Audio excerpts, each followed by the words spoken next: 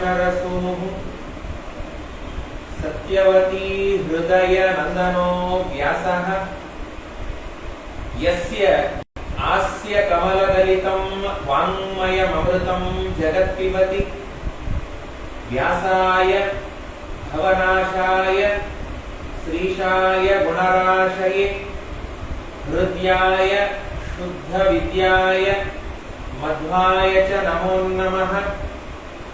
नमोस्तु तात्विका देवाः विष्णुभक्तिपरायणाः धर्ममार्गे प्रेरयन्तु भवन्तः सर्व एव हि।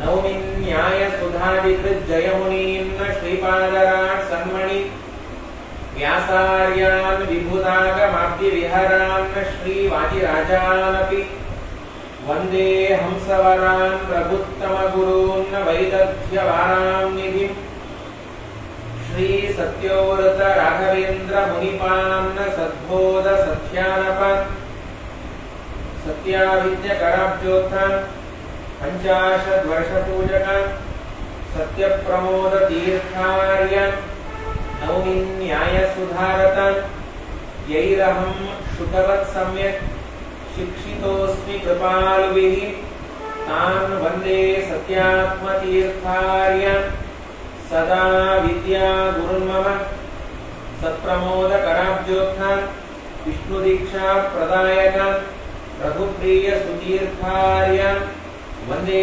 श्रीरामपूजकान्।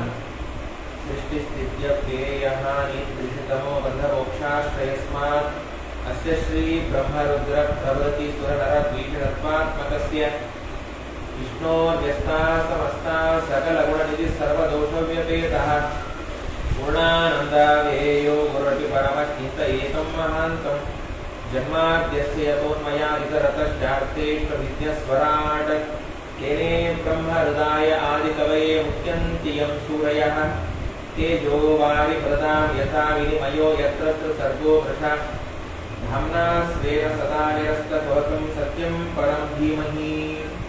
योऽन्तः प्रविश्य मम वाचमिमां प्रसुप्तां सञ्जीवयत्यखिलशक्तिधरस्वधाम्ना अन्यांस्तहस्तचरणश्रवणत्वगादीन् प्राणान्नमो भगवते पुरुषाय तुभ्यम्। स्वस्त्यस्तु अशेषसतां सन्मङ्गलानि भवन्तु।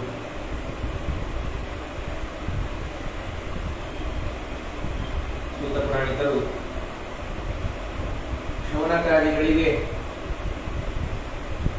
ಭಾಗವತ ಬಂದಂತಹ ಕ್ರಮವನ್ನು ತಿಳಿಸ್ತಾ ಉತ್ತರಾದೇವಿಯ ಗರ್ಭದಲ್ಲಿರ್ತಕ್ಕಂತಹ ಪರೀಕ್ಷಿತ ರಾಜರನ್ನ ಸಂಹಾರ ಮಾಡಿ ಕೃಷ್ಣ ಪರಮಾತ್ಮ ವಿಶೇಷವಾಗಿ ಮುಂದೆ ದ್ವಾರಕಾಪಟ್ಟಣಕ್ಕೆ ಕೃಷ್ಣ ಪರಮಾತ್ಮ ಅನುಧಾವನೆ ಮಾಡಿದಾಗ ಧರ್ಮರಾಜನಿಗೆ ಯಾಕೋ ಮನಸ್ಸೊಳಗ ಕಳವಳ ಶುರುವಾಯಿತು. ಯಾಕಂದ್ರೆ ಆಲ್ರೆಡಿ ಕೃಷ್ಣ ಪರಮಾತ್ಮನ ಅವತಾರ ಆಗಿ 106 ವರ್ಷ 6 ತಿಂಗಳಾಗಿತ್ತು. ಕೃಷ್ಣ ಪರಮಾತ್ಮ ಪರಂಧಾಮಕ್ಕೆ ಹೋಗುವಂತಹ ಸಮಯ. ಧರ್ಮರಾಜನಿಗೆ ಏನೋ ಆಗ್ಯದ, ಹಾಗಾಗಿ ಅರ್ಜುನನನ್ನೇ ಕೊಟ್ಟು ಕಳಿಸ್ತಾನೆ, ಹೋಗಿ ನೋಡ್ಕೊಂಬ ದ್ವಾರಕಾಪಟ್ಟಣಕ್ಕ. ಈ ಕಡೆ ಅರ್ಜುನ ಬರ್ತಾ ಇಲ್ಲ, ಆದ್ರೆ ಅಪಶಕುನಗಳು ಮಾತ್ರ ಧರ್ಮರಾಜನಿಗೆ ಕಾಣಿಸ್ತಾ ಇವೆ. ಎಡಗಣ್ಣು ಹಾರೋದು, ಯಾವ ಹಸುಗಳು ಕೂಡ ಹಾಲು ತರಿತಾ ಇಲ್ಲ, ಕಾಗೆ ತಿರುಸ್ತಾ ಇದೆ. ಇವೆಲ್ಲ ಏನಾದ್ರೂ ಮನೆಯಲ್ಲಿ ಅಪಶಕುನ ಆಯ್ತು ಅಂತಂದ್ರೆ ಸೂಚಕಗಳು. ಆಬ್ರೆ ಆಗಬಾರ್ದೇನೋ, ಪಕ್ಕದಲ್ಲಿ ಯಾವ್ದೋ ಪಿಂಡ ಪ್ರದಾನ ಮಾಡಿದ, ಕಾಗಿ ಬಂದು ಕುಕ್ಕಿದ, ಕಾವು ಕಾವು ಹಂಗ ನಮ್ಮನೆ ಒಳಗೋ ಯಾವ್ದೋ, ಅವೆಲ್ಲ ಏನೋ ಸೂಚಕ ಅಂತ ತಿಳ್ಕೋಬೇಕು ಅನ್ನೋ ಕಾಲಕ್ಕೆ ಅರ್ಜುನ ಬರ್ಲಿಲ್ಲ. ಬರೋ ಕಾಲಕ್ಕೇನೆ ಅರ್ಜುನನನ್ನ ಕೇಳೋ ಕಾಲಕ್ಕೇನೆ ಧರ್ಮರಾಜ ಮೊದಲಿಗೆ ಪ್ರಾಣಿ ಪ್ರಕಟಣೆ ಆದು. ಕೃಷ್ಣ ಪರಮಾತ್ಮ ದ್ವಾರಕೆಯಲ್ಲಿ ಚೆನ್ನಾಗಿ ರಾಜ್ಯವನ್ನು ಮಾಡ್ತಾ ಇದ್ದಾನ ಅನ್ನೋ ಕಾಲಕ್ಕೆ ಅರ್ಜುನ ಅಂದ್ರೆ ಇನ್ನೆಲ್ಲಿ ಕೃಷ್ಣ ಪರಮಾತ್ಮ ನೋಡಿ. ಧರ್ಮರಾಜ ಇಲ್ಲೇ ಇರೋ ಕಾಲಕ್ಕೆ ಕೃಷ್ಣ ಪರಮಾತ್ಮ ಪರಂಧಾಮ ಹೊರಟಾಯ್ತು. ಯತ್ತೇಜಸಾದ ಪಶಿರುಂಗ್ರಿ ಮಹಾನ್ಮಖಾರ್ತೆ ಆಯೋನೋಜಸ್ತವ ಗಜಾಯುತ ಸತ್ವವೀರ್ಯಃ ತೇನಾಹತ ಪ್ರಮತನಾಥ ಮಕಾಯ ಭೂಪಾಯ ಮೋಚಿತಾಸ್ತದನಯನ್ ಬಲಿಮಧ್ವರೇತೆ. ಯಾವಾಗ ಕೃಷ್ಣ ಪರಮಾತ್ಮ ಪರಂಧಾಮಕ್ಕೆ ಹೋಗ್ಯಾನ ಅನ್ನೋ ಸುದ್ದಿ ಗೊತ್ತಾಯಿತು. ಧರ್ಮರಾಜ ತನ್ನ ಮೊಮ್ಮಗನಾದಂತಹ ಪರೀಕ್ಷಿತ ರಾಜರಿಗೆ ಪಟ್ಟವನ್ನ ಕಟ್ಟಿ ತಾವೆಲ್ಲ ನಿನ್ನ ದೇಹ ತ್ಯಾಗ ಮಾಡಬೇಕು ಅಂತ ಹೊರಟ್ಬಿಟ್ರು. ಕೃಷ್ಣ ಇರೋ ತನಕ ಒಂದೊಂದು ಏನೋ ಒಂದು ಸ್ವಾಮಿಗಳು ಇರೋ ತನಕ ಮಡದವ ಕವ ಕವ ಕವ ಕವ ಕವ ಇರುತ್ತೆ. ಚಾತುರ್ಮಾಸ್ಯ ಸಾಯಂಕಾಲ ಅದನ್ನ ಮಂಟಪ ತಗದ ಮುಗಿದಾಯ್ತು. ಏನ್ರಿ ಇದು, ಯಾರು ಪುರಂದರ ವಿಠಲ ಆಗ್ಬಿಟ್ಟಿರುತ್ತೆ ಅಲ್ಲ. ಹಾಗೆ ಕೃಷ್ಣ ಪರಮಾತ್ಮ ಅವತಾರ ಮಾಡಿದ ಪ್ರಸಂಗದಲ್ಲಿ ಏನೋ ಒಂದು ಉತ್ಸಾಹ ಅನ್ನೋ ಕಾಲಕ್ಕೇನೆ ಪೌತ್ರೇ ಪವಿತ್ರ ವೈರಾಮಿ ಪೌತ್ರೆ ಚೆನ್ನಾಗಿ ಆ ಮೊಮ್ಮಗರಾದಂತಹ ಪರೀಕ್ಷಿತ ರಾಜರಿಗೆ ಪಟ್ಟವನ್ನ ಕಟ್ಟು ಹೊರಟ್ಬಿಟ್ರು. ಯಾವಾಗ ಕೃಷ್ಣ ಪರಮಾತ್ಮ ಹೋಗ್ಯಾನ ಅಂತ ಗೊತ್ತಾಯಿತು, ಕಲಿ ರಂಗ ಬರ್ತದ ಅಂತ ಭಾಗವತಕಾರರು. ಕಲಿ ತನ್ನ ಯುಗದಲ್ಲಿ ಪ್ರವೇಶ ಮಾಡಿದ, ಚಾರ್ಜ್ ತಗೊಂಡಿಲ್ಲ. ಯಾಕಂದ್ರೆ ಕೃಷ್ಣ ಆಲ್ರೆಡಿ ಹೇಳ್ಬಿಟ್ಟಿದ್ದು 1000 ವರ್ಷ ಪಾಂಡವರ ಸಂತತಿ ಇರುವಂತಹ 1000 ವರ್ಷ ಒಳಗೆ ನೀನ್ ಚಾರ್ಜ್ ತಗೋ ಹಾಗಿಲ್ಲ, ನಿನ್ ಯುಗ ಆರಂಭ ಆಗತ್ತೆ, ಚಾರ್ಜ್ ತಗೋ ಹಾಗಿಲ್ಲ ಅನ್ನೋ ಕಾಲಕ್ಕೆ ಆಯ್ತು. ಪರೀಕ್ಷಿತರಾದ್ರು ಚೆನ್ನಾಗಿ ರಾಜ್ಯವನ್ನು ಆಳೋ ಕಾಲಕ್ಕೇನೆ ರಾಜ್ಯ ಹೇಗಿದೆ ನೋಡ್ಕೊಂಡ್ ಬರ್ಬೇಕು ಅಂತ ಪರೀಕ್ಷಿತ ರಾಜ ಬರ್ತಾ ಇದ್ದ. ಏನಿಲ್ಲ, ಒಬ್ಬ ಶೂದ್ರ ವೇಷದಲ್ಲಿ ಇರ್ತಕ್ಕಂತ ಒಬ್ಬ ವ್ಯಕ್ತಿ ಒಂದು ಲಗಾಮನ್ನು ಹಿಡ್ಕೊಂಡು ಒಂದು ಹಸುವಿಗೆ ಹೊಡಿತಾ ಇದ್ದಾನೆ. 3 ಕಾಲು ಹೋಗ್ಯದ ಹಸುವಿಗೆ, ಒಂದೇ ಒಂದು ಕಾಲ ಮೇಲೆ ನಿಂತದು. ಅದಕ್ಕಂದ್ರು ಹಸು ಅಂದ್ರೆ ಭೂದೇವಿ. ಆ ಭೂಮಿಯಲ್ಲಿ ಇರುವಂತಹ 4 ಕಾಲುಗಳು ಅಂತಂದ್ರೆ ತಪಶೌಚಂ ದಯಾ ಸತ್ಯಂ ಅಂತ ಭಾಗವತಗಾರ. ತಪಸ್ಸು, ಶೌಚ, ದಯಾ ಮತ್ತು ಸತ್ಯ, ಆ 4 ಕಾಲುಗಳ ಮೇಲೆ ಹಸು ಇರಬೇಕು. ಇರುವಂತಹ ಒಂದು ಧರ್ಮ 3 ಹೊಟ್ಟೋಗ್ಯದ.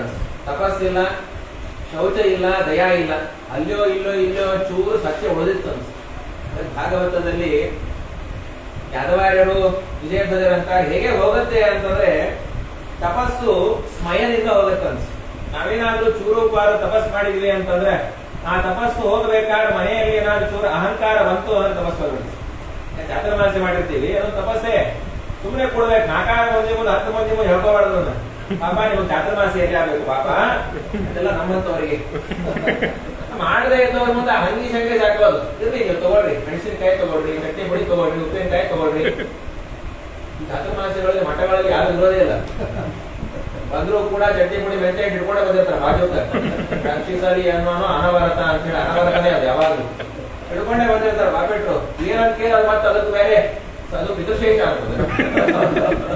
ಹಾಗೆ ಶೂರೋಪಾರ ಏನಾದ್ರೂ ಕೂಡ ಮಾಡಿರ್ತೀವಿ ಅಂತಂದ್ರೆ ಆ ವ್ರತವನ್ನ ಹೇಳ್ಕೋಬೇಕು ಮಂದಿ ಮುಂದೆ, ನಾವೇ ಮಾಡೋದು ಅಂತ ಹೇಳಿ. ತಪಸ್ಸು ಅಲ್ಲಿಂದ ಹಾಳಾಗಿ ಹೋಗುತ್ತೆ ಅನ್ಸ. ಅದಾದ್ಮೇಲೆ ಶೌಚ, ಅಯೋಗ್ಯರ ಸಂಘವನ್ನ ಮಾಡೋದ್ರಿಂದಾಗಿ ಶೌಚ ಹೋಗುತ್ತೆ. ಕಂಡವರ ಸಂಘವನ್ನ ಮಾಡಬಾರದು, ಶೌಚ ಹೊಟ್ಟೋಗುತ್ತೆ. ಅದಾದ್ಮೇಲೆ ಇರುವಂತಹದ್ದು ದಯಾ. ದಯಾ ಎದರಿಂದ ಹೋಗುತ್ತೆ ಅಂದ್ರೆ ಮನದಿಂದಾಗಿ ಹೋಗುತ್ತೆ. ಉಳಿದದ್ದೇ ಸತ್ಯ ಅನ್ನೋ ಕಾಲಕ್ಕೆ ಪರೀಕ್ಷಿತರಾಗಿ ಕೇಳ್ತಾ ಇದ್ರು, ಯಾರು ನೀನು? ಸ್ವಾಮಿ ನಮ್ಮ ಹೆಸರು ಕಲಿರಾವ್, ನಾವು ಪ್ರವೇಶ ಮಾಡೀವಿ, ಇಲ್ಲಿ ಇರ್ಕೂಡ್ದು ನೀನು ಅಂದ್ಬಿಟ್ಟು. ಪರೀಕ್ಷಿತ ರಾಜ, ಯಾಕೆ ಸ್ವಾಮಿ ನಾವಿದ್ರೇನಾಗತ್ತೆ, ನಮ್ಮ ಯುಗ ಇದು, ನೀ ಇರೋದಲ್ಲ, ನೀ ಬಂದಿ ಅಂತಂದ್ರೆ 6 ದಿನ ನಿನ್ ಜೊತೆಗೆ ಬರ್ತಾರೆ. ಇಲ್ರಿ ಅದು. ಅದಕ್ಕಂತ ಕಾಮರ್ತಮಾನ ನರದೇವ ದೇಹೇ ಶ್ವನ ಪ್ರವೃತ್ತೋ ಅಯಧರ್ಮ ಪೂಗಃ ಲೋಭೋ ನೃತಂ ಚೌರ್ಯಮನಾರ್ಯ ಮೋಹೋ ಜ್ಯೇಷ್ಠಾಚ ಮಾಯಾ ಕಲಹಶ್ಚ ದಂಭಃ. ಸಿಂಟಮ್ಸ್ ಅಂತಿದ್ರು. ನಮ್ಮೊಳಗೆ ಕಲಿ ಪ್ರವೇಶ ಆಗ್ಯಾನ ಅಂತ ತಿಳ್ಕೊಳ್ಳಿಕ್ಕೆ ಏನಾದ್ರು ಸಿಂಟಮ್ಸ್ ಬೇಕಲ್ಲ. ಏನಾದ್ರು ಜ್ವರ ಗಿರ ಬರ್ತಾ ಇತ್ತು ಅಂದ್ರೆ ಹಿಂದಿನ ದಿವಸನೇ ಸ್ವಲ್ಪ ಗೊತ್ತಾಗುತ್ತೆ. ಗಂಟಕ್ಕಿರೋದು, ತಲೆ ಭಾರ ಆಗೋದು, ತಕ್ಕಣಕ್ಕೆ ಅಂತ ಯಾರೋ ಒಬ್ರು ಡೋಲ ಹಾಕೊಳ್ರಿ. ಆಗ ನಮಗೆ ಕಲಿ ಬಂದಂತ ಗೊತ್ತಾದ್ಮೇಲೆ ನಾವೇನಾದ್ರು ಮಾಡ್ಬೋದು. ಕಲಿ ಬಂದಾನಂತ ಹೇಳಕ್ಕೆ ಸಿಂಟಮ್ಸ್ ಯಾವ್ದು ಅಂದ್ರು 6 ಸಿಂಟಮ್ಸ್ ಅನ್ಸ್.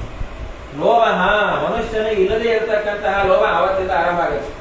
ಇಷ್ಟು ದಿವಸ ಪ್ರತಿ ದ್ವಾದಶಿನೂ ಪಾಪ ಬ್ರಾಹ್ಮಣರಿಗೆ ಅಂತ ಸಂಕಲ್ಪ ಮಾಡಿರ್ತಾರೆ. ಯಾವತ್ತ ಕಲಿ ಪ್ರವೇಶ ಆಯಿತು ಅವತ್ತಿನ ಸ್ಟಾಪ್ ಇಲ್ಲ ಅಂತ.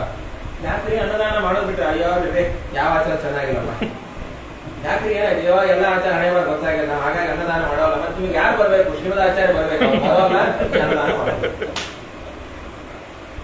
ಇದು ಲೋಭ. ಮನುಷ್ಯನಿಗೆ ಇಟ್ಟು ಯೂಸ್ ಮಾಡುವಂತ ಹೊಟ್ಟೋಗುತ್ತೆ. ಇಟ್ಟು ಯೂಸ್ ಮಾಡ್ಕೊಂಡ್ ಬಂದಿರ್ತಾನ್ರಿ. ಅನ್ನತಃ ಸುಮ್ನೆ ಸುಳ್ಳು ಹೇಳೋದು. ನೀವೇನ್ ಯಾವಾಗ್ಲೂ ಭಾಗವತ, ಅಯ್ಯೋ ನಾವು ಏನ್ರಿ ನಾವು ದಿವಸ ಬೆಳಗ್ಗೆ ಎದ್ದು ಕೂಡ ಭಾಗವತ ಕೇಳೇ ಮೇಲೆ ಹೇಳೋದು. ಈ ತನಕ ಒಂದ್ ದಿವಸ ಜನ್ಮಾದ್ಯಸ ಇರೋ ಕೇಳೋಣ. ಅನ್ನತಃ ಬಾಯಿತಂದ್ರೆ ಸುಳ್ಳು ಬರುತ್ತೆ. ಕಲಿ ಪ್ರವೇಶ.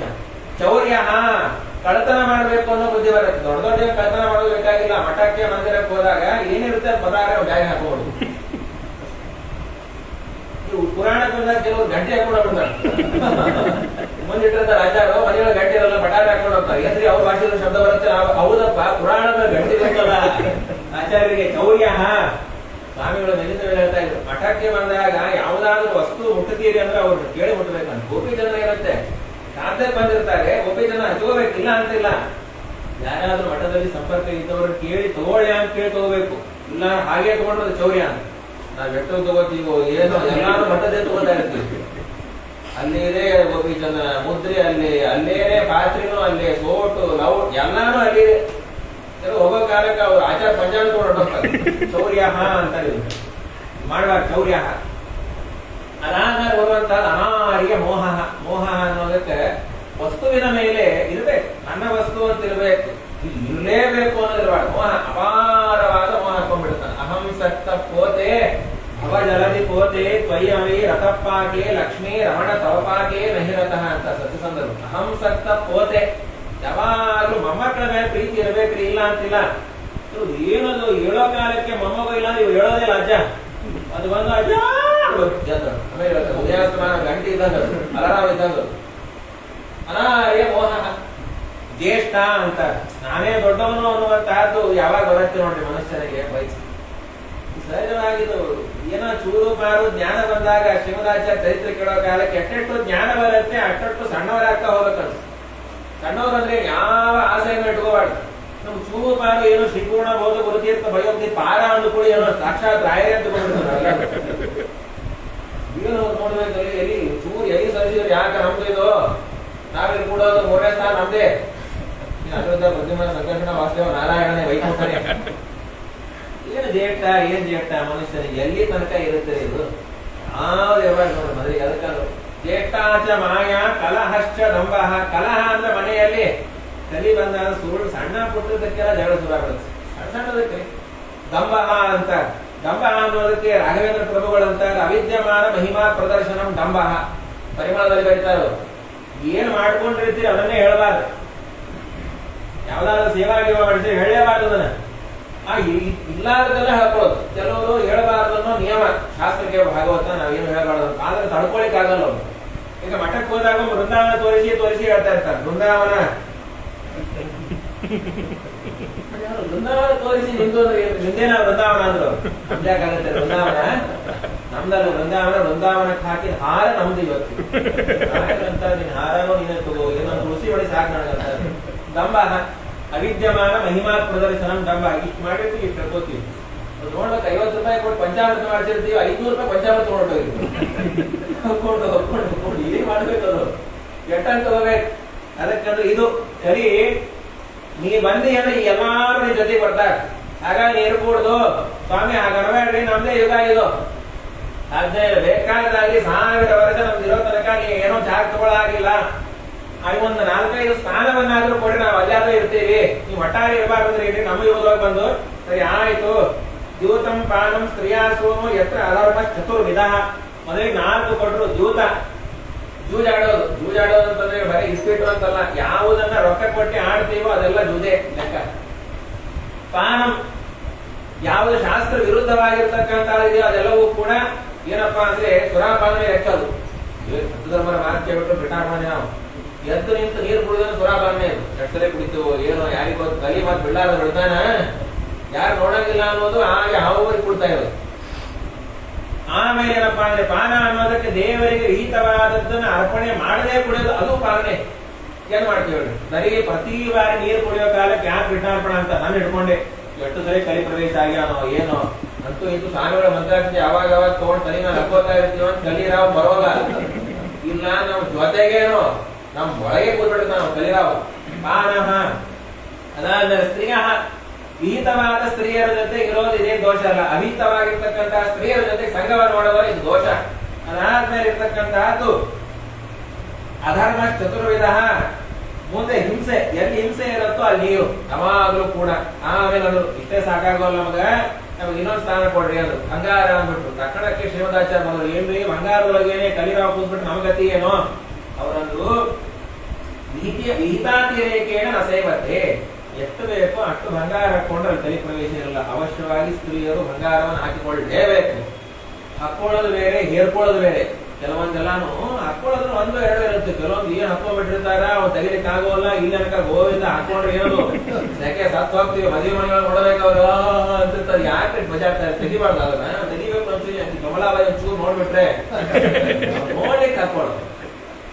ಹಾಗೇನಾದ್ರೂ ಬಂಗಾರದಲ್ಲಿ ಕಲಿ ಇಲ್ಲ ಅಂತೀವಿ, ಇಷ್ಟೊತ್ತಿಗೆ ಸ್ವಾಮಿಗಳಿಗೆ ಎಟ್ಟ ಕವಚನೋ ಏನೋ ಎಲ್ಲಾರು ಸ್ವಾಮಿಗಳು ಬಂಗಾರ ಹಾಕೊಳ್ಳೋ ಆಗಿಲ್ಲ ಅವ್ರು ನೋಡ್ಬೇಕಟ್ಟೆ. ಅಕಸ್ಮಾತ್ ಸ್ವಾಮಿಗಳು ಏನಾದ್ರು ಬಂಗಾರ ಹಾಕೊಂಡದ್ದು ನಾವು ನೋಡಿ ನಾವು ಸ್ನಾನ ಮಾಡ್ಬೇಕನ್ಸ ವಿಜಯಧ್ವಜ ಬೈತಾರೆ. ಹಾಗಾಗಿ ಪುಣ್ಯಕ್ಕೆ ಅವ್ರು ಏನಿದ್ರು ಕಾಷಾಯ ವಸ್ತ್ರ ತುಳಸಿ ಮಣಿ ಹಾಕೊಂಡು ಕೂಡ್ರಿ ಅನ್ನೋ ಕಾಲಕ್ಕೆ ಆಯ್ತು. ಪರೀಕ್ಷಿತ ರಾಜರು ಇಷ್ಟೆಲ್ಲ ಸ್ಥಾನವನ್ನು ಕೊಡೋ ಕಾಲಕ್ಕೇನೆ ತಕ್ಷಣಕ್ಕೇನೆ ಪ್ರಶ್ನೆ ಮಾಡ್ಕೊಂಡಲ್ರಿ, ಏನೇ ಇದ್ರು ಸ್ಥಾನ ಕೊಡಬಾರ್ದಾಗಿತ್ತು, ಅವತ್ತೇ ಕಲಿಯನ್ನು ನಿಗ್ರಹ ಮಾಡಿಬಿಟ್ಟಿದ್ನು ಅಂದ್ರೆ ನಾವೆಲ್ಲ ಸುಖವಾಗಿರ್ಬೋದಾಗಿತ್ತ. ಹೌದಪ್ಪ, ಕಲಿಯನ್ನು ನಿಗ್ರಹ ಮಾಡಿ ಸುಖವಾಗಿರಬಹುದಾಗಿತ್ತು. ಆದ್ರೆ ಕಲಿಯುಗದಲ್ಲಿ ಭಾರಿ ಅಪವಸ್ಥಿತಿ ಅಂದ್ರೆ ಸಣ್ಣ ಪುಣ್ಯಕ್ಕೂ ಕೂಡ 100 ಪಟ್ಟು ಪುಣ್ಯ ಅದು. ಯಾಕೆ ಗೊತ್ತಾಗ ಕೃತ ತ್ರೇತ ದ್ವಾಪರ ಈ ಎಲ್ಲಾ ಯುಗಗಳಲ್ಲಿ 100 ಪುಣ್ಯವನ್ನ ಮಾಡಿದಾಗ ಏನೋ 1% ಬರುತ್ತೆ. ಇಲ್ಲಿ 1% ಮಾಡಿ 100 ಪುಣ್ಯ ಬರುತ್ತೆ. ಅದಕ್ಕಾಗಿ ಕಲಿಯುಗವನ್ನು ನಿರ್ಮಾಣ ಮಾಡಿದ್ದು. ಹಾಗಾಗಿ ಬಿಟ್ಟದ್ದು ಆಯ್ತು. ಈ ಕಡೆ ಸ್ಥಾನವನ್ನು ಕೊಟ್ಟು ಹೋಗೋ ಕಾಲಕ್ಕೆ ತಕ್ಷಣಕ್ಕೆ ಪರೀಕ್ಷಿತರಾದರಲ್ಲೇ ಪ್ರವೇಶ ಆಗೋಯ್ತು ಕಲಿರಾಜ. ಅಷ್ಟು ಅವರೇ ಯಾರು ಕೊಟ್ಟಿದ್ರು ಅವರಿಗೆ ಯಾವಾಗ ಆಗಾಗುತ್ತೆ ಮನೆ ಮಾರಕ್ಕೆ ಯಾರು ಎಲ್ಲಿ ಹಿಡಿದು ಕೊಟ್ಟಿರ್ತಾರಲ್ಲ ಅವರಿಗೆ ಎಲ್ಲಿ ಇರೋಲ್ಲ ಕಡಿಮೆ. ಅವ್ರು ಎದ್ದೋಗೋ ಕಾಲಕ್ಕೆ ಅಲ್ಲಿ ಇನ್ನೊಂದು ಎಲ್ಲಿ ಹಾಕೊಂಡು ಪಕ್ಕದಲ್ಲಿ ಬಿಡ್ತಾರೆ. ಹೋಗಿ ನಾವು ಎಲ್ಲಿಲ್ಲ ನಾವು ಮನೆ ಯಾರಿಗೆ ಸಹಾಯ ಮಾಡಿ ಕೊಟ್ಟಿರ್ತೀವಲ್ಲ ಅವರೇ ನಮ್ಮ ಹುಡುಗ ಬಿಡ್ತಾರೆ ಅನ್ನೋ ಕಾಲಕ್ಕೆ ಬಂತು ಕತೆ. ಶಮಿಕ ಋಷಿಗಳ ಆಶ್ರಮಕ್ಕೆ ಬೇಟೆಗಾಗಿ ಬಂದಿರೋ ಕಾಲಕ್ಕೇನೆ ಸ್ವಲ್ಪ ನೀರಡಿಕೆ ಆಗತ್ತೆ. ದೊಡ್ಡವರಿಗೆ ಆಗುವಂತಹ ನೀರಡಿಕೆ ಇಡೀ ಮುಂದೆ ಆಗುವಂತಹ ಸಂಸಾರದ ನೀರಡಿಕೆಯನ್ನು ಪರಿಹಾರ ಮಾಡುತ್ತೆ. ಟೀಕಾಕೃತ್ಪಾದರು ಡೋಂಡಪಂಡರಾದಾಗ ಅವ್ರಿಗೂ ನೀರಡಿಕೆ ಆಯಿತು, ಶ್ರೀಮದ್ ನ್ಯಾಯಸುಧ ಹೊರಗೆ ಬಂತು. ಈ ಪರೀಕ್ಷಿತರಾದ್ರೆ ನೀರಡಿಕೆ ಆಗಿದ್ದಕ್ಕೆ ಇಡೀ ಭಾಗವತಾಮೃತ ಹೊರಗೆ ಬಂತು. ದೊಡ್ಡವರಿಗೆ ಆಗುವಂತಹ ನೀರಡಿಕೆನೋ ಇದು ಒಳ್ಳೇದು. ನಮ್ಮಂತವರಿಗೆ ನೀರಡಿಕೆ ಆಗ್ತಾ ಇದ್ರೆ ಏನೇನು ಅದರಿಂದ ಏನೂ ಇಲ್ಲ. ಜಲಾಶಯ ಚಕ್ಷಾಣ ತಕ್ಷಣಕ್ಕೆ ಆ ಜಲಾಶಯನ ಹುಡ್ಕೊಂಡು ಬರೋ ಕಾಲಕ್ಕೆ ಶಮಿಕ ಋಷಿಗಳ ಆಶ್ರಮ ಅವರು ಅಸಂಪ್ರಜ್ಞಾತ ಸಮಾಜವಾಗಿದ್ದಾರೆ. ಪಕ್ಕದಲ್ಲಿ ಏನು ಬೇಕಾ ಪ್ರಳಯ ಆದ್ರೂ ಗೊತ್ತಾಗಲ್ಲ, ಅಸಂಪ್ರಜ್ಞಾತ ಸಮಾಜ ಅಂತಾರೆ. ಆದ್ರೆ ಇವ್ರು ಕೇಳಿದ್ ಏನು ಗೊತ್ತಾಗಲ್ಲ. ಪರೀಕ್ಷಿತರಾದ್ರು ಪಾಪ ನೀರು ಅಂತಂದ್ರು ನಾಟಕ ಮಾಡ್ತಾ ಇದ್ದಾರೋ ನಿಜವಾದ ಮಾಡ್ತಾ ಇದ್ದಾರೋ ಅಂತ ತಿಳ್ಕೋಬೇಕು ಅಂತ ಹೇಳಿ ದೊಡ್ಡವ್ರ ಬಗ್ಗೆ ತಮಾಷೆ ಮಾಡಬಾರ್ದು. ನೀವು ತಿಳ್ಕೋಬೇಕು ಅಂದ್ರೆ ಒಂದು ತಾಸು ಕೂತು ಆಮೇಲೆ ಕೇಳಿ ವಿಚಾರ ಮಾಡ್ಬೇಕು. ಅದನ್ನ ಬಿಟ್ಟು ಅಲ್ಲೇ ಇರುವಂತಹ ಸಪ್ತಾಹವನ್ನು ಹಾಕೋ ಕಾಲಕ್ಕೇನೆ ಗೊತ್ತಾಯ್ತು ಇಲ್ಲ ಇಲ್ಲ ನಿಜವಾಗ್ಲೂ ಕೂತಾರ ಅಂತ ಹೇಳಿ ಅವಾಗ್ಲಾದ್ರೂ ಬುದ್ಧಿ ಬರ್ಬೇಕಾಗಿತ್ತು. ತೆಗೆದು ಆಮೇಲೆ ಕ್ಷಮೆಯನ್ನ ಕೇಳಿ ಹೋಗ್ಬೇಕಂತ ಅವ್ರ ಬುದ್ಧಿ ಬರ್ಬೇಕಾಗಿತ್ತು. ದೇವರ ದೊಡ್ಡ ಒಳ್ಳೇದ್ರಿ, ಯಾಕೆ ಸಾಧನೆ ಮಾಡಿತ್ತು, ಭಾಗವತ ಹೊರಗೆ ಬರ್ಬೇಕಾಗಿತ್ತು ಅನ್ನೋ ಕಾಲಕ್ಕೆ ಮನೆಗೆ ಹೋಗೋ ಕಾಲಕ್ಕೆ ಪಶ್ಚಾತ್ತಾಪ ಆಯ್ತು, ನಾ ಹೀಗೆ ಮಾಡ್ಬಾರ್ದಾಗಿತ್ತೆ. ಒಂದು ಹರಿ ಚೆನ್ನಾಗಿ ಹೇಳ್ತಾರೆ ಸದ್ಧರ್ಮರು. ಯಾವ ವ್ಯಕ್ತಿಗೆ ಪಶ್ಚಾತ್ತಾಪ ಆಯಿತು ಅಂತ ಇಟ್ಕೋತಾರ ಅವನು ಸಾತ್ವಿಕವಾದ ಜೀವ ಅಂತ ಇಟ್ಕೋಬೇಕು. ಯಾರಿಗೆ ಪಶ್ಚಾತ್ತಾಪನೇ ಆಗೋಲ್ಲ ಅದು ಯಾವಾಗಲೂ ತಾಮಸಿ ಜೀವ ಅಂತ ತಿಳ್ಕೋಬೇಕು. ಮಾಡಿ ತಪ್ಪು ನಿಜವಾಗ್ಲೂ ಮನುಷ್ಯರು ಅನ್ನ ತಪ್ಪು ಮಾಡೋದೇ ನಾವೆಲ್ಲರೂ. ಆದ್ರೆ ಆದ್ಮೇಲೆ ತಪ್ಪಾದ್ಮೇಲೆ ಪಶ್ಚಾತ್ತಾಪ ಪಡ್ತೀವಲ್ಲ ಅದು ಸಾತ್ವಿಕ ಚೇತನ ಅಂತ ತಿಳ್ಕೋಬೇಕು. ಶೃಂಗಿ ಅದನ್ನ ನೋಡೋ ಕಾಲಕ್ಕೇನೆ ನಮ್ ತಂದೆಗೆ ರೀತಿ ಅಪಮಾನ ಮಾಡ್ಯಾರ ಅಂತ ಹೇಳಿ ಏನ್ ಸಿದ್ಧಿ ಇರ್ಬೇಕ್ರಿ, ಗಾಯತ್ರಿ ಸಿದ್ಧಿ. ನಾವು 30 ವರ್ಷ ಆಯ್ತು ಜಯಂತಿ ಮಾಡ್ತಾ ಇದೀನಿ. ಯಾರಿಗೆ ಏನಂತೀರ ಅದು ಆಗ್ಬಿಡುತ್ತೆ ಮದುವೆ. ನಾವು ಮನೆಯವಾದ ಗಾಯತ್ರಿ ಸಿದ್ಧಿನೂ ಇಲ್ಲ, ಏನೇನೋ ಸಿದ್ಧಿ ಆಗ್ತಾ ಇಲ್ಲ. ಯಾಕೆ ಅಂದ್ರೆ ಅಷ್ಟು ಸಿದ್ಧಿ ಇರಬೇಕು. ಗೋಪಾಲದಾಸರಂತಹ ಮಹಾನುಭಾವರ ಚರಿತ್ರೆ ಕೇಳಿದಾಗ 2 ವರ್ಷ ಗೋಪಾಲದಾಸರು ಮೌನ ವ್ರತವನ್ನ ಮಾಡಿ ಗಾಯತ್ರಿ ಮಂತ್ರವನ್ನ ಜಪ ಮಾಡಿದ್ದಕ್ಕೆ 3 ಜನ್ಮದ ಭವಿಷ್ಯ ಹೇಳ್ತಾ ಇದ್ರು ಅಂತ ಅವ್ರ ಚರಿತ್ರೆಯಲ್ಲಿ ಕೇಳ್ತೀವಿ. ಏನು ಸಿದ್ಧಿ ಇರಬೇಕು. 2 ವರ್ಷ ಮೌನ, ಅಮ್ಮೋ 2 ನಿಮಿಷ ಬಾಯಿ ಸುತ್ತಿರೋ ನಮ್ದು ವಟ ಒಂದ ಅಂತ ಇರ್ಬೇಕು, ಇಲ್ಲ ತಿಂತಾ ಇರ್ಬೇಕು, ಇಲ್ಲ ಅಂತ ಇರ್ಬೇಕು. ಏನು ಕೆಲವರು ಮಲ್ಕೊಂಡಾಗ ಬಡವಡ್ತಾನೆ ಮಲ್ಕೊಂಡಾರ. ಇಡೀ ರಾತ್ರಿ ಒಂದಲ್ಲ ಇಲ್ಲ, ಇಡೀ ರಾತ್ರಿ ಬೆಳಗ್ಗೆ ಕೇಳಿದಾಗ ಏನು ಅಂತ ಭಾಗವತ ಪಾರಾಯಣ ಅಂತಾರೆ. ಏನ್ ಪಾರಾಯಣ ಯಾರಿಬಿಟ್ರ ಅದಕ್ಕಂದ್ರು ಗಾಯತ್ರಿ ಸಿದ್ಧಿ ಆಗಬೇಕಾದ್ರೆ ಮೊದಲಿಗೆ ಮಾಡ್ಬೇಕಾಗಿದ್ದು ಮೌನ. ನಿಜವಾಗ್ಲೂ ಮಂತ್ರಗಳ ಸಿದ್ಧಿ ಆಗ್ಬೇಕಾದ್ರೆ ಮೌನವನ್ನು ಮಾಡಬೇಕು. ಇದ್ರ ಅರ್ಥ ಏನು ಅಂದ್ರೆ ಜಪ ಮಾಡ್ಬೇಕಾದ್ರೆ ಮಾತಾಡಬಾರದು ಅಂತ ಅರ್ಥ. ಒಂದು 5 ಸ್ಥಾನಗಳಲ್ಲಿ ಮೌನವನ್ನು ಮಾಡ್ರಿ ಅಂತ ಹೇಳಿ. ಊಟಕ್ಕೆ ಕೂತಾಗ ಮೌನ. ಯಾಕೆ ಮೌನ ಹೇಳ್ಯಾರಂತಂದ್ರ ಒಂದು ಊಟ ಇದು ಒಂದು ಯಜ್ಞ, ಇನ್ನೊಂದು ನೀವು ಮಾತಾಡ್ತಾ ಊಟ ಮಾಡಿದ್ರೆ ನಿಮ್ ಬಾಯೊಳಗೆ ಎದುರಿಕೊಂಡು ಸಿಟ್ಟು ಹೋಗುತ್ತೆ, ತತ್ವಬೇಕಾಗುತ್ತೆ ಅದೇ ಯಾವಾಗಲೂ. ಈ ಕೆಲವರು ಮಾತಾಡ್ತಾ ಇರ್ತಾರಪ್ಪ, ಅವ್ರು ಏನು ಅವ್ರದೆಲ್ಲ ಹುಚ್ಚಿಟ್ಟಲ್ಲ ಅವ್ರ ಎಲೆಯಾಗೆ ಒಂದಾಗಿ ಕೈ ಹಿಡ್ಕೊಂಡು ಮಾತಾಡ್ಬೇಕು, ಅದೇ ಇರೋಲ್ಲ, ಎಲ್ಲ ಬಿಡುತ್ತೆ. ಅದಕ್ಕೆ ಮೌನ ಮಾಡ್ರಿ ಅಂತ. ಮೌನವನ್ನ ಮಾಡಿ ಶೃಂಗಿ ಸಿದ್ಧಿಯನ್ನು ಪಡ್ಕೊಂಡಿದ್ದ. ಆಗಲೇ ಯಾವ ಹಾವನ್ನ ಹಾಕ್ಯಾರ ಆ ಹಾವಿನ ಗುಂಪಿಗೆ ಒಡೆಯರಾದಂತಹ ತಕ್ಷಕನೇ 7 ದಿವಸಗಳಲ್ಲಿ ಇವರನ್ನ ಕಚ್ಚಿ ಸಾಯಿರಿ. ಯಾಕೆ 7 ದಿವಸ ಕೊಡಬೇಕಾಗಿತ್ತು? ಗೊತ್ತಿತ್ತು 7 ದಿವಸ ಸಾಧನೆಗೆ ಬೇಕಾಗಿರೋದು ಅವ್ರಿಗೆ ಗೊತ್ತು.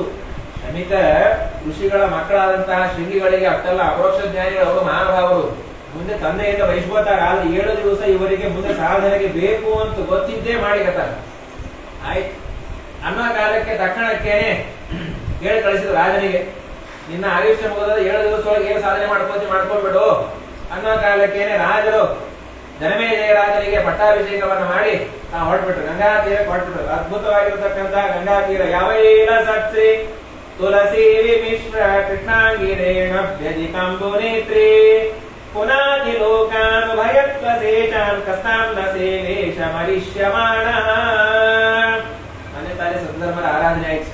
ಗಂಗಾಲಹರಿ ಅಂತ ಮಾಡ್ತಾರೆ. ಏನು 28 ಶ್ಲೋಕ. ಜಗನ್ನಾಥ ಪಂಡಿತ ಮಾಡಿದಂತಹ ಗಂಗಾಲಹರಿನೂ ಅದ್ಭುತವಾಗಿರತಕ್ಕಂತಹದ್ದೇ. ಅದು ಅದ್ಭುತವಾದ 48 ಪದ್ಯ ಮಾಡ್ಯಾರ ಜಗನ್ನಾಥ ಪಂಡಿತ. ಅವರ ಚರಿತ್ರೆ ಕೇಳಿದಾಗೆ ಮನಸ್ಸಿಗೆ ರೋಮಾಂಚನ ಆಗುತ್ತೆ. ಒಳ್ಳೆ ಪಂಡಿತ ಜಗನ್ನಾಥ ಪಂಡಿತ. ಅವನಿಗೆ ಆ ಕಾಲದಲ್ಲಿ ಆ ಪಾಂಡಿತ್ಯಕ್ಕೆ ಬೆಲೆ ಸಿಗಲಿಲ್ಲ. ಆದ್ರೆ ಅವನಿಗೆ ಹೈದರಾಬಾದಿನ ನವಾಬ ಮಾತ್ರ ಭಾರಿ ಪಾಂಡಿತ್ಯ ಬೆಲೆ ಕೊಟ್ಟು ಅವನು ಇಟ್ಕೊಂಡ್ಬಿಟ್ಟ. ಇಟ್ಕೊಳ್ಳೋದಲ್ಲೇನೆ ಎಷ್ಟು ವಿಚಿತ್ರ ಆದ್ರೆ ಅವನ ಮಗಳನ್ನ ಮದುವೆ ಮಾಡಿಕೊಟ್ಬಿಟ್ಟ. ಒಳ್ಳೆ ಪಂಡಿತ ಜಗನ್ನಾಥ ಪಂಡಿತ. ಆಮೇಲೆ ಪ್ರಾಯಶ್ಚಿತ್ತ ಆಗಿ ಕಡೆಯೇನೆ ಇಡೀ ಜೀವನ ನಾನು ಪ್ರಾಯಶ್ಚಿತ್ತ ಮಾಡ್ಕೋಬೇಕು ಅನ್ನೋ ಕಾಲ ಕಾಶಿಗೆ ಹೋಗಿ ಆ ಗಂಗಾ ತೀರದಲ್ಲಿ ವಾಸ ಮಾಡ್ತಾ ಅಲ್ಲಿ ಕೂತ. ಜಗನ್ನಾಥ ಘಾಟ್ ಅಂತ ಅಲ್ಲಿ ಆ ಘಾಟಗಳು ಕೂಡೋ ಕಾಲಕ್ಕೇನೆ 48 ಪದ್ಯಗಳನ್ನು ಮಾಡಿದ್ರು ಈ ಗಂಗಾಲಹರಿಯಲ್ಲಿ. ಒಂದೊಂದು ಪದ್ಯವನ್ನು ಮಾಡೋ ಕಾಲಕ್ಕೆ 48 ಮೆಟ್ಲ ಅಂತ, ಒಂದೊಂದು ಮೆಟ್ಲ ಮೇಲೆ ಬಂತದ್ದು ಗಂಗಾ. 48 ಪದ್ಯ ಮಾಡೋ ಕಾಲಕ್ಕೆ ಈ ಜಗನ್ನಾಥ ಪಂಡಿತನ ಕರ್ಕೊಂಡು ಹೊರಡೋಯ್ತು. ಅದ್ಭುತವಾಗಿರತಕ್ಕಂತಹ ಪಂಡಿತ. ಹಾಗಾಗಿ ಕೇವಲ ಗಂಗಾನ ಸ್ಮರಣೆ ಮಾಡಿದ್ರೆ ಉದ್ಧಾರ ಆಗ್ತೀವಂತಹ ಸ್ಥಾನದಲ್ಲಿ ಬಂದು ಕೂತರು. ಗೊತ್ತಾಯ್ತು ಎಲ್ಲರಿಗೂ ಪರೀಕ್ಷಿತರಾಜರು ಪಾಂಡವರ ವಂಶಸ್ಥರು ನೋಡಿ, ದೊಡ್ಡವರ ವಂಶ ಅಂತ ಬರ್ತಾ ಇರ್ತಾರೆ ಅನ್ನೋ ಕಾಲಕ್ಕೆ ಎಲ್ಲಾ ಋಷಿಗಳು ಮುನಿಗಳು ಎಲ್ಲಾರು ಬಂದು ಕೂತು ಯಾವ ಅಶ್ವತ್ಥಾಮಾಚಾರ ಒಳಗಡೆ ಗರ್ಭದೊಳಗಿದ್ದಾರೇನೆ ಕೃಷ್ಣಾರ್ಪಣೆ ಮಾಡಬೇಕು ಅಂತ ಪರೀಕ್ಷಿತರಾಜರು ಮಾಡಿದ್ರು. ಅದೇ ಅಶ್ವತ್ಥಾಮಾಚಾರ ಇನ್ನೊಂದು ರೂಪದಿಂದ ಬಂದು ನೋಡಿ ಎಲ್ಲಾನು ಮಾಡೋದು ಅವರೇ. ದೇವತೆಗಳು ಒಮ್ಮೆ ಮನಸ್ಸನ್ನ ಅಧರ್ಮದ ಕಡೆಯೂ ಕೊಡ್ತಾರೆ, ಒಮ್ಮೆ ಮನಸ್ಸನ್ನು ಧರ್ಮದ ಕಡೆಯೂ ಕೊಡ್ತಾರೆ. ಚಾಯ್ಸ್ ಇಸ್ ಯುವರ್ಸ್, ನೀವು ಮಾಡ್ಕೋಬೇಕಟ್ಟೆ. ಅಶ್ವತ್ಥಾಮಾಚಾರ್ಯರು ಸಾಹಿತ್ಯಕ್ಕೂ ಪ್ರಯತ್ನ ಪಟ್ಟರು. ಈಗ ಅವರನ್ನು ಉದ್ಧಾರ ಮಾಡಬೇಕು ಅಂತ ಶುಭರೂಪದೊಳಗೆ ಬಂದು ಬರೋ ಕಾಲಕ್ಕೆ ಹೇಗಿದ್ರು ಅಂದ್ರು. ತಮ್ಗಷ್ಟ ವರ್ಷಂ ಶುಕಾಚಾರ್ಯ ಆಲ್ರೆಡಿ 80 ವರ್ಷ ಆಗಿತ್ತು. ಆದ್ರೆ ಅವ್ರು ಕಾಣುವ ಹಾಗೆ ಹೇಗೆ ಕಾಣ್ತಾ ಇದ್ರು, 16 ವರ್ಷ ತರುಣ ಇದ್ದಾಗಿದ್ರು. ಏನಿರ್ಬೇಕ್ರಿ ತಪಸ್ಸಿನ ಶಕ್ತಿ. ಈಗ ಹುಡುಗರು 16 ವರ್ಷದವ್ರು 80 ವರ್ಷ ಗಂಡ ಕಾಣಿದ್ರು. ಏನು ಮತ್ತು ಎಲ್ಲ ಮುಗಿದಂತೆ ನಮ್ದೇನ್ರಿ ಇನ್ನ ಯಾವಾಗ ದೇವ್ರು ಕರ್ಕೋತಾನ ಅಷ್ಟು. ಯಾಕೆ ಎಷ್ಟು ವಯಸ್ಸು ಅವ್ರು ಇನ್ನೂ ಲೈಸೆನ್ಸ್ ಆಗಿಲ್ಲ. ಬಾಕಿಟ್ಟ ಸ್ಕೂಟರ್ ಲೈಸೆನ್ಸ್ ಆಗಿಲ್ಲ, ಅವರೇ ವೈಕಟ್ಟು ಕೊಡ್ತಾರೆ. ಅದೇ ಸ್ವಾಮಿಗಳು ನೋಡ್ರಿ, ಆ ಬಲಿಮಾನ ಸ್ವಾಮಿ ನಮ್ಮ ಸ್ವಾಮಿ ಎಷ್ಟು ಆಕ್ಟಿವ್ ಇರ್ತಾರ. ಬಿದ್ದಿ ಇಲ್ಲ, ನೀರಡಿಕೆ ಇಲ್ಲ, ಏನೂ ಇಲ್ಲರಪ್ಪ. 1 ಗಂಟೆ ಮಲ್ಕೋತಾರ, 4-4:30 ಹೇಳೋ ಕಾಲಕ್ಕೆ ಎಷ್ಟು ಆಕ್ಟಿವ್ ಅವ್ರು ಇರ್ತಾನ. ನಮ್ದು ರಾತ್ರಿ 9ಕ್ಕೆ ಮಲ್ಕೊಂಡು 9ಕ್ಕೆ ಯಾಕೆ ಅಂತಂದ್ರೆ ಯಾರೋ ಒಬ್ರು ನಿದ್ದೆ ಆಗಿಲ್ರಿ ಇನ್ನೂ ನಿದ್ದೆ ಏನಾಗಬೇಕು. ಮನುಷ್ಯನಿಗೆ ಎಷ್ಟೆಷ್ಟು ನಿದ್ದೆ ಕಡಿಮೆ ಮಾಡ್ತೀವಿ ಅಷ್ಟೆಷ್ಟು ಆಕ್ಟಿವ್ನೆಸ್ ಮುಂದೆ ಹೇಳ್ತಾರೆ. ಹಾಗಾಗಿ ಬರೋ ಕಾಲಕ್ಕೆ 8 ರೂಪ ಅದ್ಭುತವಾದಂತಹ ರೂಪ, ಸ್ತ್ರೀಯರಿಗೆ ಮನೋಹರವಾದಂತಹ ರೂಪ. ಆದ್ರೆ ಮೈ ಮೇಲೆ ಒಂದು ವಸ್ತ್ರ ಇಲ್ಲ, ಎಲ್ಲಾರು ಕಲ್ಲು ಹೊಡಿತಾ ಇದ್ರು. ಯಾವ ಟೆನ್ಷನ್ ಇಲ್ಲ, ಬೇಕಾದ ಹೊಡ್ಕೊಳ್ಳಿ. ಜ್ಞಾನಿಗಳು ಅವಧೂತಚರ್ಯಗಳಿದೆ. ಅಂತೂ ಇಂತೂ ಬರುವ ಕಾಲಕ್ಕೆ ಎಂದೂ ಕೂಡ ಶುಕಾಚಾರ ಒಬ್ಬರ ಮನೆ ಮುಂದೆ, ಗೃಹಸ್ಥರ ಮನೆ ಮುಂದೆ ಆಕಳು ಕೆಚ್ಚಲಿಗೆ ಕರು ಹಾಕಿ ಕರೆಯೋ ತನಕ ಏನ್ ಟೈಮ್ ಬೇಕು? ಒಂದು 5 ನಿಮಿಷ. ಅಷ್ಟೊತ್ತು ಮಾತ್ರ ಭವಾನ್ ಭವತಿ ಭಿಕ್ಷಾನ್ ದದಾತು, ಇಷ್ಟೇ ಅಂತ ಇದ್ರು. ಅಷ್ಟೊಳಗೆ ಯಾರಾದ್ರೂ ನೀವು ಶುಕಾಚಾರ್ಯ ಭಿಕ್ಷೆಯನ್ನು ಹಾಕಿದ್ರಿ, ನಿಮ್ ಪುಣ್ಯ ಹೊಟ್ಟೋಗ್ತಾ ಇದ್ರಿ. ಯದ್ಯಪಿ ಸನ್ಯಾಸಿಗಳು ಅಷ್ಟೇ ಇರ್ಬೇಕು ಅಂತದ, ಅದು ಕಲಿಯುಗದೊಳಗೆ ಅನಿವಾರ್ಯವಾಗಿ ನಮ್ಮ ಉದ್ಧಾರಕ್ಕಾಗಿ ಸ್ವಾಮಿಗಳು ಹೋಗೋ ಕಡೆ ಕೂಡ್ತಾರಟ್ಟೆ. ಅವ್ರು ಸಂಚಾರ ಮಾಡ್ತಾನೆ ಇರ್ಬೇಕು ಅವ್ರು ಯಾವಾಗ್ಲೂ. ನೂನಂ ಭಗವತು ಗೋಲೋಹನಂ ಕ್ವಚಿತ್. ತಕ್ಷಣಕ್ಕೆ ಸಾಷ್ಟಾಂಗ ನಮಸ್ಕಾರ ಮಾಡಿದ ಶುಕಾಚಾರ್ಯ ನಮಸ್ಕಾರ ಮಾಡಿ ಆದ್ಯ ಪಾದ್ಯ ಆಚಮನೆ ಎಲ್ಲವನ್ನ ಕೊಟ್ಟು, ಸ್ವಾಮಿ ಅನುಗ್ರಹ ಮಾಡ್ಲಿಕ್ಕೆ ಬಂದಿರಿ, ಆಗ್ಲೇ ಏನ್ ಬೇಕು ಆ ಪ್ರಶ್ನೆ ಕೇಳು ಅನ್ನೋ ಕಾಲಕ್ಕೆ ತಾನು ಆ ಗಂಗಾ ನದಿಯ ಮಧ್ಯದಲ್ಲಿ ತಾನು ಕೂತ. ಯಾರು ಪರೀಕ್ಷಿತರಾದರು ಇವರು ಶುಕಾಚಾರ್ಯ ದಂಡೆ ಮೇಲೆ ಕೂತು ಉಪನ್ಯಾಸಿಗಳು. ಹೇಗದ ಈಗಿನವ್ರು ನಮ್ಮನ್ನೇ ಒಳಗೆ ಹಾಕ್ಬಿಟ್ಟಿರ್ತಾರೆ. ಗಂಗಾ ನದಿ ಒಳಗೆ ನಾವು ಅವರು ಇವರು ಆಚಾರ ಪುಣ್ಯ ಹಾಳಾಗ್ಯದ ಹೋದ್ರೆ ಹೋಗ್ಲಿ ಅಂತ ಕೇಳಿ ಹಾಕ್ತಿರ್ತಾರೆ. ಅದಕ್ಕೆ 6 ಪ್ರಶ್ನೆ ಏನ್ ಮಾಡ್ತಾ ಇದ್ದಾರೆ. ವರಿಯಾನ್ ಏಕದೇ ಪ್ರಶ್ನ ಅಂತ ಶುಕಾಚಾರ್ಯ ಇಂಥ ಪ್ರಶ್ನೆ ಮಾಡ್ಬೇಕು ನೋಡಿ. ಜಗತ್ತಿಗೆ ಏನಾದ್ರೂ ಕ್ಷೇಮ ಆಗುವಂತಹ ಪ್ರಶ್ನೆ ಮಾಡ್ಬೇಕು. ನಮ್ ಪ್ರಶ್ನೆ ತಿಂದ್ರ ಉಂಡ್ರ, ತಿಂದ ಅರಗ್ತಾ ಆಗಿದ್ ಮತ್ತೆ ಜೀರ್ಣ ಆಯ್ತಾ, ಜೀರ್ಣ ಆದ್ರೆ ಮತ್ತೇನಾದ್ರು ಬೇಕಾಗಿಂತ ಬಟ್ಟೆ ಇರುತ್ತೆ, 6 ಬಟ್ಟೆ ಚೆನ್ನಾಗಿ ನೋಡಿ ಏನು ಸ್ವಾಮಿ ಯಾವುದನ್ನ ಮಾಡೋದ್ರಿಂದಾಗಿ ಭಗವಂತನ ಅನುಗ್ರಹ ಆಗುತ್ತೆ. ಫಸ್ಟ್ ಹೇಳಿ ಏನ್ ಮಾಡ್ಬೇಕು, ಬೇಕಾದಟ್ಟು ಸಾವಿರಾರು ನೀವು 100 ಹೇಳ್ತೀರಿ, ರಥೋತ್ಸವ ಮಾಡಿರ್ತೀರಿ, ಪಂಚಾಮೃತ ಅಂತ 100 ಹೇಳ್ತೀರಿ. ಯಾವುದನ್ನ ಮಾಡೋದ್ರಿಂದಾಗಿ ದೇವರ ಅನುಗ್ರಹ ಆಗುತ್ತೆ ಹೇಳಿ ಫಸ್ಟ್ ಪ್ರಶ್ನೆ. ಅದಾದ್ಮೇಲೆ ಅಂತರ್ಯಾಮಿಯಾಗಿರ್ತಕ್ಕಂತಹ ಭಗವಂತನ ದರ್ಶನ ಮಾಡ್ಕೋಬೇಕು ಅಂದ್ರೆ ಏನ್ ಮಾಡ್ಬೇಕು, ಬೇಕಾದ ರೂಪ ನೋಡ್ತೀವಿ, ತಿರುಪತಿ ಹೋಗ್ತೀವಿ, ಶ್ರೀರಂಗಕ್ಕೆ ಹೋಗ್ತೀವಿ, ಬೇಕಾದ್ರೆ ಹೋಗ್ತೀವಿ, ಆದ್ರೆ ಮೋಕ್ಷ ಆಗಬೇಕು ಅಂದ್ರೆ ಬಿಂಬಾಪರೋಕ್ಷ ಆಗಲೇಬೇಕು, ಬೇಕಾದ್ರೆ ಮಾಡಿ. ಅದಾದ್ಮೇಲೆ ಏನಪ್ಪಾ ಅಂದ್ರೆ ಕೃಷ್ಣಾವತಾರದ ಚರಿತ್ರೆ ಏನ್ ಹೇಳ್ರಿ, ಯಾಕೆ ಕಲಿಯುಗದಲ್ಲಿ ಕೃಷ್ಣನ ಕಥೆ ಅದು ಭಾರಿ ಇಂಪಾರ್ಟೆಂಟ್, ಅದು ನನಗಂತ ಇನ್ನೂ ಇಂಪಾರ್ಟೆಂಟ್. ಆಯ್ತು, ಭಗವಂತನ ಸೃಷ್ಟಿಯಾದ ವ್ಯಾಪಾರಗಳ ಕಥೆಯನ್ನು ಹೇಳ್ರಿ, ಭಗವಂತ ಸೃಷ್ಟಿ ಮಾಡ್ತಾನ ಆ ವ್ಯಾಪಾರದ ಕಥೆಯನ್ನು ಹೇಳ್ರಿ. ಅದಾದ್ಮೇಲೆ ಕೃಷ್ಣ ಪರಂಧಾಮಕ್ಕೆ ಹೋದ್ಮೇಲೆ ಧರ್ಮ ಯಾರನ್ನ ಶರಣು ಹೊಂದಿತು, ಹೀಗೆ 6 ಪ್ರಶ್ನೆಯನ್ನು ಮಾಡೋ ಕಾಲಕ್ಕೆ ಶುಕಾಚಾರ್ಯರು ಏನು ಮ್ಯಾಚುರಿಟಿ, ಇಂಥ ಪ್ರಶ್ನೆ ಮಾಡ್ಬೇಕು, ಬರೀ ಏಕದೇ ಪ್ರಶ್ನ ಅಂತ ಇಂಥ ಪ್ರಶ್ನೆ ಮಾಡ್ಬೇಕು. ಅದು ಜ್ಞಾನಿಗಳ ಹತ್ರ ಹೋದಾಗ ಏನಾದ್ರೂ ಒಂದು ಶಾಸ್ತ್ರೀಯ ವಿಚಾರವನ್ನ ಟಿವಿ ಒಳಗೆ ಹಾಕೊಂಡೇ ಬರ್ಬೇಕು, ನಾವು ಸುಮ್ಮನೆ ಬರಬಾರ್ದು ವಾಪಸ್ ಅನ್ನೋ ಕಾಲಕ್ಕೇನೆ ಪರೀಕ್ಷಿತ ನೋಡಪ್ಪ ಮನುಷ್ಯ ಏನ್ ಮಾಡ್ತಾನೋ ಬಿಡ್ತಾನೋ ಗೊತ್ತಿಲ್ಲ, ಅಂತ್ಯಕಾಲದಲ್ಲಿ ಮಾಡಬೇಕಾಗಿದ್ದು ಮೊದಲೇ ಹೇಳ್ತೀನಿ ಕೇಳಿ, ಯಾಕಂದ್ರೆ ನಿನಗೆ ಅಂತ್ಯಕಾಲ ಸಮೀಪ ಬಂದು ಆಲ್ರೆಡಿ 7 ದಿವಸ ಅದ.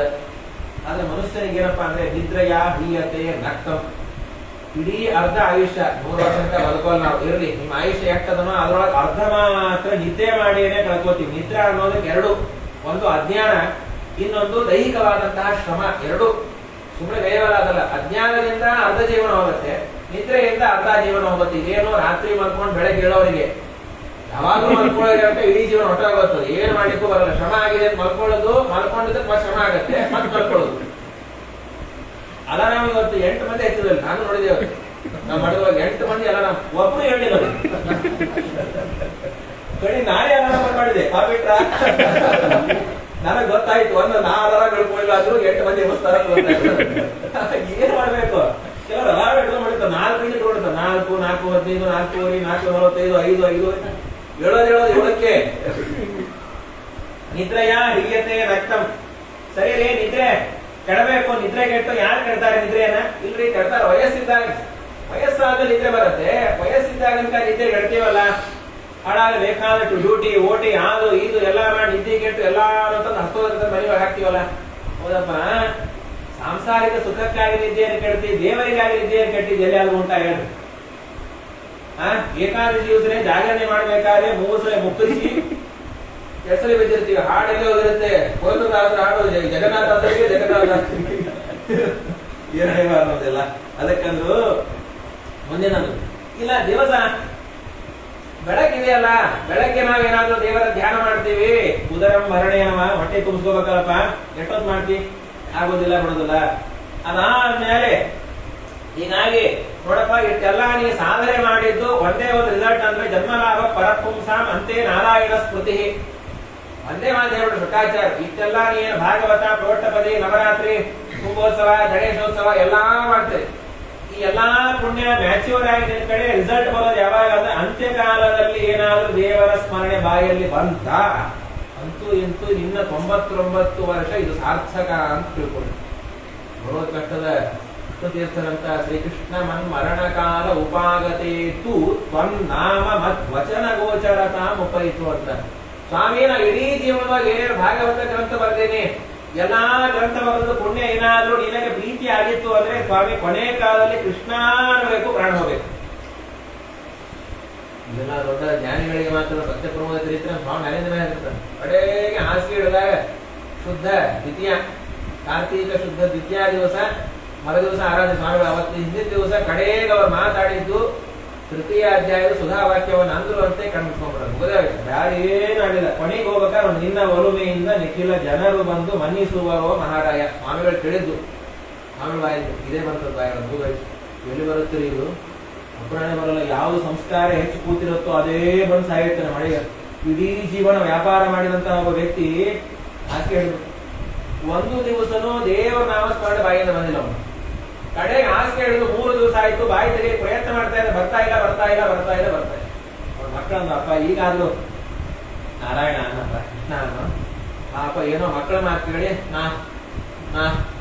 ನಾ ಅಲ್ಲಿಗೆ ಶುರು ಮಾಡಿದ. ಹಬ್ಬ ಅಂತ ನಮ್ಮಪ್ಪ ಇನ್ನು 3 ಅಕ್ಷರ ಅಂದ್ಬಿಟ್ರೆ ಮುಗಿದೋಯ್ತು ಅಂತೇಳಪ್ಪ, ಅನ್ನು 2 ದಿವಸ ಆಯ್ತು. ಕೊನೆಗೆ ಇನ್ನೇನು ಅನ್ಬೇಕು ಅನ್ನೋ ಕಾಲಕ್ಕೆ 4 ಸೊಳೆ ಮಕ್ಕಳ ಅಂಗಡಿ ಬಾಲ ಈ ಜೀವನ ಅಂಗಡಿ ವ್ಯಾಪಾರ ಮಾಡಿ ಮಾಡಿ ಮಾಡಿ ಮಾಡಿ ಅದು ಕಡಿ ಬಂದು ಬರಲ್ರಿ ಅನ್ಕೋತೀವಿ, ಬರೋಲ್ಲ. ಸುಮ್ಮನೆ ನಾವಿಲ್ಲೇನೋ ತಮಾಷೆ ಮಾಡ್ತೀವಿ. ಸಂಚಿಂತೆಯೇ ಸಂತತಂ ಚಿಂತೆಯೇ ಅನಂತಂ ಅಂತ್ಯಕಾಲೇ ವಿಶೇಷತಃ ಮಾಡಿದ್ರೇನ ಅಪ್ಪಿ ತಪ್ಪಿ ನಮ್ಮ ಗುರುಗಳ ಅನುಗ್ರಹ, ಸ್ವಾಮಿಗಳ ಅನುಗ್ರಹ, ನಾವು ಇದು ಆಚಾರ್ಯ ಅನುಗ್ರಹ ಇತ್ತು ಅಂದ್ರೆ ಬರುತ್ತೆ, ಬರಲ್ಲ. ಇದಾದ್ಮೇಲೆ ಶುಕಾಚಾರ್ಯರು ಸ್ವಾಮಿ ನನಗೆ ಏನಾದ್ರು ಸಾಧನೆ ಮಾಡ್ಕೊಳಿಕ್ ಆಗತ್ತ 7 ದಿವಸದ ಏನೋ ಸಾಧನೆ ಮಾಡಬೇಕು ಅಂತ ಮನಸ್ಸು ಮಾಡಿ ಮೊದಲಿಗೆ ಖಟ್ವಾಂಗ ಅನ್ನುವಂತಹ ರಾಜರ್ಷಿ ಅದ್ಭುತವಾಗಿರ್ತಕ್ಕಂಥದ್ದು ಅವನು ಇರುವಂತಹ ಆಯುಷ್ಯ ಎಷ್ಟಿಪ್ಪತ್ತು ಒಂದೇ ಒಂದು ಮುಹೂರ್ತ ಅಂದ್ರೆ ಎಷ್ಟು 48 ನಿಮಿಷ. 48 ನಿಮಿಷ ಇತ್ತಂತೆ. ಬ್ರಹ್ಮದೇವ ಹತ್ರ ಹೋಗೋ ಕಾಲ ಬ್ರಹ್ಮದೇವನ ಖಟ್ವಾಂಗ ಏನ್ ಬೇಕು ಕೇಳ್ಕೋ, ಬೇಕಾದ್ರೆ ಕೊಡ್ತೀನಿ ಸ್ವಾಮಿ, ನೀವು ಕೊಡೋದು ಉಂಟು, ನನ್ನ ಆಯುಷ್ಯ ಎಟ್ಟದ ಹೇಳ್ರಿ ಅವರು. 48 ನಿಮಿಷ. ಗೋವಿಂದ, ನೀವು ಕೊಟ್ಟದ್ದು ನೋಡ್ಲಿಕ್ಕೆ 48 ನಿಮಿಷ ಹೋಗುತ್ತದೆ. 48 ನಿಮಿಷದಲ್ಲಿ ಧ್ಯಾನವನ್ನು ಹೇಳ್ರಿ ಮಾಡ್ತೀನಿ ಅಂದ್ರು. 48 ನಿಮಿಷ ಧ್ಯಾನವನ್ನು ಮಾಡಿ ಉದ್ಧಾರ ಆಗಿ ನಿನಗೆ 7 ದಿವಸದ. ಹಾಗಾಗಿ ಅವಶ್ಯವಾಗಿ ಹೇಳ್ತೀನಿ, ಕಡೆ ಕಾಲದಲ್ಲಿ ಸಾಧಕನಾದಂತಹ ವ್ಯಕ್ತಿ ಮನೆಯನ್ನು ಬಿಟ್ಬಿಡ್ಬೇಕು ನೋಡಿ. ಯಾಕಂದ್ರೆ ಮನೆ ಬಿಡ್ಬೇಕು ಅಂದ್ರೆ ಮನೆ ಮೇಲೆ ಅಟ್ಯಾಚ್ಮೆಂಟ್ ಬಿಡ್ಬೇಕು. ಇಲ್ಲ ಮನುಷ್ಯನಿಗೆ ಯಾವಾಗಲೂ ಅದೇ ನೋಡಿ ನೋಡಿ ನೋಡಿ ನೋಡಿ ಏನಾಗುತ್ತೋ ಏನೋ ಪೇಂಟ್ ಆಗಿಲ್ಲ ನಾ ಹೊಟ್ಟೋಗ್ತೀನಿ ಏನ್ ನೀವು ಓದ್ತಾ ಪೇಂಟ್ ಆದ್ರೆ ಏನೋ ಬಿಟ್ರೆ ಏನ್ ಮಾಡ್ಬೇಕು, ಪೇಂಟ್ ಆಗಿಲ್ಲ, ಗಾಳಿ ಆಗಿಲ್ಲ, ಕುಟ್ಟಿ ಆಗಿಲ್ಲ, ಬಟಾಟಿ ಪಲ್ಯ ಆಗಿಲ್ಲ, ಏನ್ ಮಾಡಿ ನೀವು ಓದ್ದಲ್ಲಿ ತೋಳೆ ಮಾಡಿ ತಿನ್ನೋರು ತಿಂತಾರೆ. ಅದಕ್ಕಂದು ಅದು ಚೆನ್ನಾಗಿ ವಿಷಯದಂತ ಮನೆ ಮೇಲೆ ವ್ಯಾಮೋಹವನ್ನು ಬಿಡ್ಬೇಕು ಮೊದಲಿಗೆ. ಮನೆಗೆ ನಿಜವಾಗ್ಲೂ ಆಗ್ಬಿಡ್ತದೆ. ಅದಾದ್ಮೇಲೆ ಏನ್ ಮಾಡ್ಬೇಕು, ಕೊನೆಯ ಕಾಲದಲ್ಲಿ ಒಂದೇ ಕಡೆ ಕೂಡುವಂತಹ ಪ್ರಯತ್ನ ಮಾಡ್ಬೇಕು. ಜಿತಾಸನ ಅಂತ ಇದು ಬರೋದು ಕಟ್ಟರಿ ಆಸನ ಜಯ ಇದೆ ನೋಡ್ರಿ. ಮನುಷ್ಯರಿಗೆ ಒಂದೇ ಕಡೆ ಅರ್ಧ ಗಂಟೆ ಕೂಡ್ಲಿಕ್ಕಾಗಲ್ಲ. ಅದ್ರೊಳಗೂ ಈಗಂತ ಎಲ್ಲಾರು ಆರ್ಥೋಪೆಟಿಕ್, ಕೈ ಕಾಲು ಮೊಣಸಂದಿ ಮೊಣಸಾಲು ಎಲ್ಲಾರು ನಾವು ಮೊದಲಿಗೆ ಏನೋ ಕೇಳ್ತಿದ್ವಿ, ನಮ್ಮ ಫ್ಯಾಕ್ಟ್ರಿಗೆ ಒಬ್ರು ಚೇರ್ಮ್ಯಾನ್ ಇದ್ದ ಅಂತ, ನಮ್ಮ ಮನೆಗೆ ಒಬ್ರು ಚೇರ್ಮ್ಯಾನ್ ಇದ್ದಾರೆ. ಚೇರ್ಮ್ಯಾನೇ ಕೊಡ್ಬೇಕು, ಅವ್ರು ಎಂದೂ ಕೊಡೋ ಹಾಗೆ ಇಲ್ಲ ಅವ್ರೆಲ್ಲಾರು. ಸ್ವಾಮಿಗಳು ನಮ್ಮ ಕಾಲಕ್ಕೆ 8 ತಿಂಗಳ ಹೊಳೆ ನರಸಿಂಹದ ಕೂತಾಗ ಬೆಳಗ್ಗೆ 6 ಪಾಣಿ ಶುರು ಮಾಡಿ 10 ಗಂಟೆ ತನ ಒಂದೇ ಬಂದ್ಗಳು ಕುಡಿದ್ರು ಸ್ವಾಮಿಗಳು. ನಾವು 9 ರಿಂದ 10 ಬಂದಿ ಚೇಂಜ್ ಮಾಡಿ 10 ಕಡೆ ಎದ್ದೋರು ಬರ್ತಿದ್ವಿ ನಾವೆಲ್ಲ. ಆಗೋದಲ್ಲ ಬಿಡೋದು. ಎಷ್ಟು ಸಲ ಈ ಉಪನ್ಯಾಸಕ್ಕೆ ನೋಡ್ರಿ, 10 ಸಲ ಕಾಲ್ ಚೇಂಜ್ ಮಾಡ್ಬೇಕಾಗತ್ತೆ. ಎಲ್ಲಾಗುತ್ತೆ ಜಿತಾಸನ ಇಲ್ಲಿದೆ ನಾವೆಲ್ಲರೂ. ನಮ್ಮ ಆಚಾರ್ಯ ಸ್ವಾಮಿಗಳ ತಂದೆ 70 ವರ್ಷ, ಒಂದು 4 ವರ್ಷದ ಹಿಂದೆ ಮಣ್ಣೂರೊಳಗೆ ಛಾಂದೋಗೋಪನಿಷತ್ ಪಾಠ ಹೇಳಿದ್ರು. ಅಮ್ಮೋ ಕೂಡೋದು ಅನ್ನೋದು ವೇದೇಶಿ ತೀರ್ಥರ ಮೇಲೆ ಪಾಠ ಆಗಬೇಕು. ಛಾಂದೋಗೋಪನಿಷತ್ತು ವೇದೇಶಿಯ ಪಾಠ ಟಿಪ್ಪಣಿ ಅದ ಅಂತ ಹೇಳಿ ಬೆಳಗ್ಗೆ 6 ಗಂಟೆ ಕೂತವ್ರು ಮಹಾನುಭಾವರು 11 ತರ ಕೂಡಿದ್ರು. 70 ವಯಸ್ಸಿಗೆ ಕೂಡೋದಂದ್ರೆ ಹೇಳ್ರಿ, ನಾವು ಹೋಗ್ತೀವಿ ಕರ್ಕೊಂಡ್ಬರ್ತೀವಿ ಅಂತ ಹೇಳಿ ನಾವು 8 ಸಲ ಹೋಗಿ ಕರ್ಕೊಂಡ್ಬರೋದು ಹೇಳೋದು. ಅದಾದ್ಮೇಲೆ ಆಮೇಲೆ ಮಧ್ಯಾಹ್ನ ಊಟ ಎಲ್ಲ ಮುಗಿಸ್ಕೊಂಡು 2 ಗಂಟೆ ಕೂತ್ರೆ ಮತ್ತೆ 6 ಗಂಟೆ ತನ ವಿಚಾರ ಮಾಡಿ 5 ತಾಸು 9 ತಾಸು ಆಯ್ತು. ಆಮೇಲೆ ಸಂಧ್ಯಾ ಒಂದು 1 ತಾಸು 7 ಗಂಟೆ ಕೂತ್ರೆ ಮತ್ತೆ 9 ದಿವ್ಸಕ್ಕೆ 10-11 ತಾಸು ಏಕಕಾಲ ಕೂಡೋದು ಅಂದ್ರೆ ಗತಿಯಲ್ರಿ. ಜಿತಾಸನ ಬೇಕು ಮೊದಲಿಗೆ ಮನುಷ್ಯನಿಗೆ. ಆಸನ ಹೇಗಿತ್ತು ಬೇಕಾ ಸಾಧನೆ ಮಾಡ್ಬೇಕಾಗತ್ತೆ. ಯತಸ್ಪಾದ. ಅದಾದ್ಮೇಲೆ ಏನ್ ಮಾಡ್ಬೇಕು, ಕಣ್ಣು ಮುಚ್ಚಿ ಧ್ಯಾನವನ್ನ ಮಾಡ್ಬೇಕು. ಭಗವಂತನ ಸ್ಥೂಲವಾದ ರೂಪವನ್ನ ಧ್ಯಾನ ಮಾಡ್ಬೇಕು. ಸೂಕ್ಷ್ಮವಾದದ್ದು ಕಾಣಿಸೋದೇ ಇಲ್ಲ. ಯಾವುದು ಪಾತಾಳಮೇತಸ್ಯ ಹಿ ಪಾದ ಮೂಲಂ ಪಠಂತಿ ಪಾರ್ತಿ ಪ್ರಪದೇ ರಸಾತಲಂ. ಭಗವಂತನ ಪಾದವನ್ನು ಸ್ಥೂಲವಾಗಿ ಚಿಂತನೆ ಮಾಡುವುದೇನು, ಪಾತಾಳ ಲೋಕವೇ ಭಗವಂತನ ಪಾದ. ಹೀಗೆ ಒಂದೊಂದೇ ಕ್ರಮವಾಗಿ ಚಿಂತನೆ ಮಾಡ್ತಾ ಮಾಡ್ತಾ ಮಾಡ್ತಾ ಬಂದು ಬ್ರಹ್ಮಲೋಕ ಭಗವಂತನ ತಲೆ ಅಂತ ಹೀಗೆ ಚಿಂತನೆ ಮಾಡಬೇಕು. ವಿಸ್ತಾರವಾಗಿ ಹೇಳ್ಯಾರ. ಆಮೇಲೆ ಇದು ಭಾರಿ ಪ್ರಸಿದ್ಧವಾಗುತ್ತೆ. ಏನಪ್ಪಾ ಮುಖ್ಯವಾಗಿ ನೋಡ್ಕೋ, ಎಲ್ಲವೂ ಭಗವಂತನ ಪೂಜೆ ಅಂತ ಅನುಸಂಧಾನ ಮಾಡಿ. ಇದು ದೊಡ್ಡದಾದಂತಹ ಬೇಕಾದ ಮಾಡಿ. ಗಣಪನ ಪೂಜೆ ಮಾಡು, ನಾಗಪ್ಪನ ಪೂಜೆ ಮಾಡು, ಗೌರಿ ಪೂಜಾ ಮಾಡು, ಎಲ್ಲಾನು ಅಂತ್ಯತೋಗತ್ತಾನು ದೇವರಿಗೆ ಸೇರೋದು ಅಂತ ಅನುಸಂಧಾನ ಮಾಡು. ಅದೇ ಅರ್ಥ. ದ್ವಿತೀಯ ಅದ್ವಿತೀಯೋತ್ಸವ ಅಂತ ಹೇಳಿ ಅವಾಗ ಪಂಡಿತರ ಮಂಡಳಿ ಭಾರಿ ಚರ್ಚೆ ಆಗುತ್ತೆ.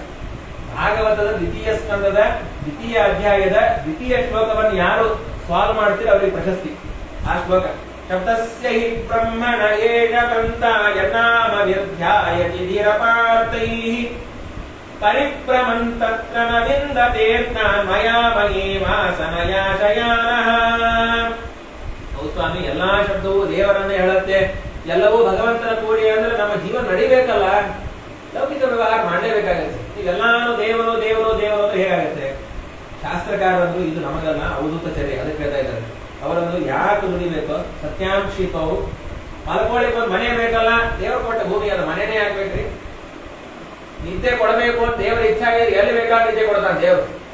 ಏನೊಬ್ರು ಮಲ್ಕೊಂಡ್ರು, ಕೆಲವರು ಈ KSRTC ಬಸ್ನೇ ಮಲ್ಕೊಂಡಿರ್ತಾರೆ. ಹೇಳ್ತೀನಿ, ಏನ್ ಹಾಳು ಮಲ್ಕೊಂಡಿರ್ತಾರ, ಏನು ನಮ್ಮಂತವ್ರಿಗೆ ಮನೆಯೊಳಗೆ ಎಲ್ಲ ಇರುತ್ತೆ, ಫ್ಯಾನ್ ಇರುತ್ತೆ, ಎಸಿ ಇರುತ್ತೆ, ಎಲ್ಲ ಇರುತ್ತೆ, ನಿದ್ದೆ ಮಾತ್ರ ಬರ್ತಾ ಇದೆ.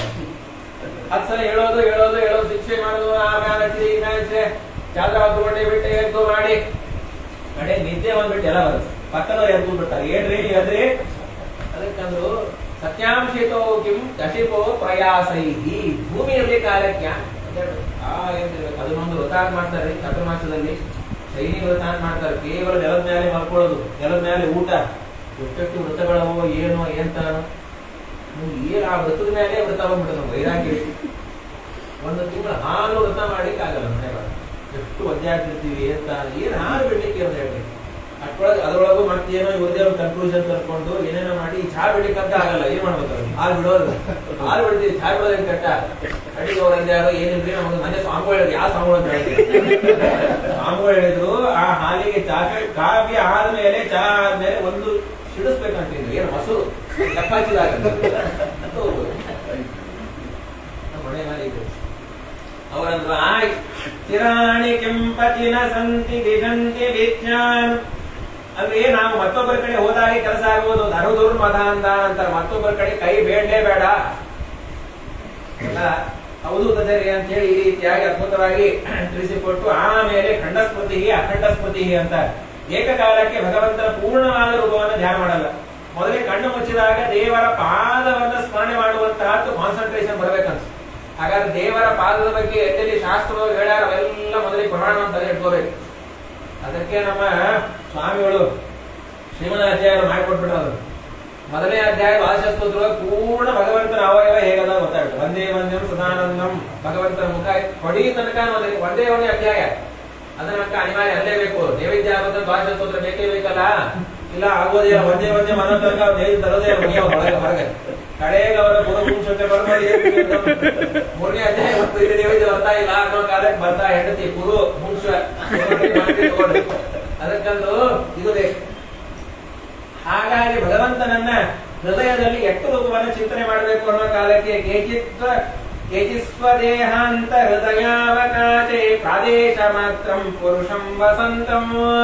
ನಿಮ್ಮ ಹೆಬ್ಬಟ್ಟಿನ ಗಾತ್ರದ ಭಗವಂತನ ರೂಪವನ್ನು ಚಿಂತನೆ ಮಾಡ್ಬೇಕಂತ ಎಲ್ಲಾರು. ನಿಮ್ಮ ಗಾತ್ರದ ಭಗವಂತ ಹೆಬ್ಬಟ್ಟಿನ ರೂಪದಲ್ಲಿ ಬಿಂಬರೂಪಿಯಾಗಿರ್ತಕ್ಕಂತಹ ಪರಮಾತ್ಮ ನಮ್ಮ ಹೃದಯದಲ್ಲಿ ಕೂತಾನ. ಹೇ ಕೂತಾನ ಅಂದ್ರೆ ಹೇಳ್ರಿ ಪ್ರಸನ್ನ ವಕ್ರಂ. ದೇವರ ಮುಖದಲ್ಲಿ ಆ ಪ್ರಸನ್ನತೆ ಕಡಿಮೆ ಆಗೋದಿಲ್ಲ. ಪುಷ್ಪಹಾಸ ಪ್ರಜಾಗರ ಬಲಿಮಾತ್ವ ಪುಷ್ಪಹಾಸ ಅನ್ನೋದಕ್ಕೆ ಒಂದು ವಾರ ಉಪನ್ಯಾಸ ಮಾಡೋದು. ದೇವರ ಮುಖ ಏನದು ಯಾವಾಗಲೂ ನಗು ನಗು ನಗು ನಗು ಮುಖ. ನಮ್ಮ ಮುಖದೊಳಗೆ ಯಾವತ್ತು ನಗು ಬರುತ್ತೆ ಅಂತ ಕಾಯ್ತಾನ ಗೊತ್ತಿರ್ತಾರೆ. ಮದುವೆ ಆದಾಗಿದ್ರಿ ನಮ್ಮ ಮನೆಯವ್ರ ನಕ್ಕೆ ಇಲ್ಲ. ಒಂದೇ ಕಾರಣ ಮದುವೆ ಆಯ್ತಲ್ಲಮ್ಮ, ಇನ್ನೇನ್ ಹೇಳೋರು. ಅದಕ್ಕಂದ್ರೆ ಪ್ರಸನ್ನ ವಕ್ರಂ ಅದನ್ನ ಚಿಂತನೆ ಮಾಡ್ತಾ ಇದ್ದರೆ ನಮ್ಮ ಮುಖದಲ್ಲಿ ನಗು ಆಟೋಮೆಟಿಕ್ ಆಗಿ ಬರುತ್ತೆ. ದೇವರಲ್ಲಿ ಯಾವ ಗುಣವನ್ನ ಚಿಂತನೆ ಮಾಡ್ತಾ ಹೋಗ್ತೀವೋ ನೀವು ಪ್ರಯತ್ನ ಮಾಡೋದು ಬೇಕಾಗಿಲ್ಲ. ದೇವರು ಆ ಗುಣವನ್ನು ನಿಮ್ಮಲ್ಲಿ ತುಂಬಿ ಬಿಟ್ಟಿರ್ತಾರೆ. ಗೊತ್ತೇ ಆಗೋದು. ಇಷ್ಟು ದಿವಸ ಕಳೆ ಇದ್ರೆ ಮುಖದ ಮೇಲೆ ಎಷ್ಟು ಕಳೆ ಬಂದ್ರಿ ಗೊತ್ತಾಯ್ತೀಗ. ಮತ್ತೆ ಗೌರಿ ಪೂಜೆ ಶುರು ಆಯ್ತಲ್ಲ, ಕೃಷ್ಣ ಮಂತ್ರ ಗೌರಿ ಪೂಜೆ ಶುರು ಆಗೋ ಕಾಲಕ್ಕೆ ಆ ಕಳೆ ಯಾಕೆ ಬಿಡುತ್ತೆ ಒಳಗಡೆ ಇದ್ದು. ಅದಕ್ಕೆ ಪ್ರಸನ್ನ ವಕ್ರಂ ಲಸನ್ ಮಹಾರತ್ನ ಹಿರಣ್ಮಯಂಗನಂ. ಮತ್ತೆ ನಾನು ಲಕ್ಷ್ಮೀದೇವಿ ಯಾವಾಗಲೂ ಅವನ ವಕ್ಷಸ್ಥಳವಾಗಿ ಇದ್ದಾಳ ಅಂತ ಚಿಂತನೆ ಮಾಡಿ ಇದನ್ನು ಮಾತ್ರ ಎಂದು ಹೊಡಿಬೇಡ. ಲಕ್ಷ್ಮೀದೇವಿ ಯಾವಾಗಲೂ ಭಗವಂತನ ವಕ್ಷಸ್ಥಳದೊಳಗೆ, ಭಾರತೀ ದೇವಿ ಮುಖ್ಯ ಪ್ರಾಣದೇವರ ವಕ್ಷಸ್ಥಳದಲ್ಲಿ, ಪಾರ್ವತೀ ದೇವಿ ರುದ್ರದೇವರ ವಕ್ಷಸ್ಥಳ ಯಾವಾಗಲೂ ಇರ್ತಾರೆ. ಎಂದು ಅವ್ರು ನಮ್ಮ ದಾಂಪತ್ಯ ಜೀವನ ಅಲ್ಲ ಅವ್ರದ್ದು ತಲೆಯೊಳಗೆ ಇಟ್ಕೊಳ್ರಿ. ಅದಾದ್ಮೇಲೆ ಹೀಗೆ ಏಕೈಷಿರೋ ಅಂಗಾನಿ ಅಂತ ಚಿಂತನೆ ಮಾಡ್ತಾ ಕಣ್ಣು ಮುಚ್ಚಿ ಭಗವಂತನ ಧ್ಯಾನವನ್ನು ಮಾಡ್ಬೇಕು. ಶಂಖ ಚಕ್ರ ಗದಾ ಪದ್ಮ ಭಗವಂತ ಪ್ರಸನ್ನ ವಕ್ರಾಗಿ ಭೂತಾನ್. ಆವಾಗ ಏನ್ ಮಾಡ್ಬೇಕು ಧ್ಯಾನ? 72,000 ನಾಡಿಗಳು ಒಟ್ಟಾರೆ ದೇಹದಲ್ಲಿ ಇರ್ತಕ್ಕಂಥ ಹಳೆಗಳು ಅಷ್ಟೇ ನೋಡ್ಕೊಳ್ಳೋದಕ್ಕೆ 101 ಪ್ರಧಾನವಾದಂತಹ ನಾಡಿಗಳು. ಇಡಾ ಪಿಂಗಳ ಅಂತೇಳಿ ಎಡಕ್ಕೆ ಬಡಕ್ಕೆ 50,000 ಅದರಲ್ಲಿ ಪ್ರಧಾನವಾದದ್ದು. ಮಧ್ಯದಲ್ಲಿ ಹೋಗ್ತಾ ಇರತಕ್ಕಂತಹ ನಾಡಿ ಸುಷುಮ್ನಾ ನಾಡಿ. ವಜ್ರಾಸನವಾಗಿ ಕೊಡಬೇಕು ಅಂತ ಪ್ರಧಾನವಾಗಿ ಹೇಳ್ತೀವಿ. ಪದ್ಮಾಸನಕ್ಕಿಂತ ವಜ್ರಾಸನ ಅನ್ನುವಂತಹದ್ದು ಕೊಡಬೇಕು. ಕೂತ್ ಏನ್ ಮಾಡ್ಬೇಕಪ್ಪ ಅಂದ್ರೆ 6 ಚಕ್ರಗಳನ್ನ ಧ್ಯಾನ ಮಾಡ್ಬೇಕು. ಉಸಿರನ್ನ ಮೇಲೆ ತಗೊಂಡು ಮೊದಲಿಗೆ ಪ್ರಾಣಾಯಾಮ, ಉಸಿರನ್ನ ಬಿಗಿಯಾಗಿ ಇಡಬೇಕು. ಮೊದಲಿಂದ ಪ್ರಾಣಾಯಾಮ ಮಾಡಿಕೊಂಡು ರೂಢಿ ಇದ್ದವರಿಗೆ ಇದು ಸಾಧ್ಯ. ಒಮ್ಮಿನವರಿಗೆ ಬೇಕಾದಾಗ ಆಚಾರ್ಯ ಅಂತೇಳಿ ನಾಳೆ ಬೆಳಗ್ಗೆ ಅಂತ ಪ್ರಾಣಾಯಾಮ ಶುರು ಮಾಡಿಬಿಟ್ರೆ ಬೆಳಗ್ಗೆ ಪ್ರಾಣಾಯಾಮ, ರಾತ್ರಿ ಉದ್ಯಾಪನೆ ಯಾವುದು ಅವೆಲ್ಲ ಆಗೋಲ್ಲ. ಕೆಲವ್ರು ಏನೋ ಪ್ರಾಣಾಯಾಮ ಮಾಡ್ತೀವಿ, ನಾವು ಯೋಗ ಮಾಡ್ತೀವಿ ಅಂತ ಯೋಗ ಪತಂಜಲಿ ಇವ್ರು ಬಂದಿರ್ತಾನ, ಅವನು ಒಂದೊಂದು ಎಪಿಸೋಡ್ ಅಷ್ಟೇ ತೋರಿಸ್ತಿರ್ತಾನ. ಉಸಿರು ಮೇಲೆ ತಗೊಳ್ರಿ, ಎಪಿಸೋಡ್ ಮುಗಿದೋಗ್ತಾ ಬಿಡ್ಬೇಕಲ್ಲ, ಮರುದಿವಸ ಅವನು ಅಟೋಟಿಗೆ ಆಚಾರ ಅದಕ್ಕಂದ್ರು 6 ಚಕ್ರ ನಾಭಿಯಿಂದ ಹಿಡಿದುಕೊಂಡು ಬ್ರಹ್ಮರಂಧ್ರದವರೆಗೂ ಯಾವಾಗಲೂ ದೇವರ ಸೃಷ್ಟಿ ವ್ಯಾಪಾರ ವಿಚಿತ್ರವಾಗಿ ವಿರೇಂದ್ರಂತ ನಿಮ್ಮ ನಾಭಿಯಿಂದಲೇನೆ ಧ್ವನಿ ಬರೋದು. 16 ಬಾರ ಪಾಠ ಕೂತಾಗಿರ್ತೀನಿ, ನಾವಿಲ್ಲಿ ಮಾತಾಡಿಕತ್ತೀವಲ್ಲ, ಈ ಧ್ವನಿ ಬರ್ಬೇಕಾದ್ರೆ ಇಲ್ಲಿಂದ ದೇವ ವೈಬ್ರೇಷನ್ ಶುರು ಮಾಡ್ತಾನೆ. ವಿಚಾರ ಮಾಡಿ, ಪಟ ಪಟ ಪಟ ಪಟ ಮಾತಾಡ್ತೀವಿ, ಇಲ್ಲಿ ಅಭಿವ್ಯಕ್ತ ಆಗುತ್ತೆ. ಇವತ್ತೇನು ಗಣನಾಯಕನ ಉಪಾಸನೆ ಮಾಡ್ತಾ ಇದ್ದೀರಲ್ಲ, ಇದು ಆಕಾಶ, ಈ ಆಕಾಶದಲ್ಲಿ ಗಣಪತಿ ಅಭಿವ್ಯಕ್ತ ಮಾಡ್ತಾನೆ ಶಬ್ದವನ್ನು. ಇಷ್ಟು ಫಾಸ್ಟ್ ಮಾತಾಡ್ತೀವಿ, ಏನ್ ನಿಮ್ಗೆ ಕೇಳಿಸುತ್ತೆ, ಏನೋ ಅನ್ಕೊಂಡ್ಬಿಡ್ತೀವಿ. ಮಾತು ಅನ್ನೋ ದೇವರು ಕೊಟ್ಟಂತಹ ವರ ಇದು. ಅದಕ್ಕಂದ್ರು ನಾಭಿ ಅಲ್ಲಿಂದ ಶುರು ಮಾಡ್ಬೇಕು. ಯಾವುದು? ನಾಭಿ ಚಕ್ರ, ಅನಾದ ಮೇಲೆ ಅನಾಹತ ಚಕ್ರ, ವಿಶುದ್ಧ ಚಕ್ರ, ಆಜ್ಞಾ ಚಕ್ರ, ಸಹಸ್ರದಾರ. ಸಹಸ್ರದಾರಕ್ಕೆ ಆ ಉಸಿರನ್ನ ತಂದು ಅಲ್ಲಿ ಭಗವಂತನ ಧ್ಯಾನವನ್ನು ಮಾಡಿಕೊಂಡು ನಿಮ್ಮ ಸಾಧನ ಪರಿಪಕ್ವ ಆಗಿತ್ತು ಅಂದ್ರೆ ಯೋಗಿಗಳಿಗಿದ್ದು, ನಮ್ಮಂತವರಿಗೆಲ್ಲ ಯೋಗಿಗಳಿಗೆ ಬ್ರಹ್ಮರಂಧ್ರದಿಂದಾಗಿ ಆ ಉಸಿರನ್ನ ಬಿಡಬೇಕು, ಛಿದ್ರ ಆಗತ್ತೆ. ಹಾಗಾಗಿ ವೃಂದಾವನ ಆಗಬೇಕಾದ್ರೆ ಸ್ವಾಮಿಗಳ ತಲೆ ಮೇಲೆ ಕೈ ಹೊಡಿತಾ ಇದ್ರು, ಬ್ರಹ್ಮರಂಧ್ರದಿಂದಲೇ ಪ್ರಾಣ ಹೋಗಬೇಕು ಅನ್ನೋದಕ್ಕೋಸ್ಕರವಾಗಿ ವೃಂದಾವನ ಆಗೋ ಕಾಲ ತಲೆ ಮೇಲೆ ಕೈ ಹೊಡೆದು ನಾವು ಅದನ್ನ ಸುಮ್ಮನೆ ಧ್ಯಾನ ಮಾಡಬೇಕು. ಯೋಗಿಗಳಿಗೆ ಹೇಳ್ಯಾರ, ನಾವು ಶಾಸ್ತ್ರಗಳ ಅಧ್ಯಯನದಿಂದಾಗಿ ನಾವು ಮೋಕ್ಷಕ್ಕೆ ಹೋಗೋದು. ಇಷ್ಟೆಲ್ಲ ನಮಗೆ ಎಲ್ಲಿ ತಗೊಳ್ಳಿಕ್ಕೆಲ್ಲ ಆಗುತ್ತೆ. ಉಸಿರು ತಗೊಳ್ಳೋದು, ಹಿಡಿಯೋದು, ಬಿಡೋದು, ಮಾಡೋದು 24 ಸೆಕೆಂಡೇನೆ ಪ್ರಾಣಾಯಾಮ ಮಾಡಿದಾಗಲ್ಲ.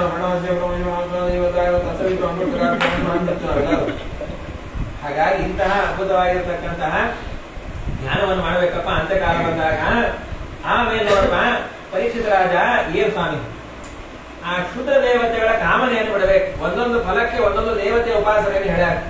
ವಿಶೇಷವಾಗಿ ನಿನಗೇನಾದ್ರೂ ಕೂಡ ಬ್ರಹ್ಮ ವರ್ಚಸ್ಸು ಬೇಕು ಅಂದ್ರೆ ಬೃಹಸ್ಪತ್ಯಾಚಾರ್ಯ ಉಪಾಸನೆ ಮಾಡುವಂತ ಹೇಳಿ ಮಾಡ್ರಿ. ಆದ್ರೆ ಅದಕ್ಕಾಗಿಯೇ ಮಾಡಬೇಡ್ರಿ. ಬೃಹಸ್ಪತ್ಯಾಚಾರ್ಯ ನಮಗೆ ಒಳ್ಳೆ ವರ್ಚಸ್ಸನ್ನು ಕೊಟ್ಟು ಭಗವಂತನ ಜ್ಞಾನವನ್ನು ಕೊಡಿ ಅಂತ ಉಪಾಸನೆ ಮಾಡಬೇಕು. ಅದೇ ಫಲ ಇಟ್ಕೊಂಡು ಮಾಡಬೇಡ್ರಿ. ಒಬ್ಬೊಬ್ಬ ದೇವತೆಗಳನ್ನು ಹೇಳ್ಯಾರ. ಯಾರಾದ್ರೂ ಮನೆಯಲ್ಲಿ ಒಳ್ಳೆ ಅನ್ನ ಬೇಕು ಅಂದ್ರೆ ಯಾವತ್ತೂ ಅನ್ನ ಕೊರತೆ ಆಗಬಾರ್ದು ಅಂದ್ರೆ ಉಮಾ ಅಂಬಾಂಬಿಕಾಂ ಉಮಾದೇವಿಯನ್ನು ಉಪಾಸನೆ ಮಾಡ್ರಿ ಅಂತಾರೆ. ಧನಕ್ಕಾಗಿ ಲಕ್ಷ್ಮೀ ದೇವಿಯನ್ನು ಉಪಾಸನೆ ಮಾಡ್ರಿ. ಮಕ್ಕಳಾಗಬೇಕು ಅಂದ್ರೆ ಪ್ರಜಾಪತಿಯನ್ನು ಉಪಾಸನೆ ಮಾಡ್ರಿ. ಮದುವೆ ಆಗಬೇಕಾದ್ರೆ ರುದ್ರದೇವರನ್ನು ಉಪಾಸನೆ ಮಾಡ್ರಿ. ಇವತ್ತು 100 ಉಪಾಸನೆಗಳನ್ನು ಹೇಳ್ತಾರೆ. ಮಾಡ್ರಿ. ಅವಶ್ಯವಾಗಿ ಮನುಷ್ಯರಿಗೆ ಆಸೆ ಇರೋದೆ ಶೂದ್ರ ದೇವತೆಗಳನ್ನ ನಾವು ಮಾಡೋಲ್ಲ, ದೇವತೆಗಳನ್ನೇ ಮಾಡ್ತೀವಿ. ಮಾಡ್ತಾ ಇದ್ರೆ ಅದೇ ಒಂದು ನಿಮಗೆ ರೂಢಿ ಹಾಕ್ಬಿಡ್ಬಾರ್ದು, ಅಡಿಕ್ಟ್ ಆಗ್ಬಿಡ್ತಾನೆ. ನಾವು ದುಡ್ಡು ಬೇಕು ಶುರು ಮಾಡಿ, ದುಡ್ಡು ಬೇಕು ಶುರು ಮಾಡಿ ಮಾಡ್ಬೇಕು ಅನ್ನೋ ಕಾಲಕ್ಕೆ ಆಯ್ ಸ್ವಾಮಿ ಈಗ ಬದುಕಿದ್ರೇನೆ ಬದುಕಿದಾಗ ಪರೀಕ್ಷೆ ರಾಜ್ಯ ಹೌದಪ್ಪ, ಇದು ನಿಜವಾಗ್ಲೂ ಬದುಕುವಂತಹ ಕ್ರಮ. ಅಂತ್ಯಕಾಲದಲ್ಲಿ ಮಾಡಬೇಕೇನು, ಮೊದಲಿಗೆ ಏನ್ ಮಾಡಬೇಕು ಎಲ್ಲ ತಿಳಿಸ್ಕೊಟ್ಟೇನೆ. ಅಲ್ಲ ಸ್ವಾಮಿ, ಬೇಕಾದಷ್ಟು ಮಂದಿ ಬದುಕಿದ್ದಾರೆ. ಹೌದು, ಅದು ಬದುಕಿ ಅಲ್ಲ. ಶಾಸ್ತ್ರ ದೃಷ್ಟಿಯೊಳಗೆ ಗಿಡನೂ ಬದುಕ್ತಾವ, ನಾಯಿ ಹಂದಿನೂ ಬೈತವೆ. ತಿಂದು ಉಣ್ಣು ಬದುಕೋದು ಅಂತ ಆಗ್ಬಿಟ್ರೆ ಬೇಕಾದಷ್ಟು ಬದುಕ್ತಾರೆ. ಅವರಿಗೂ ಮಕ್ಕಳಾಗ್ತಾವ, ನಮಗಿಂತ ಹೆಚ್ಚು ಮಕ್ಕಳಾಗ್ತಾವ, ನಮಗಿಂತ ಹೆಚ್ಚು ಊಟ ಮಾಡ್ತಾವು. ಗಾಳಿಯೂ ತಗೋತಾವ, ಕಾರ್ಬನ್ ಡೈಆಕ್ಸೈಡ್ ಬಿಡ್ತಾವ. ಇದಕ್ಕೆ ಬದುಕು ಅಂದ್ರೆ ಏನ್ರಿ, ಕೆಲವು ಟೈಮ್ ಟೇಬಲ್ ಹಾಕೊಂಡ್ಬಿಡ್ತಾರೆ. ರಿಟೈರ್ಮೆಂಟ್ ಆದ್ಮೇಲೆ ಉದಯಾಸ್ತರ ಸೇವಾ ಅಂತ ಬೆಳಗ್ಗೆ ಎದ್ದಾಗಿಂದ ರಾತ್ರಿ ತಗೋತಾ ಬೇಕಾದಾಗಿ ಚಳಿಗಾಲ ಇರಲಿ, ಮಳೆಗಾಲ ಇರಲಿ, ಏಕಾದಶಿ ಇರಲಿ, ದ್ವಾದಶಿ ಇರಲಿ, 2 ಏಕಾದಶಿ ಇರಲಿ, ಬೆಳಗ್ಗೆ ಎದ್ದು ಬೆಡ್ ಕಾಫಿ ಅಂತ, 8 ಗಂಟೆಗೆ ಚೌಚಲ ಅಂತ, 10 ಗಂಟೆಗೆ ಹಾಟ್ ಟಿಫಿನ್, 12 ಗಂಟೆಗೆ ಬಕೆಟ್ ಏನೇನೋ ಇರ್ರಿ. ರಾತ್ರಿ ಮಲಗೋ ತನಕ 4 ಚಂಬು ಕ್ಷೀರ, 4 ಬಾಳೆಹಣ್ಣು ಅಂತ ಧರ್ಮ ಅಂತ ಕಾಮ. ಏಕಾದಶಿ ಇರಲಿ, ಕೃಷ್ಣಾಷ್ಟಮಿ ಇರಲಿ, ಬೇಕಾದ್ರೆ ನಾವು ತೋಚಾಚಾರ ಅಂತಾರೆ. ಅದಕ್ಕಂದ್ರು ತರವತ್ಕಂಲ ಜೀವಂತಿ ವಸ್ತ್ರಾಹ ಕಿನ್ನ ಶಟನ್ಸಿದೆಯಾ ಆ ಅಗಸಾರಿಗಾಂತಿ ಈಗೆಲ್ಲ ಇದೆಯಲ್ಲ ಜ್ಯುವೆಲರ್ಸ್ ಹೊಡಿತಾ ಇರ್ತಾರೆ, ಅದರೊಳಗೆ ಗಾಳಿ ಬರ್ತಾ ಇರುತ್ತೆ. ಹೊಗೆ ಬಂದು ಬೆಂಕಿ ಎತ್ತಿ ಜ್ಯುವೆಲರಿ ಮಾಡ್ತಾರ, ಬಂಗಾರದ ಐಟಮ್ ಮಾಡೋರಿಗೆ ಅದು ಉಸಿರಾಡಿಸುತ್ತೆ. ಬಸ್ ಬಸ್ ಅಂತ ನೀವು ಉಸಿರಾಡಿಸ್ತೀವಿ, ಬದುಕಿದ್ದಕ್ಕೆ ಕೆಲಸ ಆಗ್ತಕ್ಕವ ಮಾರ್ಬಾರ್ಡ್ಸ್ ಅನ್ನೋ ಕಾಲಕ್ಕೆ ದಕ್ಷಿಣಕ್ಕೆ ರಾಜರಿಗೆ ಸ್ವಾಮಿ ಇಷ್ಟೆಲ್ಲ ಹೇಳಿದ್ರಿ, ಭಗವಂತನ ಸೃಷ್ಟಿಯ ವ್ಯಾಪಾರವನ್ನು ಹೇಳ್ರಿ, ಅದನ್ನ ಮುಖ್ಯವಾಗಿ ಕೇಳಬೇಕು ಅಂತ ಅನ್ಕೊಂಡೆ ಅನ್ನೋ ಕಾಲಕ್ಕೆ ಶುಕಾಚಾರ ಮಂಗಲಾಚರಣೆ ಶುರು ಮಾಡ್ತಾರೆ. ಈ ಮಂಗಲಾಚರಣೆನೇ ಭಾಗವತ ಸಾರೋದ್ಧಾರದಲ್ಲಿ ವಿಷ್ಣು ತೀರ್ಥರ ಮಂಗಲಾಚರಣೆ ಆಗಿ ತಗೊಂಡಿದ್ದು. ನಮಃ ಪರಸ್ಮೈ ಪುರುಷಾಯ ಭೂಯಸೆ ಸದುದ್ಭವಸ್ಥಾನ ನಿರೋಧಲೀಲಯ ಗೃಹೀತ ಶಕ್ತ ಕೃತಯಾಯ ದೇಹಿನ ಮಂತ್ರಧ್ರುವಾಯಾನುಪಲಭ್ಯವರ್ತ್ಮನೇ. ಒಳಗಡೆ ಭಗವಂತನ ಧ್ಯಾನವನ್ನು ಮಾಡಬೇಕು ಅನ್ನೋ ಕಾಲಕ್ಕೇನೆ ಹಾಯ್ ಸ್ವಾಮಿ ಭಗವಂತ ಸೃಷ್ಟಿಯ ವ್ಯಾಪಾರವನ್ನು ಹೇಗೆ ಮಾಡಿದ ಅನ್ನೋ ಕಾಲಕ್ಕೇನೆ ನಾರದರು ಬ್ರಹ್ಮದೇವರ ಹತ್ರ ಹೋಗಿದ್ರು. ಬ್ರಹ್ಮದೇವರ ಹತ್ರ ಹೋಗೋ ಕಾಲಕ್ಕೆ ನಾರದರು ಬ್ರಹ್ಮದೇವರನ್ನೇ ಸರ್ವೋತ್ತಮ ಸ್ತೋತ್ರ ಮಾಡಿಕತ್ತು. ನಾರದರು ತಕ್ಷಣಕ್ಕೆ ಬ್ರಹ್ಮದೇವರಂದು ದಯವಿಟ್ಟು ಅನ್ಬೇಡಪ್ಪ, ನಾನು ಸರ್ವೋತ್ತಮ ಅಲ್ಲಪ್ಪ. ಯಾಕ ಎಂದೂ ಕೂಡ ದೇವತೆಗಳಿಗೆ ತಮ್ಮಲ್ಲಿ ಇರದೇ ಇರತಕ್ಕಂತಹ ಗುಣವನ್ನು ಉಪಾಸನೆ ಮಾಡಿ ಸೇರೋದೇ ಇರೋದು. ನಮ್ಗೆ ಎಷ್ಟು ಸಂತೋಷ ಆಗುತ್ತೋ ಏನೋ, ನಿಮಗಿಂತ ನಿಮ್ಮ ಅಪ್ಪನಿಗಿಂತ ನೀವೇ ಚಲೋ ಇದ್ದೀರಿ ಪಾಪ. ಗೊತ್ತಾಯ್ತಲ್ಲ, ಈಗ ಅಪ್ಪನಿಗೆ ಗೊತ್ತಾಗಿಲ್ಲ, ನನಗೆ ಗೊತ್ತಾಯ್ತು. ಎಂದೂ ಕೂಡ ದೇವತೆಗಳು ತಮ್ಮದಲ್ಲದೆ ಇರತಕ್ಕಂತಹ ಗುಣಗಳನ್ನು ಉಪಾಸನೆ ಮಾಡಿಸಿಕೊಳ್ಳೋದೇ ಇಲ್ಲ. ಬ್ರಹ್ಮದೇವರನ್ನು ಸರ್ವೋತ್ತಮ ಅನ್ನೋ ಕಾಲಕ್ಕೆ ನಾರದಿಗೊಂದು ಅಲ್ಲಪ್ಪ ನಾನು ಸರ್ವೋತ್ತಮ ಅಲ್ಲ, ಮತ್ಯಾರು ನಮ್ಮಪ್ಪನು ನಾರಾಯಣ ಸರ್ವೋತ್ತಮ, ಎಂದೂ ಕೂಡ ನನ್ನ ಮಾತು ಸುಳ್ಳು ಹೇಳೋಲ್ಲ ಬ್ರಹ್ಮದೇವರು. ನಭಾರತೀಮಿಂಗ ಶ್ರೀಮದಾಚಾರ್ಯರು ಬ್ರಹ್ಮಸೂತ್ರವಾಗಿ ಪ್ರಮಾಣ ತೋರ್ತಾರೆ. ನಭಾರತೀಮಿಂಗ ವೃಷೋಪಲಕ್ಷ್ಯತೆ ನಮೈಕ ಚಿನ್ಮೆ ಮನಸೋ ವೃಷಾಗತಿ. ನಾರದ, ನನ್ನ ಬಾಯಲ್ಲಿ ಎಂದೂ ಕೂಡ ಸುಳ್ಳು ಬರೋಲ್ಲ. ಅದು ಯಾವ ಟಾನಿಕ್ ಅದು ಹೇಳ್ರಿ, ನನ್ನ ಮನಸ್ಸಿನಲ್ಲಿ ಕೆಟ್ಟ ವಿಚಾರ ಎಂದೂ ಬರಲ್ಲ ಅಂತಾರೆ ಬ್ರಹ್ಮದೇವರು. ಏನು ಕಾನ್ಫಿಡೆನ್ಸ್ ನೋಡ್ರಿ. ಅಲ್ಲ ಸ್ವಾಮಿ, ಹೀಗಿರ್ಬೇಕಾದ್ರೆ ಏನ್ ಮಾಡ್ಬೇಕು? ಎಮ್ಮೆ ಹೃದೋತ್ಕಂಠ ವತಾ ಧೃತೋ ಹರಿಹಿ. ಯಾವಾಗಲೂ ನನ್ನ ಮನಸ್ಸಿನಲ್ಲಿ ಭಗವಂತ ಇದ್ದದ್ದಕ್ಕೆ ಬಾಯಿಗಳು ಸುಳ್ಳು ಬರೋಲ್ಲ, ಕೆಟ್ಟ ಮಾತು ಬರೋಲ್ಲ, ಮನಸ್ಸೊಳಗೆ ಕೆಟ್ಟ ವಿಚಾರ ಬರೋಲ್ಲ. ಹಾಗಾದ್ರೆ ಕನ್ಫರ್ಮೇಶನ್ ಆಯ್ತು, ನಮ್ಮೊಳಗೆ ದೇವರು ಕೂತಿಲ್ಲ. ಇದೆಲ್ಲಾರು ಬಾಯಿ ಬಿಟ್ರೇನೆ ಕೆಟ್ಟ ವಿಚಾರ, ಕೆಟ್ಟ ಇದು ಇದೆ. ಮಾನವಗಳ ಪೂಜೆ ನೋಡೋ ಕಾಲಕ್ಕೆ ಎಲ್ಲೋ ಮನಸ್ಸು ಹೋಗಿರುತ್ತೆ. ಪ್ರಾಕ್ಟಿಕಲ್ ವಿಚಾರ ಮಾಡ್ಬೇಕು, ಸುಮ್ಮನೆ ನಮ್ಮನ್ನ ವಿಚಾರ ಮಾಡ್ಕೋಬೇಕು. ಮಂದಿ ಮುಂದೆ 100 ಸಲ ಕೊಡ್ಕೋಬಹುದು, ಹಿಂಗೆ ಗಲ್ಲ ಬಿಡ್ಕೊಂಡು ಕೆಲವರು ಕೈ ಬಿಟ್ಟಿರ್ತಾರೆ ರಾಮದೇವ್ರ ಮುಂದೆ. ಆ ವ್ಯಕ್ತಿಯಾಗಿ ಯಾರೋ ಅನೌನ್ಸ್ ಮಾಡಿದ್ರೆ 2ನೇ ಪಂಕ್ತಿಯಲ್ಲಿ ಮನುಷ್ಯ ತನ್ನನ್ನ ತಾನು ಪ್ರಾಕ್ಟಿಕಲ್ ಆಗಿ ವಿಚಾರ ಮಾಡ್ಕೊಂಡಾಗ ವಿಚಾರ ಆಗ್ತಾನೆ. ವರದಾಸ್ವಾಮಿ ಅಂತಾರೆ, ವರದಾಸ್ವಾಮಿ ಆಡುವಂತಹ ಮಾತನ್ನು ಅಂತಾರೆ. ಮನುಷ್ಯ ಹಳೆಯದನ್ನು ವಿಚಾರ ಮಾಡಿ ಮಾಡಿ ತನ್ನ ಅರ್ಧ ಜೀವನ ಹಾಳು ಮಾಡ್ಕೊತಾನೆ. ವಿಚಾರ ಮಾಡಿ, ನಾ ಸಣ್ಣವಿದ್ದಾಗ ಎಷ್ಟು ಚೆನ್ನಾಗಿದ್ದೆ, ಈಗ ಹೇಗಿದ್ದೀಯ ಮದ್ರಿಗೆ, ಸಣ್ಣವಿದ್ದ ಹೆಂಗ್ ಮಾಡ್ತಾ ಇದ್ದಿ, ಈಗ ಏನ್ ಮಾಡಿಗತ್ತೆ ಅದ್ರ ಹೇಳಂಗಿಲ್ಲ. ಏನೋ ವಿಚಾರ, ಏನೋ ಇದು ಮನುಷ್ಯನಿಗೆ. ಅದಕ್ಕಾದ್ರು ಹೇಳ್ತೀನಿ ಕೇಳು, ಏನಾಯ್ತು ಹೇಳ್ರಿ ಅನ್ನೋ ಕಾಲಕ್ಕೆ ಅವ್ರಂದ್ರು, ನೋಡು ನಾನು ಮೊದಲಿಗೆ ತಪಸ್ಸನ್ನ ಮಾಡಬೇಕು ಅಂತ ಕೂಡೋ ಕಾಲಕ್ಕೇನೆ ದೇವರನ್ನ ತಕ್ಕಣಕ್ಕೆ ದೇವರ ಮೊದಲಿಗೆ ನಾನು ತೋರಿಸಿದ್ದೆ ಭಗವಂತನ ಆ ವೈಕುಂಠವನ್ನು ದರ್ಶನ ಮಾಡಿಸ್ತಾರ ಬ್ರಹ್ಮದೇವರಿಗೆ. ಬ್ರಹ್ಮದೇವರ ತಪಸ್ಸನ್ನು ಮಾಡೋ ಕಾಲಕ್ಕೆ ಆ ವೈಕುಂಠ ದರ್ಶನ ಆಗುತ್ತೆ. ಹೇಗಿತ್ತು ವೈಕುಂಠ? ಏನ್ ವೈಕುಂಠ ಅಂತ ಹೇಳ್ರಿ, ನಮ್ಮ ಆಗಿರುತ್ತ ವೈಕುಂಠ? ಅದ್ಭುತವಾಗಿರ್ತಕ್ಕಂತಹ ಭಗವಂತನ ಲೋಕ. ನಾಗದ್ರೆ ವೈಕುಂಠದಲ್ಲಿ ಮುಖ್ಯ ಅಂದ್ರೆ ಯಾರಿಗೂ ಹಸಿವಾಗಲ್ಲ. ಫಸ್ಟ್ ಕ್ಲಾಸ್ ಇದಿರ್ಬೇಕು ನೋಡ್ರಿ. ಹಸಿವಾಗದೇ ಇದ್ರೆ ಎಲ್ಲಾನು ಜೀವನ ಫಸ್ಟ್ ಕ್ಲಾಸ್ ನಡೀತದೆ. ಹಸಿವು ಯಾರು ಸುರುವೆ ನೋಡಿ ಬೇಕಾಲ್ ಮಾಡ್ಲಿಕ್ಕೂ ಇವತ್ತು ನೋಡಿ, ಇವತ್ತು ಹಬ್ಬ ಹುಣ್ಣಿಮೆ ಹೆಣ್ಮಕ್ಳು ಬೇಕಾ ಮಾಡ್ತಾರೆ. ಮೋದಕ ಮಾಡ್ತಾರೆ, ಕಡು ಮಾಡ್ತಾರೆ. ಆದ್ರೆ ಒಂದೇ ಬಂದವ್ರಿಗೆ ಡೌಟ್, ಮುಂದೆ ಪಾತ್ರೆ ತಿಕ್ಕೋರು ಯಾರು? ಅದು ಬೇಕಲ್ಲ. ಶ್ಯಾಮಾವದಾನ ನೀವು ಐಟಮ್ ಬೇಕಾದ್ರೆ ಹೇಳ್ರಿ ಮಾತ್ರ ಹೆಣ್ಮಕ್ಳಿಗೆ. ಆದ್ರೆ ಮುಂದೆ ಮಾತ್ರ ಅದು ಬರೋದಲ್ರಿ. ಅಷ್ಟೇ ಈ 3 ದಿವಸ ಹೊರಗೆ ಕೂತಾಗೆ ನಮ್ ತಲೆ ಕೆಟ್ಟೋಗಿರುತ್ತೆ. ತಲೆ ಹೆಸರು ಬೇಳೆ ಪಾಯಸ ಮಾಡಿ ಮಾಡಿ ಮಾಡಿ ಯಾರೋ ಯಾಕ್ರಿ ಯಾವ್ದಾದ್ರು ಇದೇ ತಿಂತಾ ಇದ್ರು. ಹೇಳೋವಾಗಿಲ್ಲ ಈಗೆಲ್ಲ.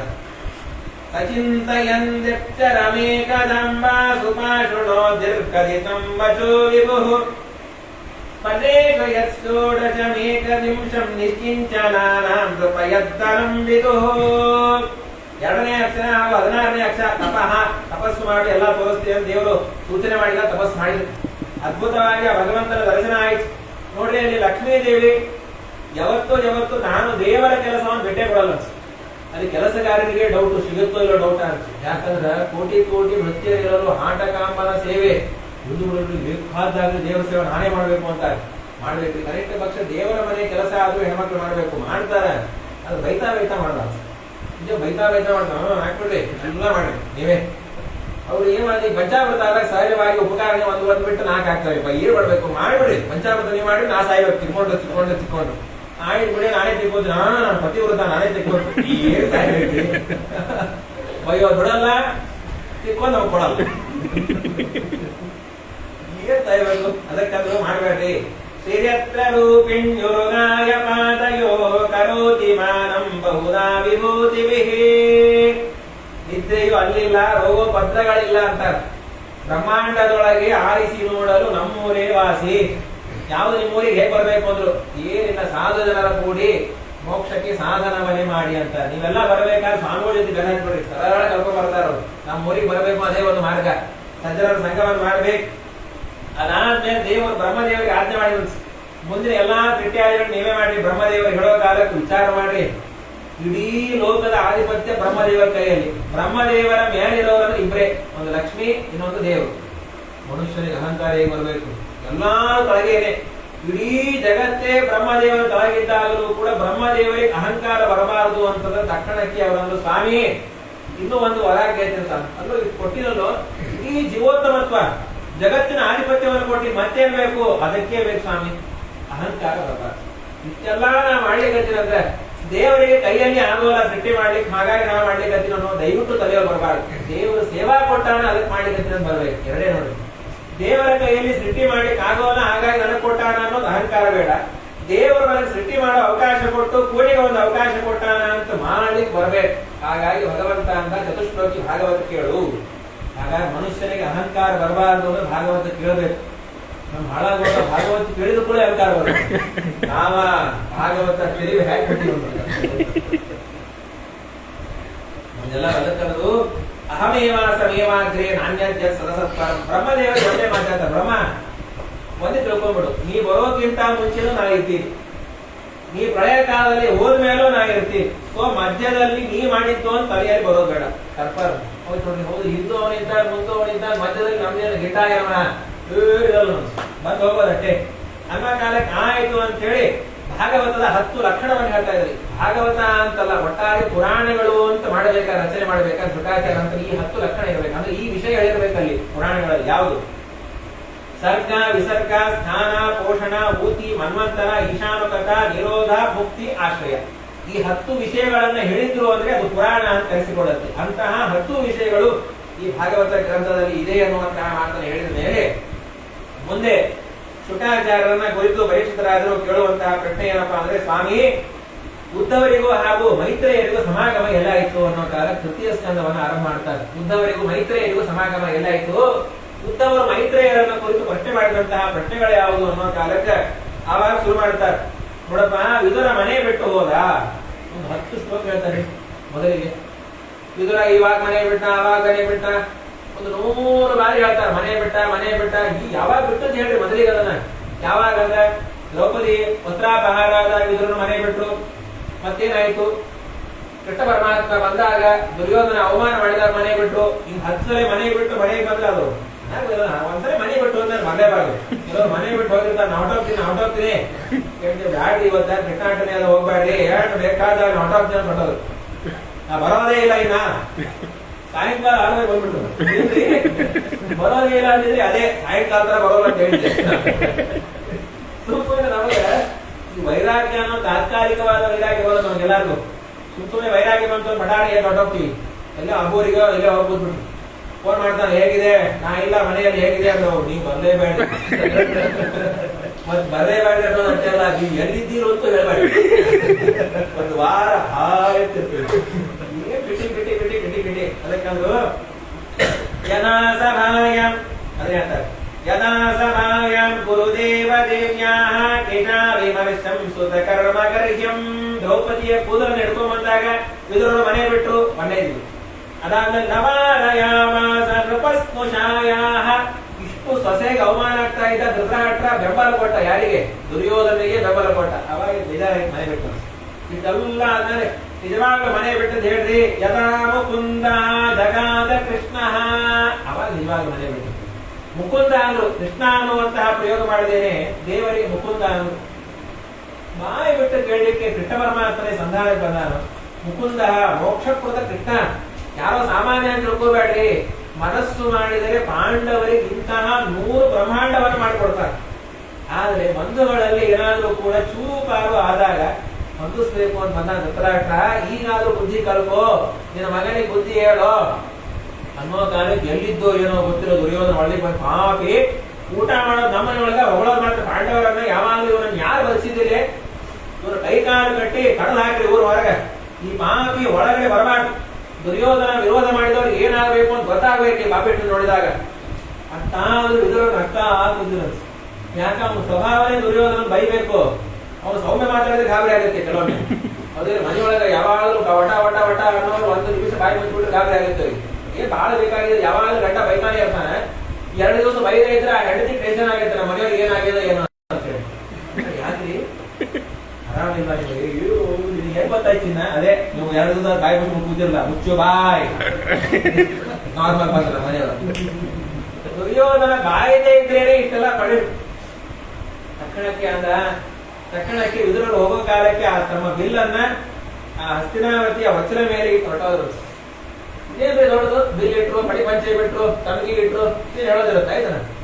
ಇಲ್ಲ ಅಕಸ್ಮಾತ್ ಏನಾದ್ರೂ ದುರ್ಯೋಧನಿಗೆ ಡೌಟ್ ಬರ್ಬೋದು, ನಾ ವಿಲ್ಲನ್ ಏನಾದ್ರೂ ತಗೊಂಡು ಹೋದೆ ಅಂದ್ರೆ ಪಾಂಡವರ ಪಕ್ಷಗಳು ಸೇರ್ಕೊಂಡು ವಿರುದ್ಧವಾಗಿ ಯುದ್ಧವನ್ನು ಮಾಡ್ತೀನಿ ಅಂತ ತಿಳ್ಕೊಂಡು ಬೇಕಾದ್ರೆ ಪಾಂಡವರಿಗೆ ಜಯ ಆಗಲಿ ಅಂತ ಕೇಳ್ಕೊತೀನಿ, ಆದ್ರೆ ಯುದ್ಧವನ್ನು ಮಾಡೋದಾದ್ರೆ ಕುರುವಂಶಕ್ಕೆ ಮಾಡ್ತೀನಿ, ಹಾಗಾಗಿ ತಗೋ ಅಂತ ಇಟ್ಕೊಂಡು ಹೊರಟೋದ.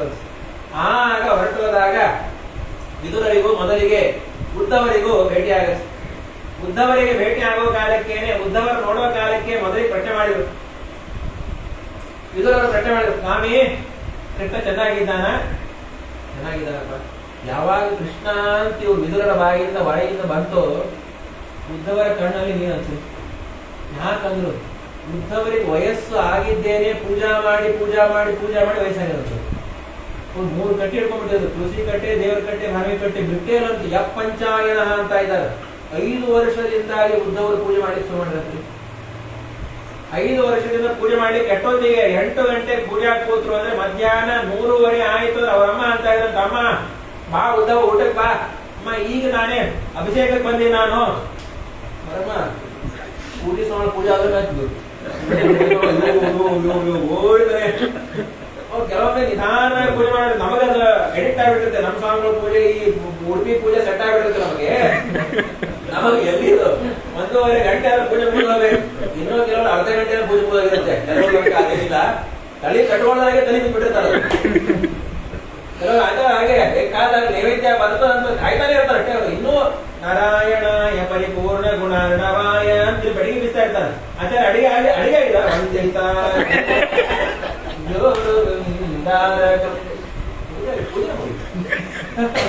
ಅದಕ್ಕಂದ್ರು ಭಾಗವತ ಅನ್ನುವಂತ ಮಾತ್ರಿ ಉದ್ದವರ ಗುಣ ನೋಡಿ. ಪಂಚಾಯನ ಮಾತ್ರ ತಾಯಿ ಪ್ರಾತರಾಶಯ ಬಾರೋ ಉದ್ದವ ಟಿಫಿನ್ ಮಾಡ. ಅಮ್ಮ ನಾನು ಇನ್ನೂ ಆಗಿಲ್ಲ, ಈಗ ತಾನೇ ಬಡಿಗೆ ಬಿಸ್ತಾ ಇದ್ದೀನಿ. ಹಾಗೆ ವಯಸ್ಸಾದಂತಹ ವೃದ್ಧವರಿಗೆ ಯಾವಾಗ ಕೃಷ್ಣ ವಿದುರರು ಬಾಯಿಯಿಂದ ಬಂತು, ಕಣ್ಣ ನೀರು ಎಲ್ಲವನ್ನ ನೋಡ್ತಾ ಇದ್ದಾರೆ. ಅನ್ನೋ ಕಾಲಕ್ಕೇನೆ ಮುಂದೆ ಬುದ್ಧವರು ಮೊದಲಿಗೆ ಇದು ತೃತೀಯ ಸ್ಕಂದದಲ್ಲಿ ಮೊದಲಿಗೆ ಸಂಕ್ಷಿಪ್ತವಾಗಿರತಕ್ಕಂಥ ದಶಮಸ್ಥಳ ಚರಿತ್ರೆ ಎಲ್ಲ ಕೃಷ್ಣ ಪರಮಾತ್ಮನ ಚರಿತ್ರೆಯ ಪೂರ್ಣವಾಗಿ ಹೇಳಿದರು. ಹೇಳಿಬಿಟ್ಟು ಆದ್ಮೇಲೆ ಇನ್ನೂ ಹೆಚ್ಚಿನ ವಿಷಯ ಬೇಕಾಗಿತ್ತು ಅಂತ ನಾ ಹೇಳೋಲ್ಲ, ಬದರಿ ಕ್ಷೇತ್ರಕ್ಕೆ ಹೋಗು, ಇದು ಅಲ್ಲಿ ಮೈತ್ರೇಯರ ಸಮಾಗಮ ಆಗುತ್ತೆ. ಆ ಮೈತ್ರೇಯರು ನನಗೆ ವಿಶೇಷವಾಗಿರ್ತಕ್ಕಂಥ ಮುಂದೆ ಎಲ್ಲಾ ಡೀಟೇಲ್ಸ್ ಕೊಡ್ತಾರೆ ಅನ್ನುವಂತ ಮಾತನ್ನು ಹೇಳಿದಾಗ ಅವಶ್ಯವಾಗಿ ಆಗಲಿ ಅಂತ ಹೇಳೋ ಕಾಲಕ್ಕೇನೆ ಬುದ್ಧವರು ಅಲ್ಲಿಂದ ಹೋಗಿ ನೇರವಾಗಿ ಮೈತ್ರೇಯರ ಹತ್ರ ಸೃಷ್ಟಿ ಎಲ್ಲಾ ವಿಚಾರವನ್ನು ಕೇಳ್ತಾ ಇದ್ದಾರೆ. ಮೈತ್ರೇಯರು ವಿಸ್ತಾರವಾಗಿ ಸೃಷ್ಟಿಕ್ರಮವನ್ನು ಹೇಳ್ತಾ ಇದ್ದಾರೆ. ನೋಡಿ, ಮೈತ್ರೇಯರು ವಿದುರರಿಗೆ ಹೇಳಿದಂತಹ ಸೃಷ್ಟಿಕ್ರಮವನ್ನೇ ಶುಕಾಚಾರ್ಯರು ಪರೀಕ್ಷಿತ ರಾಜರಿಗೆ ಹೇಳ್ತಾ ಇದ್ದಾರೆ. ಭಾಗವತ ಕ್ರಮ ಬಂದದ್ದು 2. ಮೂಲ ರೂಪಿಯಾಗಿರತಕ್ಕಂತಹ ಭಗವಂತ ನಾರಾಯಣ ಬ್ರಹ್ಮದೇವರು ಉಪದೇಶ ಮಾಡಿದ. ಬ್ರಹ್ಮದೇವರು ನಾರದರಿಗೆ, ನಾರದರು ವಿಸ್ತಾರವಾಗಿ ವೇದವ್ಯಾಸದೇವರು ಮಾಡಿದ ಅಂತ ಹೇಳಿದಾಗ ವೇದವ್ಯಾಸದೇವರು ಶುಕಾಚಾರ್ಯರಿಗೆ, ಶುಕಾಚಾರ್ಯ ಪರೀಕ್ಷಿತ ರಾಜರಿಗೆ. ಅದೇ ನಾರಾಯಣ ರೂಪಿಯಾಗಿರ್ತಕ್ಕಂತಹ ಭಗವಂತ ಮೊದಲಿಗೆ ಶೇಷದೇವರು ಸನಕಾದಿಗಳಿಗೆ, ಸನಕಾದಿಗಳು ಆಮೇಲೆ ಮೈತ್ರೇಯರಿಗೆ, ಮೈತ್ರೇಯರು ಉದ್ಧವರಿಗೆ. ಹೀಗೆ ಒಂದಂತಹ ಕವಲು 2 ಭಾಗವತ ಕ್ರಮ ಬಂದದ್ದು. ಹಾಗಾಗಿ ಅದ್ಭುತವಾಗಿರ್ತಕ್ಕಂತಹ ಆ ಹೂಗುವನ್ನು ವರ್ಣನೆ ಮಾಡುವ ಕಾಲಕ್ಕೇನೆ ಹೇಳ್ತಾ ಇದ್ದಾರೆ. ಏನು ಸೃಷ್ಟಿ ವಿಚಾರವನ್ನು ತಿಳಿಸಿ ಸ್ವಾಮಿ ಅಂತಂದಾಗ, ಬ್ರಹ್ಮದೇವರು ಸೃಷ್ಟಿ ಮಾಡಬೇಕು ಅಂತ ಆರಂಭ ಮಾಡ್ತಾ ಇದ್ದಾರಪ್ಪ. ಸೃಷ್ಟಿ ಮಾಡುವ ಕಾಲಕ್ಕೆ 2 ರೀತಿಯಾಗಿರ್ತಕ್ಕಂತಹ ಸೃಷ್ಟಿ, ಒಂದು ಪ್ರಾಕೃತ ಸೃಷ್ಟಿ, ಇನ್ನೊಂದು ವೈಕೃತ ಸೃಷ್ಟಿ. ನೋಡಿ ಏನಾಗಾದ್ರೆ ಪ್ರಾಕೃತ ಸೃಷ್ಟಿಯನ್ನು ಯಾವುದು ಅನ್ನುವ ಕಾಲಕ್ಕೆ ಮಹತ್ತತ್ವ, ಮೊದಲಿಗೆ ಮಹತ್ತತ್ವದ ಸೃಷ್ಟಿಯನ್ನು ಮಾಡ್ತಾ ಇದ್ದು ಪ್ರಾಕೃತ ಸೃಷ್ಟಿ, ಪ್ರಕೃತಿಯಲ್ಲಿ ಆಗುವಂತಹ ಸೃಷ್ಟಿ ಇದು. ಮಹತ್ತತ್ವದಿಂದಾಗಿ ಆಮೇಲೆ ಅಹಂಕಾರ ತತ್ವ, ಅಹಂಕಾರ ತತ್ವದಿಂದಾಗಿ 3 ಯಾವುದು ಗೊತ್ತಾ ಇಲ್ಲ, ಸಾತ್ವಿಕ, ರಾಜಸ, ತಾಮಸ 3 ಅಹಂಕಾರಗಳು. ಅದಾದ್ಮೇಲೆ ಬರುವಂತಹದ್ದು ಯಾವ್ದಪ್ಪ ಅಂತಂದ್ರೆ ಪಂಚಮಹಾಭೂತಗಳು. ಇದಾದ್ಮೇಲೆ ಇಂದ್ರಿಯಗಳ ಸೃಷ್ಟಿ ಆದ್ಮೇಲೆ ಅವಿದ್ಯಾದಲ್ಲಿ ಮತ್ತು 6 ವಿಧ, ತಾಮಿಸ್ರ, ಅಂತತಾಮಿಸ್ರ, ಹೀಗೆ ಕ್ರಮವಾಗಿ ಸೃಷ್ಟಿಯನ್ನು ಮಾಡ್ತಾ ಇದ್ದಾರೆ. ಇದು ಪ್ರಾಕೃತ ಸೃಷ್ಟಿ. ವೈಕೃತ ಸೃಷ್ಟಿ ಅಂದ್ರೆ ನಮ್ದು ನೋಡಿಲ್ಲ, ನಾವೆಲ್ಲ ಬರೋದೆಲ್ಲಾನು ವೈಕೃತ ಸೃಷ್ಟಿ. ಯಾರಿಗೆ ಜೀವ ಇದೆ ಆ ಜೀವದ ಮೇಲೆ ಒಂದು ದೇಹವನ್ನ ಹಾಕ್ತಾರಲ್ಲ, ಇದೆಲ್ಲ ವೈಕೃತ ಸೃಷ್ಟಿ ಅಂತಾರೆ. ಮೊದಲಿಗೆ ಮಾಡಿದ್ದು ಏನಪ್ಪಾ ಅಂದ್ರೆ ತಿರಿಯಕ್ ಯೋನಿಗಳನ್ನ ಸೃಷ್ಟಿ ಮಾಡ್ತಾ ಇದ್ದಾರೆ ಬ್ರಹ್ಮದೇವರು. ತಿರಿಯಕ್ ಯೋನಿಗಳು ಪಶು ಪಕ್ಷಿಗಳು ಅಂತ ಅರ್ಥ. ಅದಾದ್ಮೇಲೆ ಮಾಡುವಂತಹದ್ದು ಹಸು, ಆಡು ಮುಂತಾದಂತಹ 4 ಕಾಲುಗಳಂತಹ ಪಕ್ಷಿಗಳು, ಪ್ರಾಣಿಗಳು, ಅವೆಲ್ಲ ಸೃಷ್ಟಿಯನ್ನು ಭಗವಂತ ಮಾಡ್ತಾ ಇದ್ದಾರೆ, ಬ್ರಹ್ಮದೇವರು ಮಾಡ್ತಾ ಇದ್ದಾರೆ. ಅದಾದ್ಮೇಲೆ ಮನುಷ್ಯ ಸೃಷ್ಟಿ, ಆದ್ಮೇಲೆ 10ನೇದ್ದು ದೇವತಾ ಸೃಷ್ಟಿ. ಹೀಗೆ ಭಗವಂತ ಬ್ರಹ್ಮದೇವರಿಗೆ ಆಜ್ಞೆ ಮಾಡಿದಾಗ ಬ್ರಹ್ಮದೇವರು ಪ್ರಾಕೃತ ಹಾಗೂ ವೈಕೃತ ಸೃಷ್ಟಿಯನ್ನ ಈ ರೀತಿಯಾಗಿ ಮಾಡ್ತಾ ಇದ್ದಾರೆ ಅನ್ನುವಂತಹ ಮಾತನ್ನು ಹೇಳಿದ ಮೇಲೆ ಬ್ರಹ್ಮದೇವರು ಒಂದು ಕಾಲದ ಪರಿಣಾಮವನ್ನು ಹೇಳ್ತಾರೆ. ಕಾಲ ಅಂದ್ರೆ ಏನು? ಯಾಕೆ ಕಾಲವನ್ನು ಮೀರಿ ಭಗವಂತ ಇದ್ದಾನ ಅನ್ನುವಂತಹ ಮಾತಾಡ್ತಾರೆ. ಮೊದಲಿಗೆ ಭಗವಂತ ಸೃಷ್ಟಿ ಮಾಡಿದಂತಹ ಏನಪ್ಪಾ ಅಂದ್ರೆ ಪರಮಾಣು. ಪರಮಾಣು ಅಂದ್ರೆ ಗೊತ್ತಾಗಲ್ಲ, ಆಟಮ್ ಅಂದ್ರೆ ಅರ್ಥ. ಇದು ಆಟಮ್ ಕ್ಯಾನ್ ಬಿ ಸ್ಪ್ಲಿಟೆಡ್ ಅಂತ ಹೇಳಿ ಈಗೆಲ್ಲ ಬಂತು. ಆದ್ರೆ ಶ್ರೀಮದಾಚಾರ್ಯ ಅನುಮೇಖ್ಯಾನರು ಯಾವಾಗ ಹೇಳ್ಬಿಟ್ರು, ಆ ಪರಮಾಣು ಪ್ರದೇಶದಲ್ಲಿಯೂ ಕೂಡ ಅನಂತ ಜೀವರಾಶಿಗಳಿರುತ್ತೆ ಅಂತ ಅನ್ನೋದು. ನಮಗೆ ಕಾಣೋದೇ ಎರಡು ಪರಿಮಾಣು ಸೇರಿದಾಗ ಒಂದು ತ್ರಸರೇಣು ಅಂತ ಆಗ್ತದೆ. ಅಲ್ಲಿಂದ ನಮಗೆ ಶುರುವಾಗುತ್ತೆ ಕಾಣಿಸ್ತಿತ್ತು. ಬೆಳಕಿಂಡಿಯಿಂದ ಒಂದು ಬೆಳಕು ಬಿದ್ದಿರುತ್ತೆ, ಅಲ್ಲಿ ಧೂಳಿನ ಪಾರ್ಟಿಕಲ್ಸ್ ಕಾಣಿಸ್ತಲ್ಲ, ಅದು ತ್ರಸರೇಣು ಅಂತ ಇರ್ತಾರೆ. ಹೀಗೆ ಬರ್ತಾ ಬರ್ತಾ ತ್ರುಟಿ, ವೇದ, ಲವ, ನಿಮೇಶ, ಲಘು, ಹೀಗೆ ಕ್ರಮವಾಗಿ ಬರ್ತಾ ಬರ್ತಾ ಬರ್ತಾ ಆಮೇಲೆ ಹಗಲು ರಾತ್ರಿ, ಅದಾದ್ಮೇಲೆ ಪಕ್ಷಗಳು ಶುಕ್ಲ ಪಕ್ಷ ಕೃಷ್ಣ ಪಕ್ಷ, ಆಮೇಲೆ ಮಾಸ, ಆಮೇಲೆ ಋತು, ಉತ್ತರಾಯಣ ದಕ್ಷಿಣಾಯಣ, ಹೀಗಾದ್ರೆ ಒಂದು ವರ್ಷ ಟೈಮ್ ನೋಡ್ರಿ.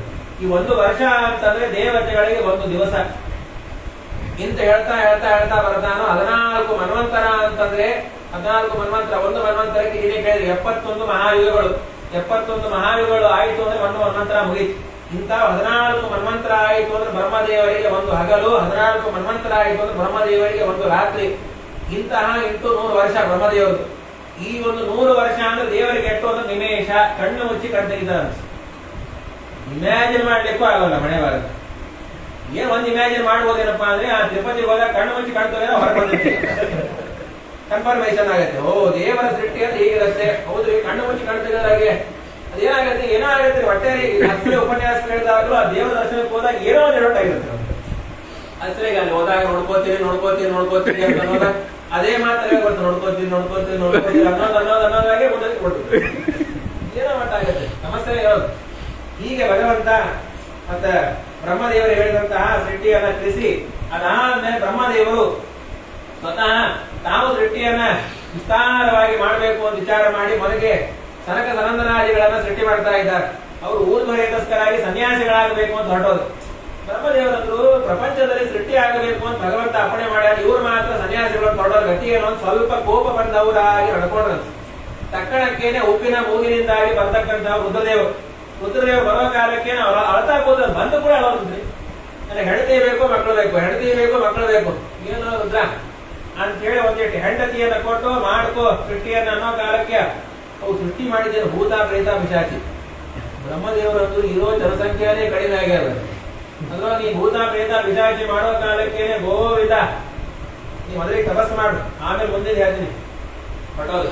ಅದಾದ್ಮೇಲೆ ಬ್ರಹ್ಮದೇವರು ಮರೀಚಿ, ಅತ್ರಿ, ಅಂಗಿರಹ, ಪುಲಸ್ನ್ಯ, ಪುನಃ, ಕ್ರತು, ಭೃಗು, ವಸಿಷ್ಠ, ದಕ್ಷ, ನಾರದರು ಇಲ್ಲಿ 10 ಜನ ಮಕ್ಕಳನ್ನ ಪಡಿತಾ ಇದ್ದಾರೆ.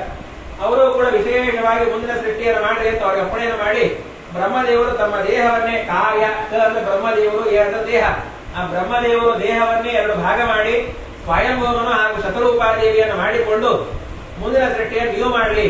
ಮುಂದಿನ ಸೃಷ್ಟಿ ಆಮೇಲೆ ಶುರುವಾದದ್ದೇನಪ್ಪಾ ಅಂದ್ರೆ ಮೈಥುನ ಕ್ರಮ. ಈಗೇನು ಸೃಷ್ಟಿ ಕ್ರಮ ನಡೀತಾ ಇದೆಯಲ್ಲ ಆ ಕ್ರಮದ ಸೃಷ್ಟಿಯನ್ನು ಮಾಡಬೇಕು ಅನ್ನೋ ಕಾಲಕ್ಕೇನೆ ಮಾಡಬೇಕು. ಕರೆ ಬ್ರಹ್ಮದೇವರಿಗೆ ಸ್ವಯಂಭೂಮನು ಅಂತ ಸ್ವಾಮಿ ಸೃಷ್ಟಿ ಮಾಡಿದೀವಿ. ಆದ್ರೆ ಮಾಡಿದಾಗ ನಮಗ ಏನಾದ್ರೂ ಒಂದು ಜಾಗ ಬೇಕಲ್ಲ ಸೃಷ್ಟಿ ಮಾಡಿದಾಗ ಇರ್ಲಿಕ್ಕೆ. ಯಾಕಂದ್ರು ಆದಿ ಹಿರಣ್ಯಾಕ್ಷ ಅನ್ನುವಂತಹ ವ್ಯಕ್ತಿ ಆ ಇಡೀ ಭೂಮಿಯನ್ನು ತಗೊಂಡು ಹೊರಟಾಗ್ಯಾರ. ಭೂಮಿಯೊಳಗೆ ಮಲಗಿಬಿಟ್ಟ. ನಾವು ಇಡೀ ಭೂಮಿ ನೀರೊಳಗೆ ಮುಳುಗೋಗ್ಯದ ಅನ್ನುವ ಕಾಲಕ್ಕೆ ಬ್ರಹ್ಮದೇವರು ಏನು ಮಾಡಬೇಕು ಅಂತ ವಿಚಾರ ಮಾಡುವ ಕಾಲಕ್ಕೆ ಬ್ರಹ್ಮದೇವರ ಆ ಮೂಗಿನ ಹೊರಳಿಯಿಂದಾಗಿ ವರಾಹರೂಪಿಯಾಗಿರ್ತಕ್ಕಂತಹ ಭಗವಂತ ಬಂದ. ಶ್ವೇತವರಾಹ. ಮುಂದೆ ಬರುವಂತಹದ್ದು ನೀಲವರಾಹ. ಆ ಹಿರಣ್ಯಾಕ್ಷನ ಸಂಹಾರ ಮಾಡಿದ್ದು ಇದು ಆದಿ ಹಿರಣ್ಯಾಕ್ಷನ ಸಂಹಾರ ಮಾಡಿದ್ದು ಶ್ವೇತವರಾಹ. ಇಲ್ಲಿ ನಾವು ಶ್ರೀಮುಖದಲ್ಲಿ ನೋಡೋದು ಇದು ನೀಲವರಾಹ. ಆದ್ರೆ ಶ್ವೇತವರಾಹವನ್ನು ಮಾತ್ರ ಒಂದು ಕೈ ನೋಡಬಹುದು. ಸತ್ಯಧರ್ಮತೀರ್ಥ ಶ್ರೀಪಾದಂಗಳವರು ಈ ಮೈಸೂರು ಅರಮನೆ ಅದ, ಆ ಅರಮನೆಗೆ ಹೋಗ್ತಾ ಒಳಗಡೆ ಒಂದು ವರಾಹ ದೇವರ ಗುಡಿ ಅದ. ಅಲ್ಲಿ ಸತ್ಯಧರ್ಮತೀರ್ಥ ಶ್ರೀಪಾದಂಗಳವರು ಶ್ವೇತವರಾಹವನ್ನು ಪ್ರತಿಷ್ಠೆ ಮಾಡಿದ್ರು. ಫಸ್ಟ್ ಕ್ಲಾಸ್ ಅದ ವರಾಹ ದೇವರ ಗುಡಿಯಲ್ಲಿ. ಮೈಸೂರು ಒಳಗೆ ಬಲಕ್ಕೆ ಕಾಣಿಸ್ತದೆ ಟೆಂಪಲ್. ಸ್ವಾಮಿಗಳು ಹೋಗಿ ಬರ್ತಾರೆ. ಎಡಗಡೆ ಅರ್ಜುನ ಪ್ರತಿಷ್ಠಾ ಮಾಡಿದಂತಹ ಪ್ರಾಣದೇವರ ಗುಡಿ ಅದ, ಬಲಕ್ಕೆ ಶ್ವೇತವರಾಹ ಟೆಂಪಲ್ ಅದು. ಭಾರಿ ಚೆನ್ನಾಗಿದೆ. ಹಾಗಾಗಿ ಆ ಶ್ವೇತವರಾಹ ಬಂದದ್ದು ಅದಕ್ಕೆ ಯಜ್ಞವರಾಹ ಅಂತ ಕರೀತಾರೆ. ಆ ಯಜ್ಞವರಾಹ ಭಗವಂತ ಬಂದಾಗ ಎಲ್ಲ ಯಜ್ಞಕ್ಕೆ ಬೇಕಾದಂತಹ ಎಲ್ಲಾ ಪದಾರ್ಥಗಳು ಕೂಡ ಭಗವಂತನ ಅವಯವದಿಂದ ಬರ್ತದೆ. ಸೃಕೃಂಡ ಆಸಿನ್ ಪೃತಗೀನಾಸಯೋರಿಡೋದರೇ ತಮಸ ಕರ್ಣರಂಧ್ರೇ ತಾಶಿತ್ತಮಾಸ್ತೆ ಗ್ರಸನೆ ಗ್ರಹಸ್ತೂತೆ ಯಚ್ಚರ್ವಣಂ ತತ್ ಭಗವನ್ ಅಗ್ನಿಹೋತ್ರ ಎಲ್ಲ ಬಂತು. ಒಟ್ಟಾರೆ ಶೃವ ಏನೇನು ಬೇಕು ಒಟ್ಟು ಕೂಡ ದರ್ಭೆಗಳು ಬಂತು. ಎಲ್ಲಾನು ಬಂದು ಆ ಆದಿ ಹಿರಣ್ಯಾಕ್ಷರನ್ನ ಸಂಹಾರ ಮಾಡಿ ಭೂಮಿಯನ್ನ ತಂದಿಟ್ಟು ಅಲ್ಲಿ ಪ್ರಜಾ ಸೃಷ್ಟಿ ಶುರುವಾಯಿತು ಅಂತ ಶುಕಾಚಾರ್ಯ ಹೇಳೋ ಕಾಲಕ್ಕೆ ಪರೀಕ್ಷಿತರಾಜರಂದ್ರು ಸ್ವಾಮಿ ಹೆಂಗಾದ್ರೂ ವೆಕೇಶನ್ ಬಂದ್ಬಿಟ್ಟದ, ಇನ್ನೊಂದು ಬಾರಿ ವರಾಹ ರೂಪಿಯಾಗಿರ್ತಕ್ಕಂತ ಭಗವಂತನ ಅವತಾರ ಆಗ್ಯದಂತೀರಿ, ಅದನ್ನು ಹೇಳ್ಬಿಡ್ರಿ. ತಕ್ಷಣಕ್ಕೆ ವಿಜಯಧ್ವಜ ಬರದು ಏನಂದ್ರೆ 2 ಬಾರಿ ವರಾಹ ಅವತಾರ ಅದು. ಒಂದು ಪ್ರಥಮಂತು ಸ್ವಯಂ ಮಗ್ನಃ, ದ್ವಿತೀಯಂ ತೇನ ಮಜ್ಜಿತಾಹ ಅಂತಾರೆ ಟಿಪ್ಪಣಿಯಲ್ಲಿ.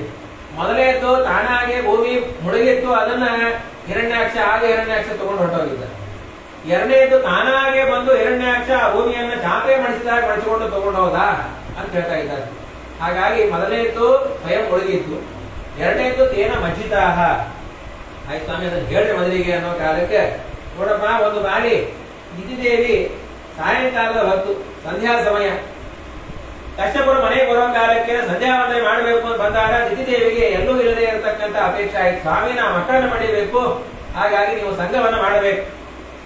ಕಶ್ಯಪರಂದ್ರು ನೋಡಮ್ಮ, ಅವಶ್ಯವಾಗಿ ಗೃಹಸ್ಥ ಧರ್ಮವನ್ನ ಪರಿಪಾಲನೆ ಮಾಡಲೇಬೇಕು ಎಲ್ಲರೂ, ಆದ್ರೆ ಅದಕ್ಕೊಂದು ಸಮಯವನ್ನ ದೇವರು ಕೊಟ್ಟಾರೆ. ಸಂಧ್ಯಾ ಕಾಲದಲ್ಲಿ ಯಾವ ಕರ್ಮವನ್ನು ಮಾಡಬೇಕು ಅದನ್ನು ಮಾಡಬೇಕು, ಅದನ್ನ ಬಿಟ್ಟು ಏನೇನೋ ಮಾಡ್ಕೋಬೇಕು. ಅದರೊಳಗೂ ಸಂಧ್ಯಾ ಕಾಲದಲ್ಲಿ ಚತ್ವಾರಿ ಖಲು ಕರ್ಮಾಣಿ ಸಂಧ್ಯಾಕಾಲೇ ವಿವರ್ಜಯೇ, 4 ಕರ್ಮವನ್ನು ಮಾಡಲೇಬಾರದು. ಯಾವುದೊಂದು ಆಹಾರಂ ಮೈಥುನಂ ನಿದ್ರಾ ಸ್ವಾಧ್ಯಾಯಂ ಚ ಚತುರ್ಥಕಂ, ಈ 4 ಸಂಧ್ಯಾಕಾಲದಲ್ಲಿ ಮಾಡಬಾರ್ದು. ಯಾವ್ದಾವ್ದೊಂದ್ರು ಆಹಾರಂ, ಸಂಧ್ಯಾಕಾಲದಲ್ಲಿ ತಿಳ್ಕೋದ್ ಕೊಡ್ಬಾರ್ದು. ಸಂಧ್ಯಾಕಾಲದಲ್ಲಿ ಕುಡ್ಕೋತಿರ್ತಾರೆ ಕುರ್ಕುರೆ ಕರ್ಪುರೆ ಕುರು ಅನ್ಕೋತ ಬಿಸ್ಕಿಟು, ಅದು ಸರಿಯಲ್ಲ, ರೋಗ ಬರ್ತದೆ. ಆಹಾರ ವ್ಯಾಧಿ ಅಂತ ಹೇಳ್ತಾರೆ, ಸ್ವಯಂ ಹೊಡೆ ಆಗ್ತದೆ. ಮೈಥುನವನ್ನು ಮಾಡಬಾರದು, ಯಾಕಂದ್ರೆ ಕ್ರೂರವಾಗಿರ್ತಕ್ಕಂತಹ ಸಂತಾನ ಆಗುತ್ತೆ ಮೈಥುನಂ. ನಿದ್ರಾ, ಸಂಧ್ಯಾಕಾಲದಲ್ಲಿ ಯಾರಾದ್ರೂ ಕಾಲ್ ಜಾಕೊಂಡು ಮಲ್ಕೊಂಡಿದ್ದೀವಿ ಅಂತಂದ್ರೆ ದಾರಿದ್ರ್ಯ ಬರುತ್ತೆ. ಅದಕ್ಕೆ ಸಾಯಂಕಾಲ ಆಯ್ತು ಬೋದು ಸಂಧ್ಯಾ ಆಗ್ತಾ ಒಂದು 5 ನಿಮಿಷ ಹೇಳು ಲೈಟ್ ಹಚ್ತೀವಿ.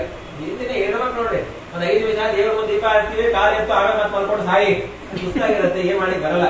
ಹಾಗೆ ಒಂದು 5 ನಿಮಿಷ ಆದ್ರೆ ಹೇಳ್ಬೋದು. ಸ್ವಾಧ್ಯಾಯ ಚತುರ್ಥಕಂ, ಸ್ವಾಧ್ಯಾಯ ಅನ್ನೋದಕ್ಕೆ ವೇದಗಳ ಮೂಲ ಅಧ್ಯಯನ, ಮೂಲ ವೇದಗಳನ್ನ ಅಧ್ಯಯನ ಮಾಡಬಾರದು. ವೇದಗಳ ಪಾರಾಯಣ ಮಾಡಬಹುದು, ಈ ಗ್ರಂಥಗಳನ್ನ ಅಧ್ಯಯನ ಮಾಡಬಹುದು, ಆದ್ರೆ ಮೂಲ ವೇದಗಳನ್ನ ಮಾತ್ರ ಅಧ್ಯಯನ ಮಾಡಬಾರದು. ಹೀಗೆ ಅದ್ಭುತವಾಗಿ ಹೇಳೋ ಕಾಲಕ್ಕೆ ಏನ್ ಹೇಳಿದ್ರು ಕೇಳಿಲ್ಲ, ಬೇಕೋ ಬೇಕು ಬೇಕು ಬೇಕು ದೈವ ಇಚ್ಛಾ ಅನ್ನೋ ಕಾಲಕ್ಕೇನೆ ಗರ್ಭಾಧಾರಣೆ ಮಾಡಿದ್ದು. ನಿನ್ನಲ್ಲಿ ಹುಟ್ಟುವಂತಹ ಮಕ್ಕಳು ಇದು ಜಗತ್ತಿಗೆ ಲೋಕಕ್ಕೆ ಕಂಟಕರಾಗಿ ಬಿಡ್ತಾರೆ. ಬ್ಯಾಡ ಸ್ವಾಮಿ ಅನುಗ್ರಹ ಮಾಡಿ, ಬೇಕಾದಾಗೆ ಹುಟ್ಟೋದೆ ಏನಾದ್ರೂ ಮಾಡಿ ಅನುಗ್ರಹ ಮಾಡ್ರಿ. ಅವಳಂದು ನಾ ಬೇಕಾದಾಗಲಿ ಮಕ್ಕಳನ್ನೇ ಅಳೆಯೋಲ್ಲ. ಗದಾರ ವಶಶಕ್ತ ಯೂ ಅನ್ನೋರು ಭಾಗವತ ಅಂತೂ ವರ್ಷಾಣಿ ಶತಂ, ಒಂದು 100 ವರ್ಷಗಳನ್ನಾಲ ಗರ್ಭವನ್ನು ಹಿಡ್ಕೊಂಡಂತಕ್ಕಿ. ಇದೆಲ್ಲ ದೇವತಾ ಸ್ತ್ರೀಯರ ವ್ಯಾಪಾರ. 9 ತಿಂಗಳು ಗರ್ಭವನ್ನ ಧಾರಣೆ ಮಾಡೋದೇನೆ ರಗಡಾಗಿರುತ್ತೆ. ಅವ್ರು ಗರ್ಭ ಧಾರಣೆ ಮಾಡ್ತಾರೋ ಬಿಡ್ತಾರೋ ಗೊತ್ತಿಲ್ಲ, ನಮ್ದು ಮುಟ್ಟಾರ್ಪಣ ಬಿಡುತ್ತೆ. ಅವರು 7 ತಿಂಗಳ ಪಾಪ ಅವ್ರು ಸಣ್ಣ ನೋಡ್ಲಿಕ್ಕೆ ಆಗೋಲ್ಲ, ನಮಗ್ ಆಗೋಲ್ಲ, ಎದ್ದು ಕೊಡ್ಬೇಕು ಬರೆಯೋ ಬೈತಾರೆ ಎಲ್ಲಾರು ಕೂಡ. ಅವ್ರಿಗೆ ಏನೇನೋ ಅಪೇಕ್ಷೆ ಬರ್ತಾ ಇರುತ್ತೆ, ಅವಾಗೆ ಒಂದು ಅಪೇಕ್ಷೆ. ಹಾಗಾಗಿ ಒಂದು 100 ವರ್ಷಗಳ ಕಾಲ ಗರ್ಭ ಧಾರಣೆ ಮಾಡೋ ಕಾಲಕ್ಕೆ ಹಂಗ ಮಾಡೋಣ, ಜಗತ್ತಿಗೆ ಕಂಟಕ ಆಗತ್ತೆ. ಆ ತೇಜಸ್ಸು ಬ್ರಹ್ಮಲೋಕದವರೆಗೆ ಹೋಗೋ ಕಾಲಕ್ಕೇನೆ ಬ್ರಹ್ಮದೇವರಿಗೆ ಸ್ವಾಮಿ ಏನಿದು, ಏನು ಕಠಿಣ ಪರಿಸ್ಥಿತಿ, ಇಷ್ಟು ತೇಜಸ್ ಬರ್ತಾ ಇದೆ. ಓ ಏನಿಲ್ಲಪ್ಪ ಮಹಾರಾಯ, ದಿತಿದೇವಿಯ ಗರ್ಭದೊಳಗೆ ಕೂತಂತಹ ಅಸುರರು ಯಾಕೆ ಸ್ವಾಮಿ ಅವ್ರಿಗೆ ಏನಾಗಿತ್ತು, ಯಾಕೆ ಕೂತ್ರು ಅನ್ನೋ ಕಾಲಕ್ಕೆ ಎಲ್ಲ ಕಥೆಯನ್ನು ಹೇಳ್ತಾ ಇದ್ದಾರೆ ಬ್ರಹ್ಮದೇವರು. ಸನಕ ಹಾಗೂ ಸನಂದನಾದಿಗಳು ಆಬಾಲ ಬ್ರಹ್ಮಚಾರಿಗಳು ಯಾವ ಲೋಕವನ್ನು ಬೇಕಾದ್ರೂ ಹೋಗ್ಬೋದು. ನಾಳೆ ಅಮುಕ್ತ ಸ್ಥಾನ, ದೇವರ ಭೇಟಿ ಆಗ್ಬೇಕು ಅಂತ ಬರೋ ಕಾಲಕ್ಕೆ ದೇವಜರು ಭಾಗದವರು ಇರ್ತಾರೆ, ಒಳಗೆ ಬಿಡ್ಲಿಕ್ಕೆ ಆಗೋಲ್ಲ. ದೇವ್ರ ದರ್ಶನ ಮಾಡ್ಕೊಂಡು ಹೋಗ್ತೀವ, ಮಾತಾಡ್ಸೋದು ಇಲ್ಲ, ನಾವು ದೇವರು ಮಾತಾಡ್ಸೋದು ಇಲ್ಲ. ಇಲ್ಲ ಇಲ್ಲ ನೀವು ಒಳಗಡೆ ಹೋದ್ರೆ ದೇವರಿಗೆ ತೊಂದರೆ ಆಗತ್ತೆ ಅನ್ನೋದಂತೆ ಬಾಬಿಟ್ರ. ಇದರಿಂದ ಒಂದು ಗೊತ್ತಾಯ್ತು, ನಮ್ಮೊಳಗಿರ್ತಕ್ಕಂತಹ ಭಗವಂತ ಒಳಗಡೆ ಮುಕ್ತ ಸ್ಥಾನದಲ್ಲಿರ್ತಕ್ಕಂತಹ ಭಗವಂತನಿಗೆ ಭೇದವನ್ನು ಚಿಂತನೆ ಮಾಡ್ತಾ ಇದ್ದಾರೆ. ಇದು ಅಸುರರ ಆವೇಶ. ಯಾವಾಗಲೂ ದೇವರಲ್ಲಿ ಭೇದವನ್ನು ಚಿಂತನೆ ಮಾಡುವುದು ಅಸುರಾವೇಶ. ನಿಮಗೆ 3 ಕ್ಷಣ ಅಸುರಾವೇಶ ಆದುದರಿಂದಾಗಿ 3 ಜನ್ಮದಲ್ಲಿ ಅಸುರಾಗಿ ಹುಟ್ಟ್ರಿ. ಸ್ವಾಮಿ 3 ಕ್ಷಣ ಅಸುರಾವೇಶ ಬಂತು ಅಂದ್ರೆ ನಾವು ಎಷ್ಟು ಜನ್ಮ ಅಸುರಾಗಿ ಹುಡ್ತೀವೋ ಇನ್ನೂ ಗೊತ್ತಾಗ್ತಾ ಇಲ್ಲ. ಯಾವಾಗ ಅಸುರಾವೇಶ ಇದೇ ಇರತ್ತೆ ನಮಗೆ. ಯಾವಾಗಾದ್ರೂ ಅಪ್ಪಿ ತಪ್ಪಿ ತೀರ್ಥ ತಗೊಂಡಾಗ ಸ್ವಲ್ಪ ಅವಾಗೂ ಬಂದ್ರು ಬಂತೆ. ಅವಾಗ ಈ ವ್ರತ ತೀರ್ಥ ತಗೊಂಡಾಗ ಏನು ಆಗೋದಿಲ್ಲ, ವ್ರತ ತೀರ್ಥ ತಗೊಂಡಾಗೆ ಆಗಲ್ಲ. ಸ್ವಾಮಿಗಳು ಅಂತ ಇದ್ರು ಮನೆ ವ್ರತ ಮುಗೀತಲ್ಲ, ಅವಾಗ ತೀರ್ಥ ತಗೊಂಡೆ. ಆದ್ರು ಸ್ವಾಮಿ ಇವತ್ತು ತೀರ್ಥ ತಗೊಂಡು ಬ್ರಹ್ಮರಂದ್ರೆ ಶ್ರೀಮಠ ತೀರ್ಥ ಆದ್ರೆ ಬಚಕರ್ಪುರ ಕೇಸರ ಎಲ್ಲ ಯಾಲಕ್ಕಿ ಇರ್ಬೇಕು. ತೀರ್ಥ ತಗೊಂಡದ್ದು ನವರಂಧ್ರಗಳಲ್ಲಿ ಫಸ್ಟ್ ಕ್ಲಾಸ್ ಇರ್ಬೇಕಾದ್ರು. ಹಾಗಂದ್ರೆ ಅದಕ್ಕೆ ಅನ್ನೋ ಕಾಲಕ್ಕೆ ಅವರೇ ಇಷ್ಟೆಲ್ಲ ಗದ್ದ ಆಗೋ ಕಾಲಕ್ಕೆ ದೇವರು ಹೊರಗೆ ಬಂದಂತ. ಏನ್ ನಡೀತಾ ಇದೆ ಗೊತ್ತಾಗ್ತಾ ಇಲ್ಲ. ಏವಂ ತದೈವ ಭಗವಾನ್ ಅರವಿಂದ ನಾಭಃ ಸ್ವಾನಾಂ ವಿಭುಜ್ಯ ಸದತಿಕ್ರಮ ಮಾರ್ಯ ಹೃದ್ಯಃ ತಸ್ಮಿನ್ ಯಯೋ ಪರಮಹಂಸ ಮಹಾಮುನೀನಾಂ ಅನ್ವೇಷಣೀಯ ಚರಣೋ ಚಲನತ್ಮಃ ಶ್ರೀ. ಏನು ಗೊತ್ತಾ ಸ್ವಾಮಿ, ಸ್ವಾಮಿಯವರು ಯಾರೋ ಸನಕಾದಿಗಳು ಅಂತ ನೋಡಿ ಒಳಗೆ ಹೊಡೆದಿದ್ರೆ ಶಾಪ ಕೊಟ್ಟಾರ. ತಕ್ಷಣಕ್ಕೆ ಸನಕಾದಿಗಳು ಸಾಷ್ಟಾಂಗ ನಮಸ್ಕಾರ ಮಾಡಿ, ಸ್ವಾಮಿ ನಾವು ನಿಮ್ಮ ವೃತ್ತರಿಗೆ ಶಾಪವನ್ನು ಕೊಟ್ಟಿವಿ, ನಮಗೆ ಏನಾದ್ರೂ ತಪ್ಪಾಗಿತ್ತು ಅಂತಾದ್ರೆ ಈಗೇ ನಮ್ಗೆ ಶಿಕ್ಷೆ ಕೊಟ್ಬಿಡು. ಯಾಕಂತಂದ್ರೆ ಇಲ್ಲಿ ನಾವೇನಾದ್ರೂ ಶಿಕ್ಷೆಯನ್ನು ಅನುಭವಿಸ್ಬಿಟ್ವಿ ಅಂತಂದ್ರೆ 1:100 ಅಲ್ಲಿ ಅಲ್ಲೇನಾಗುವಂತ ಇಲ್ಲಿ 1 ಏಟು ತಿನ್ಬಹುದು, ಅಲ್ಲಿ 100 ಏಟು ಅಂತ ಜಮನೆಯವರ ಲೋಕದ ಅದು ಪ್ರಾಯಶ್ಚಿತ ಮಾಡ್ಕೊಂಡ್ಬಿಡ್ಬೇಕು. ಇಲ್ಲೇ ಜ್ಞಾನಿಗಳು ತಮಗೆ ಆಗುವಂತಹ ಎಲ್ಲಾ ಕರ್ಮಗಳನ್ನು ಕೂಡ ಇಲ್ಲೇ ಹೋಗಿ ಮಾಡಿಬಿಡ್ತಾರೆ. ವಿಜೇಂದ್ರ ಸ್ವಾಮಿಗಳ ಚರಿತ್ರೆಯನ್ನು ಕೇಳೋ ಕಾಲಕ್ಕೆ ವಿಜೇಂದ್ರ ಸ್ವಾಮಿಗಳ ಜ್ವರ ಅಂದ್ರೆ ಜ್ವರ, ಪೂಜೆ ಮಾಡ್ಬೇಕು ಅಂದ್ರೆ ಆಗ್ತಾ ಇಲ್ಲ. ಶಿಷ್ಯರು ಹೇಳಿದಂತ ಒಂದು ದಂಡಕಾಟ ತಗೊಂಬರ್ರಿ. ಶಿಷ್ಯರು ದಂಡಕಾಟ ತಗೊಂಬರೋ ಕಾಲಕ್ಕೆ ಎಲ್ಲಾ ಜ್ವರವನ್ನ ಆ ದಂಡಕಾಟವಾಗಿ ಆವಾರ ಮಾಡ್ಬಿಡು. ಆವಾರ ಮಾಡೋ ಕಾಲಕ್ಕೆ ಆ ದಂಡಕಾಟವನ್ನ ಈ ಮೂಲಿ ಕುಡಿತಾ ಇದೆ ದಂಡಕಾಟ ಜ್ವರ ಅದರೊಳಗೆ. ವಿಜೇಂದ್ರ ಸ್ವಾಮಿಗಳು ಆರಾಮ ಮಾಡ್ಬಿಟ್ಟು ಫಸ್ಟ್ ಕ್ಲಾಸ್ ಪೂಜೆ ಆಯ್ತು, ಎಲ್ಲ ಆಯ್ತು, ತೀರ್ಥ ಕೊಟ್ಟು ಎಲ್ಲ ಕೊಟ್ಟು ತಮ್ಮ ಭೋಜನವನ್ನು ಮಾಡಿ ಅದಾದ್ಮೇಲೆ ಅವರನ್ನ ದಂಡಕಾಟ ತಗೊಂಬರ್ರಿ. ಶಿಷ್ಯರು ಇನ್ನೂ ಒಂದು 4 ತಂದ್ಬಿಟ್ರು. ಏನೇನೋ ಎಲ್ಲ ಆವಾರ ಮಾಡ್ಬಿಡ್ತಾರೆ, ಎಲ್ಲರೂ ಹೋಗ್ಬಿಡಿ, ಕೊರೋನ, ಚಿಕನ್ ಗುಣಿಯ ಈ ಗುಣಿಯ ಎಲ್ಲ ಆವಾರ ಮಾಡ್ರಿ. ವಿಜೇಂದ್ರ ಸ್ವಾಮಿಗಳಂತ ನಾ ಮಾಡಿದ ಆವಾರ ಕಡೆಗೆ ತಗೊಂಬರ್ರಿ. ಸ್ವಾಮಿ ಯಾಕ? ನನ್ನ ಪ್ರಾರಬ್ಧ ಕರ್ಮವನ್ನು ನಾನೇ ಭೋಗ ಮಾಡ್ಬೇಕು, ಪೂಜೆಗೆ ಅಡ್ಡ ಆಗ್ತಾ ಇತ್ತು ಅನ್ನೋ ಕಾರಣಕ್ಕೆ ನಾನು ಅದನ್ನ ಆಹ್ವಾನ ಮಾಡಿದ್ದೆ. ನಮ್ಮ ಪ್ರಾರಬ್ಧ ಕರ್ಮ ನಾವು ಅನುಭವಿಸಲೇಬೇಕು ಅಂತ ಮತ್ತೆ ಪುನಃ ಆಹ್ವಾನ ಮಾಡ್ಕೊಂಡದ್ದು. ನಮಗೆ ಆ ರೀತಿಯ ವಿದ್ಯಾ ಬರ್ತಿತ್ತು, ಬರ್ತಿದ್ವು ಏನೋ ಕಿಟಕಿ ಒಳಗೆ ವೈಫೈ ಹೋಗುತ್ತೆ ಅಂದ್ರೆ ಎಷ್ಟೋ ಕನೆಕ್ಟ್ ಮಾಡಿ ವೈಫೈಗೆ ಜ್ವರ ಗಿರ ಕನೆಕ್ಟ್ ಮಾಡಿ ಬರ್ತಾ ಇತ್ತು ಎಲ್ಲಾರು ಆಗ್ಬಿಡ್ತು ಅಷ್ಟೊಂದು. ನಮ್ಮ ಮನೆಯೊಳಗಿಂದ ಏನದು BP ಶುಗರು ಎಲ್ಲಾನು ಒಟ್ಟು ಅನ್ನೋ ಕಾಲಕ್ಕೆ ದೇವರನ್ನ ಬೇಕಾದಾಗ ನೀವು ಶಾಪ ಕೊಟ್ಟಿದ್ದೆ ಸರಿ ಅಲ್ಲೋ, ನನ್ನ ಭಕ್ತರನ್ನು ನಾನು ಲೋಕದಲ್ಲಿ ಬಿಡ್ಲಿಲ್ಲ ಅಂದ್ರೆ ಹೇಗ್ರಿ? ನಮ್ಮ ಮನೆಗೆ ನನ್ನ ಭಕ್ತರೇ ಬರ್ಬೇಕು, ನೀವು ಇದ್ದದ್ದಕ್ಕೆ ನಾ ಇದ್ದೀನಿ ದೇವರುಗಳು ಮಾತಾಡಿದ್ವಿ. ಇದು ನನ್ನ ಶಿವದಾಚಾರದಲ್ರಿ. ಹಾಗಾಗಿ 4-5 ಮಂದಿ ಪ್ರವಚನ ಮಾಡಿದ್ರೆ ದೇವರ ಅಸ್ತಿತ್ವನೇ ಗೊತ್ತಾಗೋಲ್ವಾ ಅಂದ್ರೆ ಇಲ್ಲ. ಬ್ರಾಹ್ಮಣರ ಮೇಲೆ ಪಾಠ ಪ್ರವಚನ ಮಾಡೋರ ಮೇಲೆ ಸಾಮಾನ್ಯರಿಗಿಂತ 1 ಪಟ್ಟು ಹೆಚ್ಚು ಪ್ರೀತಿ ದೇವರಿಗೆ. ಹಾಗೆ ಹೇಳ್ತಾರೆ, ಯಸ್ಯಾಮೃತಾಮಲಯ ಶ್ರವಣಾವಗಾಹ ಸತ್ಯ ಪುನಾತಿ ಜಗದ ಶ್ರವಣಾತಿ ಕುಂಟಃ. ನೀವೇ ಕಾಳಜಿ ಮಾಡಬೇಡ್ರಿ, 3 ಜನ್ಮದಲ್ಲಿ ನಾನೇ ನಿಮ್ಮನ್ನು ಉದ್ಧಾರ ಮಾಡ್ತೀನಿ ಅಂತ ಹೇಳಿದ್ನಲ್ಲಪ್ಪ. ಅದೇ ಜಯವಿಜಯರೇ ಈ ದಿತಿದೇವಿಯ ಗರ್ಭದಲ್ಲಿ ಹಿರಣ್ಯಕಶಿಪು ಕೂತಾರ. ಅವ್ರನ್ನ ಉದ್ಧಾರ ಮಾಡ್ಲಿಕ್ಕೆ ದೇವರೇ ಬರ್ಬೇಕು. ಆ ಹಿರಣ್ಯಾಕ್ಷ ಹಾಗೂ ಹಿರಣ್ಯಕಶಿಪು ಅವತಾರ ಮಾಡೋ ಹುಟ್ಟೋ ಕಾಲಕ್ಕೆ ಕಶ್ಯಪರು ಇದು ಮಾಡಿದ್ರು, ನಿನ್ನ ಮೊಮ್ಮಗ ಒಬ್ಬ ಯೋಗ್ಯವಾದವರು ಬರ್ತಾನೆ, ಅವರೇ ಪ್ರಹ್ಲಾದರಾಜ ಮುಂದೆ ಬರೋದು ಅನ್ನೋ ಕಾಲಕ್ಕೆ ಆ ಹಿರಣ್ಯಾಕ್ಷ ಬಂದು ಭೂಮಿಯನ್ನು ತಗೊಂಡು ಹೋಗಿ ಆಗ ನೀಲವರಾಹ ರೂಪದಿಂದಾಗಿ ಭಗವಂತ ನೀಲಾಂಬುದಾವ ಶುಭ ಕೀಲಾಂತಿ ದೇಹದರ ಕುಲಾಕೃತೆ ಜಲದೆ ಅಂತಾರೆ ವರದಾಸ್ವಾಮಿಗಳು. ತಕ್ಷಣಕ್ಕೆ ಬಂದು ಸಂಹಾರವನ್ನ ಮಾಡಿ ಆ ಭೂಮಿಯನ್ನು ತಂದಿಟ್ಟ ಅನ್ನುವಂತಹ ಮಾತನ್ನು ಹೇಳಿದ ಮೇಲೆ ಮುಂದೆ ಬ್ರಹ್ಮದೇವರು ವಿಸ್ತಾರವಾಗಿರ್ತಕ್ಕಂತಹ ಆ ಸೃಷ್ಟಿಯ ಕ್ರಮವನ್ನು ಹೇಳಿದ ಮೇಲೆ ಮುಂದೆ ಈ 5 ಜನ ಮಕ್ಕಳು ಸ್ವಯಂಭೂಮನು ಹಾಗೂ ಶತರೂಪಾದೇವಿಗೆ 5 ಜನ ಮಕ್ಕಳು, 3 ಹೆಣ್ಮಕ್ಕಳು, 2 ಗಂಡಸ ಮಕ್ಕಳು. ಆಕೂತಿ, ಪ್ರಸೂತಿ, ದೇವೂತಿ ಅಂತ ಹೆಣ್ಮಕ್ಕಳು, ರುಚಿ ಪ್ರಜಾಪತಿಗಳು, ಪ್ರಿಯವ್ರತರಾಜ ಹಾಗೂ ಉತ್ತಾನಪಾದ ಅನ್ನುವಂತಹ ಗಂಡು ಮಕ್ಕಳಾಗ್ತಾ ಇದ್ದಾರೆ. ಸ್ವಾಮಿ ವಿಸ್ತಾರವಾಗಿ ಆ ಹೆಣ್ಣು ಮಕ್ಕಳ ಚರಿತ್ರೆಯನ್ನು ಹೇಳ್ರಿ ಅನ್ನೋ ಕಾಲಕ್ಕೆ ಮೊದಲಿಗೇನೆ ದೇವಭೂತಿಯ ಕಥೆಯನ್ನು ಹೇಳ್ತಾ ಇದ್ದಾರೆ ಅದ್ಭುತವಾಗಿ. ಕರ್ಮ ಪ್ರಜಾಪತಿಗಳು ಅಂತ ಹೇಳಿ ಮಹಾನುಭಾವರು 10,000 ವರ್ಷ ಇವತ್ತಿನ ಏನ್ ನೋಡ್ತಾ ಇದ್ದಿಲ್ಲ ಮಾತ್ರಗಯ್ಯ ಆ ಬಿಂದು ಸರೋವರ ಆ ಗಡ್ಡೆಯ ಮೇಲೆ ಕೂತು 10,000 ವರ್ಷ ತಪಸ್ ಮಾಡಿದಂತ ದೇವರವರ ತಪಸ್ಸಿಗೆ ನೋಡಿ ಕಣ್ಣೀರ್ ಹಾಕಿದ ಆನಂದ ಬಾಷ್ಪ ಇಟ್ಟು ತಪಸ್ ಮಾಡೋರು ಇನ್ನೂ ಇದ್ದಾರ ಕಲ್ಲಿಂಬುದು ಅಮ್ಮೋ ಇಟ್ಟು ತಪಸ್ ಮಾಡ್ಬೇಕಂದ್ರೆ ರೇಟ್ರಿ ಅದು 10 ನಿಮಿಷ ಕಣ್ಣು ನೋಡ್ಕೊಳಿಕ್ ಆಗಲ್ಲ. ಮಳೆ ಬಾರಕ್ಕೆ ವಾಸನೆ ಗೀತೆ ಮೇಲೆ ಕಣ್ ತೆಗೆದೇ ಬಿಡುತ್ತಲ್ಲ ಎಲ್ಲರಿಗೂ. ಬೇಕಾದಾಗ ಇವತ್ತು 100 ಗಾಯತ್ರಿ ಜಪ ಆಗೋದ್ರೆ ಕಣ್ ತೆಗೆಯೋಲ್ಲ ಕೂತಿರ್ತಾರೆ. 3ನೇ ಗಾಯತ್ರಿ ಜಪಕ್ಕೆ ಒಗ್ಗರಣೆ ಹಾಕ್ಬಿಡ್ತಾರೆ. ಅವತ್ತು 100 ಕ್ಯಾನ್ಸಲ್, ಇವತ್ತು ಅಧಮ ಪಕ್ಷ 10 ಗಾಯತ್ರಿ. 10,000 ವರ್ಷ ಕೊಡ್ಬೇಕು ಹಿತಾಸನ. 10,000 ವರ್ಷ ಕೊಡೋದಂದ್ರೆ ಆ ಬಿದ್ದದ್ದೇನೆ ಇವತ್ತಿಗೂ ಕೂಡ ಬಿಂದು ಸರೋವರ ಅಂತಿದೆ. ಅದು ವಿಶಿಷ್ಟವಾಗಿರ್ತಕ್ಕಂತಹ ಭಗವಂತನ ಆನಂದ ಬಾಷ್ಪ. ದೇವರು ಪ್ರತ್ಯಕ್ಷನಾಗಿ ಕರ್ತ ಪ್ರಜಾಪತಿಗಳಿಗೆ ಏನ್ ಸ್ವಾಮಿ ತಪಸ್ ಮಾಡ್ತಾ ಇದ್ರೆ ಏನ್ ಬೇಕು? ಸ್ವಾಮಿ ಮದುವೆ ಆಗಬೇಕು, ಒಳ್ಳೆ ಕನ್ಯಾ ಬೇಕು.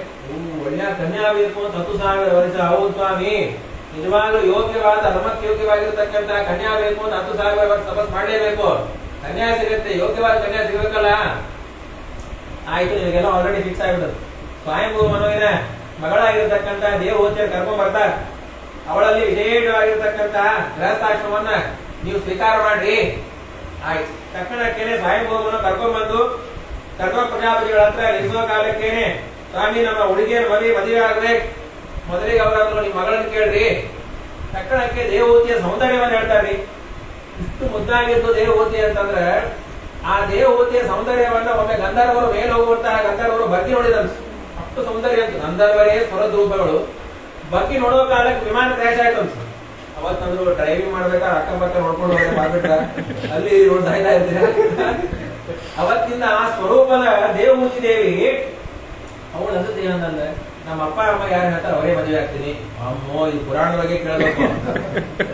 ಕೇಳಿ ಕಣ್ಣಿಗೆ ಹಚ್ಚಿಕೊಂಡು ಆ ದೇವಹೂತಿಯನ್ನು ಸ್ಮರಣೆ ಮಾಡ್ಕೋಬೇಕಟ್ಟೆ. ಎಲ್ಲಿದ್ದು ಬೇರೆ ಎಣಿಕೆ ಅಷ್ಟು ಮಾತ್ರ ಈಗ ಅಪ್ಪ ಅಮ್ಮನ ಮಾತು ಕೇಳಿ ಮದುವೆ ಆಗೋರು. ಮದುವೆ ಆದ್ಮೇಲೆ ಅಪ್ಪ ಅಮ್ಮ ತಿಳಿಸೋದು ಯಾವಾಗ್ಲೂ ಮೊದಲಿಗೆ ಹೇಳಿ ಮಾಡೋದಂತೆ ಗಂಟಾರ್ಪಣೆ. ಅದಾದ್ಮೇಲೆ ದೇವಹೂತಿ ಹಾಗೂ ಕರ್ಣ ಪ್ರಜಾಪತಿಗಳು ವಿವಾಹ ಆದ್ಮೇಲೆ ಇವರು ಮಹಾನುಭಾವರು ಗೃಹಸ್ಥಾಶ್ರಮ ಪರಿಪಾಲನೆ ಮಾಡಬೇಕು ಬೇಡ ಮತ್ತೆ ಬಸಿ ಹೋದ್ರು. ಇವ್ರಿ ಒಂದು ದಿವಸನೂ ದೇವಹೂತಿ ದೇವಿ ಗಂಡನಿಗಿಂತ ಹೆಚ್ಚಿಗೆ ಅಲಂಕಾರ ಇಲ್ಲ, ಸಿರಿ ಇಲ್ಲ, ಬಾಯಿ ಉಡೋದಿಲ್ಲ. ಬೇಕಾದ ಗಂಡನ ಸೇವೆ ಮಾಡಿ ಮಾಡಿ ಮಾಡಿ ಮಾಡಿ ಕಡಿಗೆ ಒಂದು ಕಂಟದರು. ಕರ್ಣ ಪ್ರಜಾಪತಿ, ನೀವು ಯಾರು ಸ್ವಾಮಿ? ಮಾಂಗಲ್ಯ ಬಂಧನ. ಓ, ನಮ್ಮ ಮದುವೆ ಆದ್ರೆ ನೀವೇ ಅಲ್ವಾ? ಹೌದು. ಅಲ್ಲ, ಇಷ್ಟು ದಿವಸ ಆದ್ರೂ ಕೂಡ ಸೇವೆ ಮಾಡ್ತಾ ಇದ್ದೀವಿ, ನಿನಗೆ ಬೇಜಾರಿಲ್ವಾ? ನೀನ್ ಸೇವೆ ಮಾಡೋದು ಭಾಗ್ಯ ನಮ್ದು. ಏನ್ ಬೇಕು ಹೇಳ್ತು? ಅಂದ್ರೆ ಸಹಜವಾಗಿ ಹೆಣ್ಣು ಮಕ್ಕಳಿಗೆ ಇರುವಂತಹದ್ದು ಸಂತಾನ ಅಭಿವೃದ್ಧಿ ಆಗ್ಬೇಕು, ಸಂಸಾರ ಆಗಬೇಕು, ಆಗಲಿ ಅಂತ ಹೇಳಿ 9 ರೂಪ, ಅವ್ರು 9 ರೂಪಾಯಿ, ಈಗೀಗ 9 ರೂಪಾಯಿ ತಗೊಂಡ್ರು. ಆ ಮೊದಲೆಲ್ಲ ವಯಸ್ಸಾಗಿತ್ತು. ಆ ಬಿಂದು ಸರೋವರದಲ್ಲಿ ಸ್ನಾನ ಮಾಡ್ಕೊಂಡ್ ಬರೋಣ ಇಬ್ರು ಅಂತೇಳಿ ಇಬ್ರು ಸ್ನಾನ ಮಾಡಿ ಬರೋ ಕಾಲಕ್ಕೆ ಅದ್ಭುತವಾಗಿ 16 ವರ್ಷ ತರುಣರು ತೀರ್ಥ ಸ್ನಾನವನ್ನು ಮಾಡ್ಬೇಕಾದ್ರೆ ಕೆಲಸನ ನೋಡ್ಬೇಕು. ಒಳ್ಳೆ ಸ್ನಾನ ಮಾಡೋ ಕಾಲಕ್ಕೆ ಒಳ್ಳೆ ತಾರುಣ್ಯ ಮತ್ತು 9 ಅಂತಸ್ತಿನ ವಿಮಾನ, 9 ರೂಪ, 100 ವರ್ಷಗಳ ಕಾಲ ವಿಹಾರವನ್ನು ಮಾಡ್ತಾ ಇದ್ದಾರೆ. 100 ವರ್ಷ 100 ನಿಮಿಷ 2.5 ತಾಸು ಹೋಗ್ಬಿಡ್ತು. ತಳಗ ಲ್ಯಾಂಡ್ ಆಗೋ ಕಾಲಕ್ಕೆ 9 ಜನ ಮಕ್ಕಳು, ಹೆಣ್ಣು ಮಕ್ಕಳನ್ನು ಪಡಿತಾ ಇದ್ದಾರೆ. 9 ಏವಂ ಯೋಗಾನುಭಾವೇನ ದಂಪತ್ಯೋ ರಮಾಣಯೋ ಎಟ್ಟು ಶತಂ ಯತೀಯಾಹ ಶರದಃ ಅಂತ 100 ವರ್ಷ ಒಂದು ಕ್ಷಣ ಹೋದಾಗೋಯ್ತು ಅನ್ನೋ ಕಾಲಕ್ಕೇನೆ 9 ಜನ ಹೆಣ್ಣು ಮಕ್ಕಳು ಯಾರ್ಯಾರು ಅಂತಂದ್ರು, ಕಲಾ, ಅನಸೂಯ, ಶ್ರದ್ಧಾ, ಹವಿರ್ಭೂಹು, ಕತಿ, ಕ್ರಿಯಾ, ಖ್ಯಾತಿ, ಅರುಂಧತಿ ಹಾಗೂ ಶಾಂತಿ. 9 ಜನ ಹೆಣ್ಣು ಮಕ್ಕಳನ್ನು ಪಡೆದು ಲ್ಯಾಂಡ್ ಆಗೋ ಕಾಲಕ್ಕೆ ವಿಮಾನ ತಕ್ಷಣಕ್ಕೆ ಕರ್ಣ ಪ್ರಜಾಪತಿಗಳಂದ್ರೆ ನಾ ಹೊಟ್ಟೋಗ್ತೀನಿ, ಮುಗಿದಾಯ್ತು, ಇಲ್ಲಿ ಬೇಕಾದ್ರೆ ಆಯ್ತೋ ಇಲ್ಲ ಅಳ್ಕೋದು ಕೂತ್ಬಿಟ್ಟು ದೇವಹೂತಿ.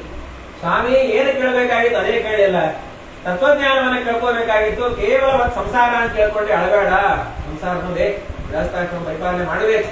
9 ಜನರನ್ನ ಮೊದಲಿಗೆ ಮದುವೆ ಮಾಡಿದಂತ ಒಬ್ಬೊಬ್ಬ ಯೋಗ್ಯವಾಗಿರತಕ್ಕಂಥವ್ರು. ಕಲಾ ಅನ್ನುವಂತಹ ಮಗಳನ್ನ ಮರೀಚಿ ಋಷಿಗಳಿಗೆ ಕೊಡ್ತಾ ಇದ್ದಾರೆ. ಅನಸೂಯ, ಅತ್ರಿ ಋಷಿಗಳಿಗೆ, ಶ್ರದ್ಧಾ ಅನ್ನುವಂತಹ ಅಂಗೀರಸ ಋಷಿಗಳಿಗೆ ಕೊಡ್ತಾ ಇದ್ದಾರೆ. ಕುಲಸ್ಥರಿಗೆ ಅವಿರ್ಭು ಅನ್ನುವಂತಹ, ಕುಲಹರಿಗೆ ಗತಿ ಅನ್ನುವಂತಹದ್ದು, ಕ್ರತು ಅನ್ನುವಂಥವರಿಗೆ ಕ್ರಿಯೆಯನ್ನು ಕೊಡ್ತಾರೆ. ಖ್ಯಾತಿಯನ್ನು ಭೃಗು ಋಷಿಗಳು ಕೊಡ್ತಾ ಇದ್ದಾರೆ. ವಸಿಷ್ಠರಿಗೆ ಅರುಂಧತಿಯನ್ನು ಕೊಡ್ತಾ ಇದ್ದಾರೆ.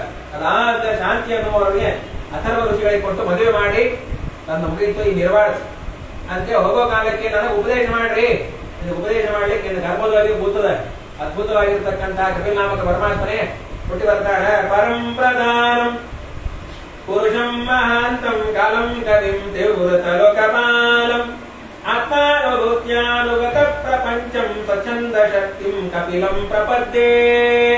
ಕಪಿಲ್ನಾಮಕ ಪರಮಾತ್ಮ ಅವತಾರ ಮಾಡ್ತಾನೆ, ಅವನು ಉದ್ಧಾರ ಮಾಡ್ತಾನ. ಆಯ್ತು ಅಂತ ಹೇಳಿ ಕರ್ದ ಪ್ರಜಾಪತಿಗಳು ಮನೆಯೊಳಗೆ ಕೆಲಸ ಆದ್ಮೇಲೆ ಇರಬಾರ್ದು, ಹೊರಟೋದು ಮತ್ತೆ ಹೋಗಿ ತಪಸ್ಸನ್ನು ಆರಂಭ ಮಾಡ್ತಾ ಇದ್ದಾರೆ. ಈ ಕಡೆ ಕಪಿಲ್ನಾಮಕ ಪರಮಾತ್ಮ ಅವತಾರ ಮಾಡ್ತಾ ಇದ್ದಾರೆ. ಅವತಾರ ಮಾಡಿ ಚಿಕ್ಕದು ಪಕ್ಕದಿಲ್ಲ, ಯೋಗ್ಯವಾದ ಉಪದೇಶಕ್ಕೆ ಬೇಕಾದಂತಹ ವಯಸ್ಸೇ. ಆ ಕಪಿಲ್ನಾಮಕ ಪರಮಾತ್ಮ ತಾಯಿಗೆ ನಮಸ್ಕಾರವನ್ನು ಮಾಡಿ, ಅಮ್ಮ ನಿನಗೆ ಏನ್ ಬೇಕು ಕೇಳ್ಕೋ, ಎಲ್ಲ ಉಪದೇಶ ಮಾಡ್ತೀನಿ ಅನ್ನೋ ಕಾಲಕ್ಕೇನೆ ಆ ಮಹಾನುಭಾವಳಾಗಿರ್ತಕ್ಕಂತಹ ದೇವೋತಿ ಅಂತ ಸ್ವಾಮಿ, ಎಷ್ಟೇ ನಾವು ಭೋಗ ಮಾಡಿದ್ರು ಕೂಡ ಮನಸ್ಸಿಗೆ ತೃಪ್ತಿ ಅನ್ನೋದಾಗೋದೇ ಸ್ವಾಮಿ. ಇಂದ್ರಿಯಗಳ ಬಯಕೆಯನ್ನೇ ಪೂರ್ಣ ಮಾಡೋದು ಜೀವನ ಮುಗಿದೋಗುತ್ತೆ. ಯಾವ ಇಂದ್ರಿಯಗಳಿಗೂ ಕೂಡ ಇವತ್ತು ಸಾಕು ಅಂತ ಬರೋದ್ರಿ. ನಿರ್ವಿಣ್ಣ ನಿತರ ಭೂಮನ್ ಅಸದಿಂದ್ರಿಯ ತರ್ಪಣಾಸ ಏನ ಸಂಭಾವ್ಯಮಾನೇನ ಪ್ರಪನ್ನಾಂಧಂ ತಮಪ್ರಭೋ. ಬೇಕಾದ್ ಮಾಡಿ ಇವತ್ತು ಒಂದಕ್ಕೆ ಸಾಕು ಅಂತ ಆಗೋದೇನು, ಬೇಕು ಬೇಕು ಬೇಕು ಬೇಕು. ತಕ್ಕಣಕ್ಕೆ ಬೇನಾಗ ಪರಮಾತ್ಮ ಅಂತ ಮನಸ್ಸೇ ಅದಕ್ಕೆ ಕಾರಣ. ಎಲ್ಲಾ ಇಂದ್ರಿಯಗಳಿಗೂ ಕ್ಯಾಪ್ಟನ್ ಅಂದ್ರೆ ಮನಸ್ಸು. ಆ ಮನಸ್ಸೇ ಅದು ಕೀ ಇದ್ದಾಗದು. ಅದು ಅನ್ಲಾಕೋ ಮಾಡ್ಬೋದು, ಲಾಕೋ ಮಾಡ್ಬೋದು. ಈ ಮನಸ್ಸನ್ನ ಇಂದ್ರಿಯಗಳ ಭೋಗಕ್ಕಾಗಿ ಉಪಯೋಗ ಮಾಡಿದ್ರಿ ಅಂತಂದ್ರೆ ಸಂಸಾರದೊಳಗೆ ಭಾಗ ಆಗ್ತದೆ. ಆ ಇಂದ್ರಿಯಗಳನ್ನ ಆ ಕಡೆ ಮನಸ್ಸನ್ನ ಕೇವಲ ಭಗವಂತನ ಧ್ಯಾನಕ್ಕಾಗಿ, ಭಗವಂತನ ಪೂಜೆಗಾಗಿ ಮಾಡಿದ್ರಿ ಅಂತಂದ್ರೆ ಇಂದ್ರಿಯಗಳು ಭಗವಂತನ ಹತ್ರ ಹೋಗುತ್ತೆ, ಅನ್ಲಾಕ್ ಆಗುತ್ತೆ. ಇದ್ರ ಮೇಲೆ ಹೋಗುತ್ತೆ. ಮನೆಯೋ ಮನುಷ್ಯಾಣ ಕಾರಣಂ ಬಂಧಮೋಕ್ಷಯೋ ಹೇಳ್ತಾನೆ ಇರ್ತೀವಿ. ಆಗೋದೇ ಇಲ್ಲ ಬಿಡುದಲ್ಲ. ಹೌದು ಸ್ವಾಮಿ, ನೀವೆಲ್ಲ ಉಪದೇಶ ಮಾಡ್ತೀರಿ, ಭಾಗವತ ಇರ್ತೀವಿ, ಸ್ವಾಮಿಗಳು ಬಂದಾಗ ಮನಸ್ಸು ಕಂಟ್ರೋಲ್ ಮಾಡ್ಕೋಬೇಕಂತ ಅವ್ರು ಹೇಳ್ತಾರೆ. ಆಗ್ತಾ ಇಲ್ವೇ? ಅದಕ್ಕಂತೂ ನೀ ಅದಕ್ಕೆ ಪ್ರಯತ್ನ ಮಾಡುವುದು ಸ್ವಲ್ಪ, 1% ನಿನ್ನ ಪ್ರಯತ್ನ. ಅದು 99% ಮನಸ್ಸು ನಿಜವಾಗ್ಲೂ ಕಂಟ್ರೋಲಿಗೆ ಬರೋದು ಯಾವಾಗ ಅಂತಂದ್ರೆ ಸತಾಂ ಪ್ರಸಂಗ ಮನವೀರ್ಯ ಸಂಪದೋ ಭವಂತಿರುತ್ಕರ್ಣ ರಸಾಯನ ಕಥಾ. ನೀವು ಸಜ್ಜನರ ಜೊತೆಗಿರು, ಬೇರೆ ಏನು ಮಾಡೋದು, ನೀನು ಅವ್ರ ಜೊತೆಗಿರೋ. ಏನೋ ನೀವು ಸ್ವಾಮಿಗಳ ಹತ್ರ ಹೇಳ್ತಾರೆ ಮನೆಯಲ್ಲಿ, ಸ್ವಾಮಿಗಳ ಜೊತೆಗಿದ್ದಾಗ ಏನು ಮಾಡಿ ವಿಚಾರ, ಆ ಕಡೆ ಈ ಕಡೆ ಮನಸ್ಸು ಹೋಗೋದೇ ಇಲ್ಲ. ಅದೇ ಚೂರು ಈ ಕಡೆ ಸ್ವಾಮಿಗಳ ಆ ಕಡೆ ಹೋದ್ರೆ ಮತ್ತೆ ಮೊಬೈಲ್ ಕಲಿ ಆವೇಶ ಆಗಿ ಬಿಟ್ಟಿರ್ತಾನೆ. ಅಲ್ಲಿ ತನಕ ಮೊಬೈಲ್ ಒಳಗೆ ಇಟ್ಬಿಡ್ತೀವಿ, ಹಿಂದ ಮುಂದೆ ಅಲ್ಲಿ ಇಲ್ಲಿ ಇಟ್ಕೊಂಡಿರ್ತೀವಿ. ಸ್ವಾಮಿಗಳ ಆ ಪಕ್ಕ ತಗದೇ ಬಿಡ್ತೀವಿ, ಮತ್ತೆ ಕಲಿ ಆವೇಶನೇ. ಸಜ್ಜನರ ಸಂಘ ಮಾಡ್ರಿ, ಬೇರೆ ಏನೂ ಮಾಡಬೇಡಿ. ನಿಮ್ಮ ಮನಸ್ಸು ನಿಮ್ಮ ಕಂಟ್ರೋಲಿಗೆ ತಾನಾಗೆ ಬರುತ್ತೆ, ಪ್ರಯತ್ನನೇ ಮಾಡಂತಾರ. ಹೌದು ಸ್ವಾಮಿ, ಸಜ್ಜನರು ಸಜ್ಜನರ ಕ್ವಾಲಿಫಿಕೇಶನ್ ಬೇಕಲ್ಲ. ಎಲ್ಲಾರು ಸಜ್ಜನರಿಗೆ ಹಾಕೊಳ್ಳೇಬೇಕು, ಎಲ್ಲರೂ ಪಂಡಿತರೇ. ಈಗ ಏನ್ ಬೇಕಾದ್ರೆ ಪಂಪು ಅಂತ ಹಾಕೊಂಡೇ ಬಿಟ್ಟಿರ್ತಾರೆ. ಬೇಕಾದಾಗ ನಿಮ್ದೇನ್ ಬೇಕು, ನಮ್ದು ಜಿಜ್ಞಾಸಾದಿಗಳ ಸುಧಾ ಮಂಗಳ ಮೊನ್ನೆ ಓದೋದು ಗೊತ್ತಾ? ಏನು ಪಂಡಿತರಾಗೋದು ಯಾವಾಗೂ ನನಗಂತ ಅನಿಸ್ತಾ ಇಲ್ಲ. ಇನ್ನು ಟೀಕಾಕೃತ್ಪಾದ್ರೆ ಪಂಡಿತರು ಎಲ್ಲಿ ಹೇಳ್ಕೊಂಡಿದ್ದವರು. ಅವ್ರು ಸುಧಾ ಓದಿದವ್ರು ನಾವೆಲ್ಲ ಪಂಡಿತರು. ಪಂಪು ಏನು ಹಾಕೊಂಡಿರ್ತೀವಿ. ಯು ಶ್ರೀಯಪ್ಪತ್ತಿ ಅಂತ ಹೇಳಿ ಬರದೇ ಇದ್ರು ಕೂಡ ಶ್ರೀ ಶ್ರೂ ಶ್ರೇ ಸಂ ಸಹ ಪಂ ಪುಂ ಎಲ್ಲ ಹಾಕೊಂಡಿರ್ತಾರೆ. ಅವರನ್ನು ಮಹತ್ಸೇವಾಂ ದ್ವಾರಮಾಹು ವಿಮುಕ್ತೇ ತಮೋದ್ವಾರಂ ಯೋಷಿತಾಂ ಸಂಗಿ ಸಂಗಂ. ಮಹಾತ್ಮಲೋಕೇನು ಮಹಾಂತಾಹ ತೇ ಸಮಚಿತ್ತಾಹ ಪ್ರಶಾಂತಾಹ ವಿಮತ್ಸವಃ ಸುಹೃದ ಸಾಧವೋಯೇ. ಈ ಗುಣ ಇರಬೇಕು. ಏನಂತ ಮೊದಲಿಗೆ ಮಹಾತ್ಮರು ಅಂತಂದ್ರೆ ಎಂದು ಅವರ ಮನಸ್ಸಿನಲ್ಲಿ ಮುಖದಲ್ಲಿ ಕೋಪ ಬರಬಾರ್ದು. ಹಾಗಾದ್ರೆ ಯಾರು ಮಹಾತ್ಮರಲ್ಲ ಅಂತ ಗೊತ್ತಾಯ್ತು ನಮಗೀಗ. ಮಹಾಂತಾಹ ಸಮಚಿತ್ತಾಹ, ಯಾವತ್ತೂ ಕೂಡ ದುಃಖ ಆಗಲಿ ಸುಖ ಆಗಲಿ ಒಂದೇ ತರಹ ಗೊತ್ತಿರಬೇಕು. ಇದು ಕೃಷ್ಣ ಪರಮಾತ್ಮ ಗೀತವಾಗಿ ಹೇಳೇ ಬಿಟ್ಟಾರ. ವಿಮತ್ಸವ ಆಶ್ಚರ್ಯವನ್ನು ಪಡಬಾರದು. ಬೇಕಾದಾಗ ಅವ್ರು ಮಾಡಿದವರು ಇವ್ರು ಮಾಡಿದವರು ಬೇಕಾದ ಸ್ವಾಮಿಗಳ ಮುಂದೆ ಅವರು ಹೋದ ಅಂತಂದ್ರೆ ಅವನೊಬ್ಬ ವ್ಯಕ್ತಿ ಭಕ್ತ ಅಂತ ಇರಬೇಕು. ಸುಹೃದ ಎಲ್ಲರ ಮೇಲೂ ಪ್ರೀತಿಯನ್ನು ಮಾಡಬೇಕು. ಇಂತಹ ವ್ಯಕ್ತಿಗಳು ಯಾರಿದ್ದಾರೋ ಅವರು ಮಹಾತ್ಮರಪ್ಪ ಅನ್ನುವಂತಹ ಕಾಲಕ್ಕೇನೆ ಆಯಿತು ಅಂತ ಹೇಳಿ ದೇವ ಓದಿದ್ದೀವಿ ಹೇಳೋ ಕಾಲಕ್ಕೆ ಬೇರೆ ಬೇರೆ ತತ್ವಗಳ ವರ್ಣನೆಯನ್ನು ಮಾಡಿ ಕಪಿಲ್ ನಾಮಕ ಪರಮಾತ್ಮ ಪ್ರಕೃತಿ ಹಾಗೂ ಪುರುಷರ ವಿವೇಕವನ್ನು ತಿಳ್ಕೊಳ್ರಿ. ಪ್ರಕೃತಿ ಬೇರೆ ಪುರುಷ ಬೇರೆ ಅಂತ ಹೇಳೋ ಕಾಲಕ್ಕೇನೆ ಅಷ್ಟಾಂಗ ಯೋಗ ವಿಧಿಯನ್ನು ಹೇಳ್ತಾ ಇದ್ದಾನೆ. ಮನುಷ್ಯ ನಿಜವಾಗಲೂ ಮಾಡಬೇಕಾಗಿದ್ದು ಇದು ಏನು ಅಂತಂದ್ರು ಸ್ವಧರ್ಮಾಚರಣಂ ಶಕ್ತಿಯ ವಿಧರ್ಮಾಚ ನಿವಾರಣಂ.